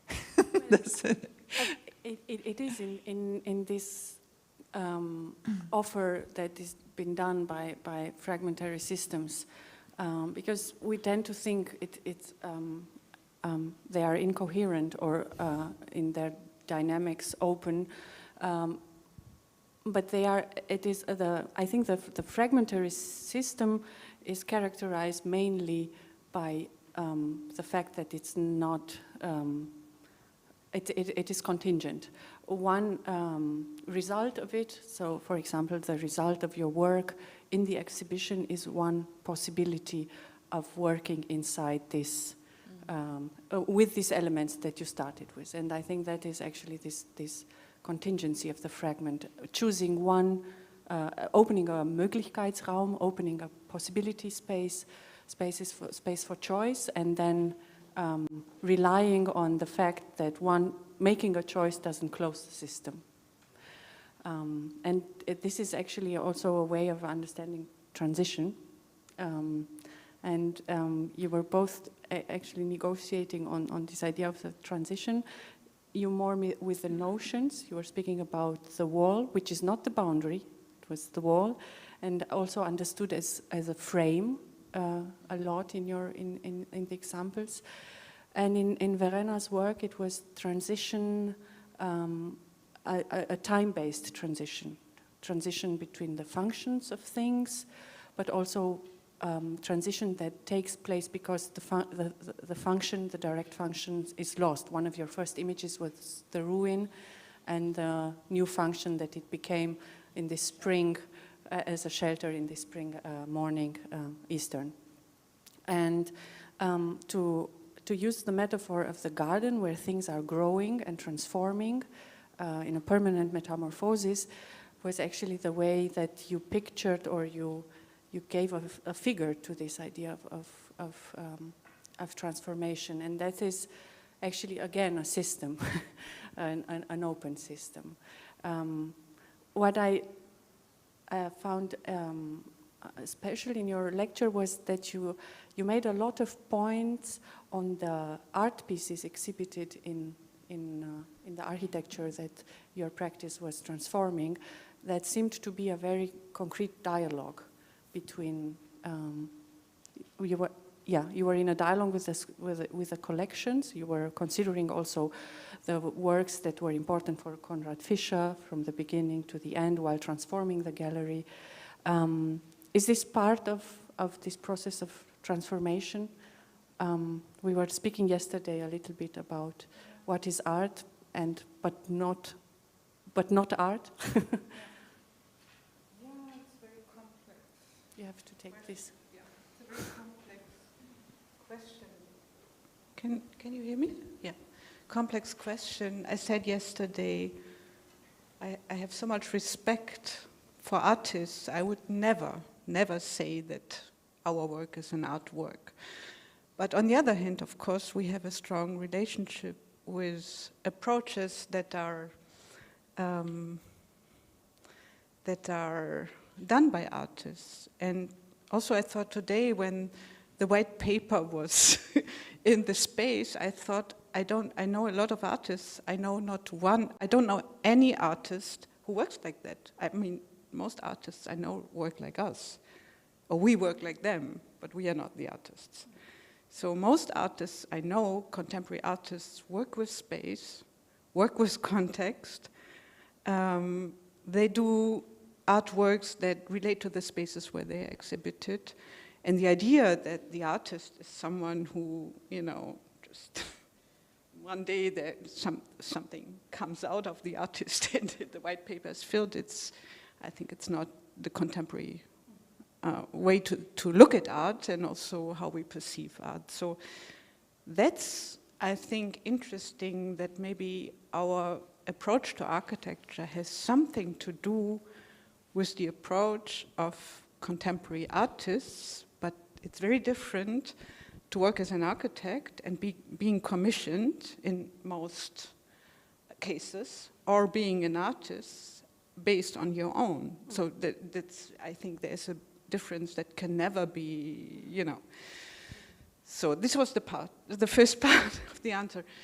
The second, you were mentioning transition. I'm looking at transition. It's not that I've always been thinking this way, but I can see that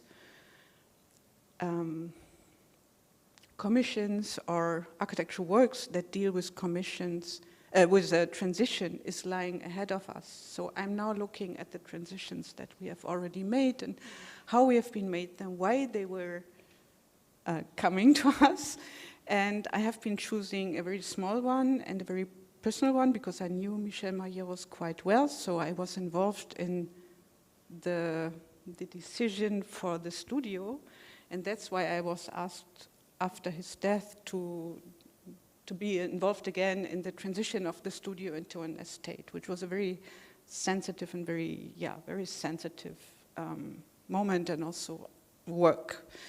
And the second one, of course, is interesting because of the way Konrad Fischer and Dorothee Fischer worked with the artists from the beginning. That's why I said most of you might know the story of the gallery. It's a very important gallery and very important also for contemporary artists because the site-specific installations that have been done in this really, really small passage where the gallery was founded. It was not a space, it was an alley. Was very interesting, and we have been working now with the daughter, Berta Fischer, who's also a friend, so it's also a quite personal relationship that led to this project.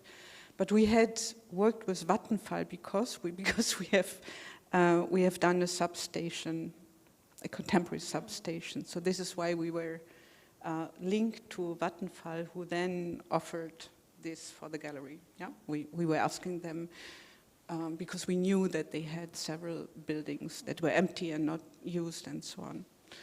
Yeah, and the artists, I don't know, when I thought about this lecture, I thought that, and also after our talk, I thought that this moment in April 2018 during the gallery weekend when these three artworks were installed and the Lawrence Wiener work is still there, we were a little bit afraid that we were asked, or the gallery would be asked to take it away, but it's still there.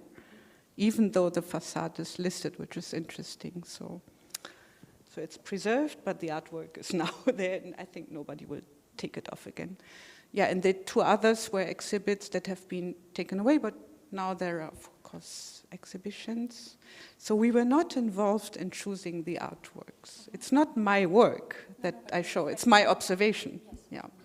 And I think the whole lecture was done in a way that I wanted to reflect my own observations, partly related to my work, partly related to something else. Yeah.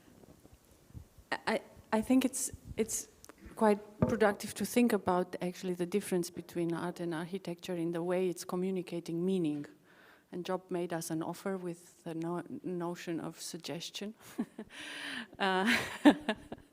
And because when you think it's maybe dangerous to leave architecture, get too close to art, it's understandable because the two disciplines communicate differently. Walter Benjamin was using the notion of aleatory. I think he was saying architecture is the object of aleatory perception. Architektur ist Objekt beiläufige Betrachtung. So it happens while passing by, but art we are looking at intentionally and communicating directly. And suggesting something is in between. It's suggesting an idea, but it's not putting it up front, and it is communicating it in a way which stays open, leaves room for the beholder to interpret it in a way or another. And actually the second notion that you used is also one that is based on suggestion, the notion of the figure. Because the figure is something placed between idea and Gestalt. If you have, Erich Auerbach was writing a lot on this notion of the figure, and he was comparing it on the one hand with a rhetorical figure, which is an ornament of the language on the one hand, but is telling something else than the words themselves. And also with phenomenons out of the art history, like the figura serpentinata, which is the description of a sculpture which has a undulating geometry, and this undulation states something else than the bodies in the sculpture. Now to come back to the figure. You started with the particles and the lines, and they stood for the suggestion to something that is not there, a bigger context, and the lines were the suggestion to something that will never be there. So the not yet and the never to realize.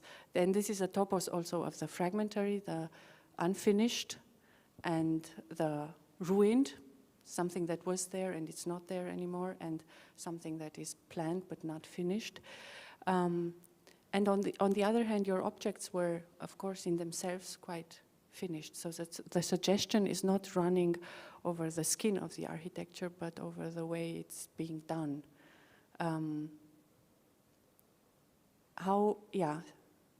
I don't know how to make it to a question. I was waiting for the question. Yeah. Don't wait anymore. That's a beautiful summary.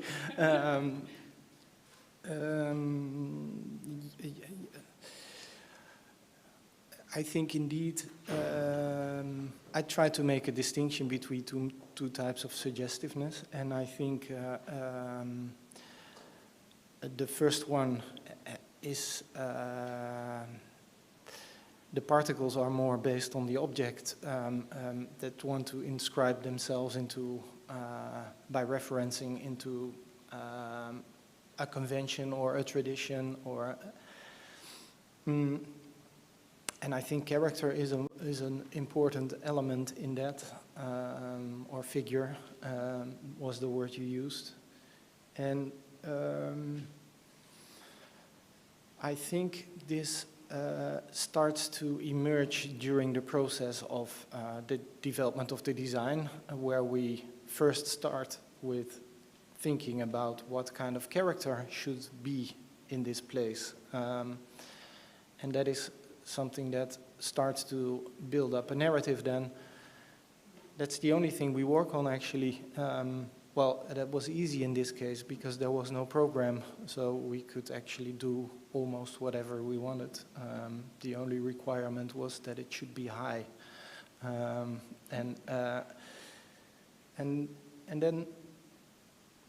then you start thinking about how to relate to things in the surroundings, very proximate, but also very in the proximity, but also from further away. And then it could be as abstract as a European building tradition, for example, or the way we order our market squares, or things that are part of our collective memory, but also very pragmatic, the usage of materials and patterns of materials that are local. And with this, we build up a character, actually. The other way, the lines is a different category, in which I also had to think a bit about what you did with the rock, Filip, because it's a depiction that you actually, which is flat, and then you place it again in a landscape. This play between flatness and depth is beautiful, I think, and intriguing.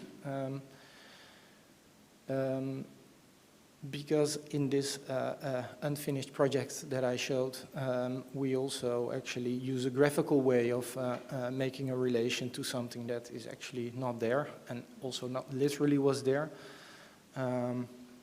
where there's also a joy in the play for a depiction versus depth and space. And then trying to make a relation with other parts in the city.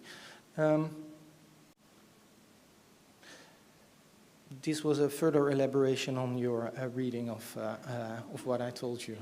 Yeah. It's fair enough. It wasn't a question, so.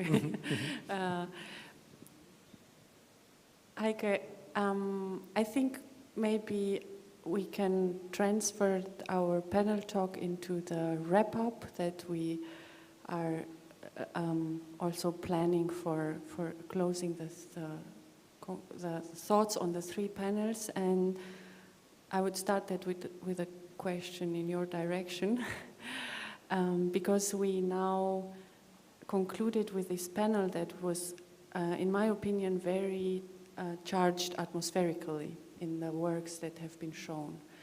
In different ways, different methods. On the one hand, in this impossibility of the reality that Filip had shown us, the very subtle gestures of transformation and transition with Verena, and these figurative narratives with Job, and then the monumental, going inside and creating another kind of atmosphere. And that is something that is definitely maybe been with us through all the three panels, and very strongly represented also in the exhibition last night, which is also working a lot with the atmosphere, starting from the way you curated it, with the film on the floor that we all avoided to step on. And yes, I would formulate it in a question as such as how much monumentality do we allow for the fragment after reflecting now for 2 days on that?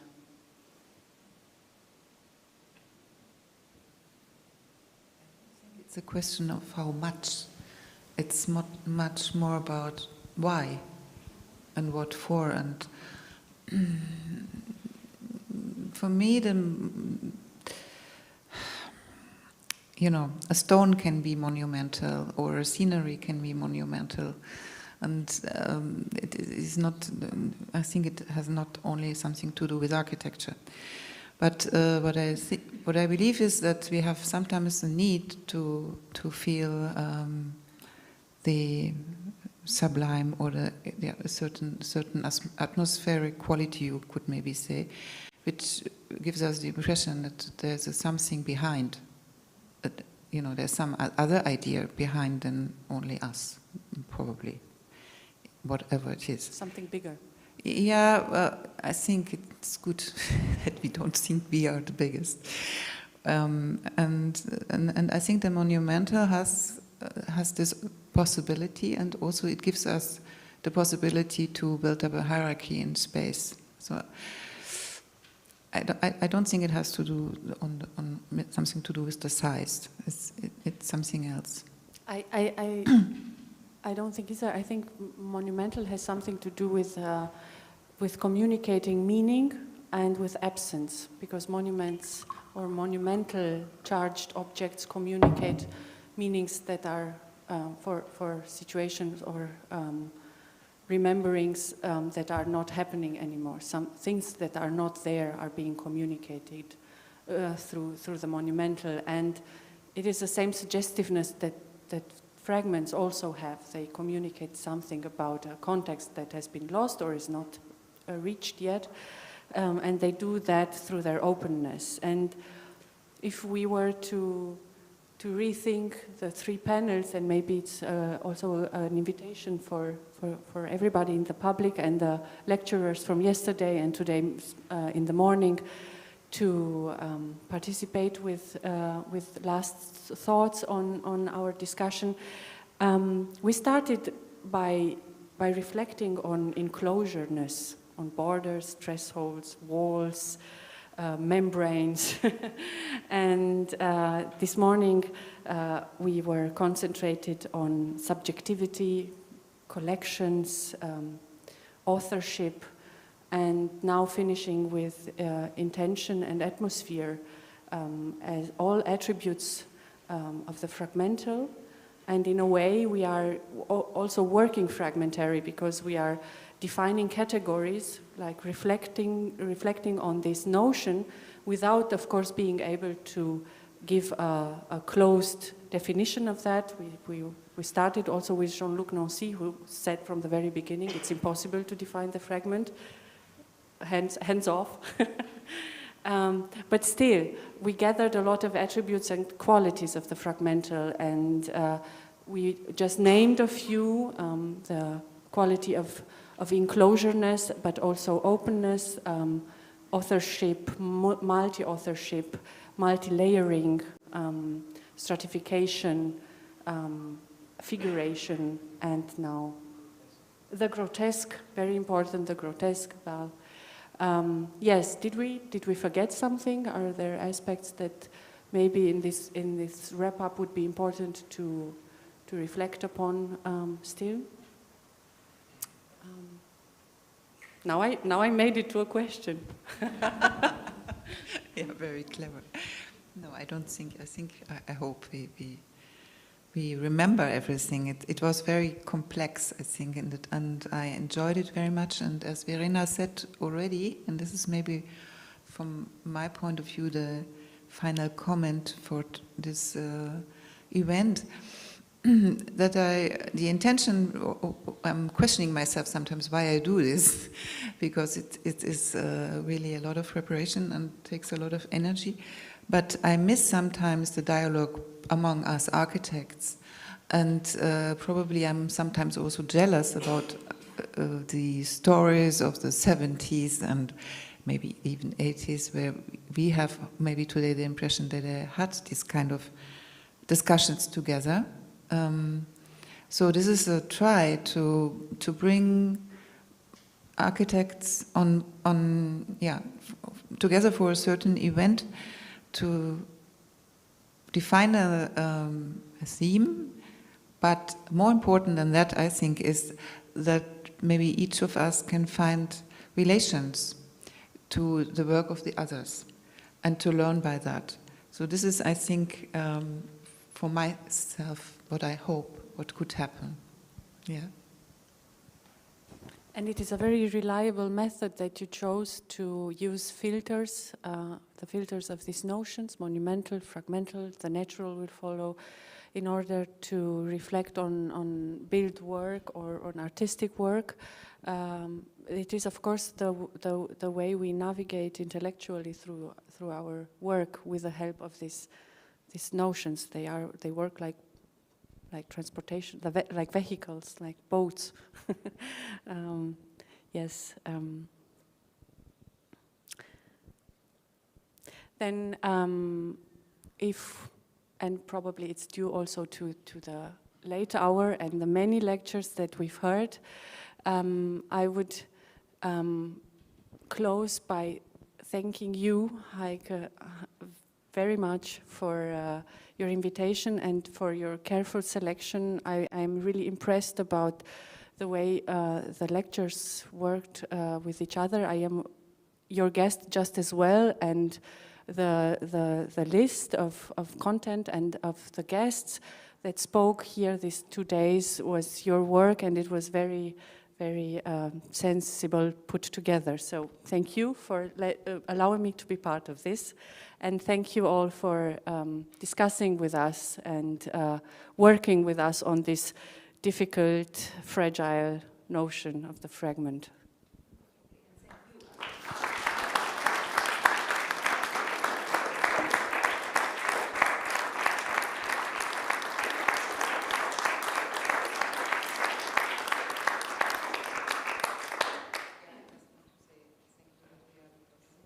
It would have not been possible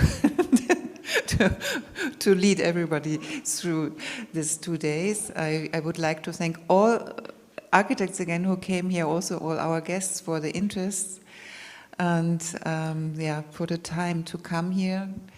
I want to thank again the Villa Massimo and all other supporters of this project. Thanks so much.